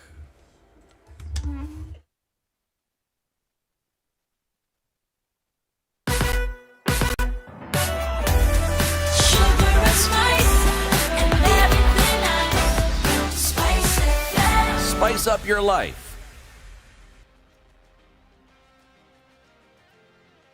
The latest news from around the world. 94.4 Spice FM. Dennis Aseto. The Madaraka Day celebrations are ongoing.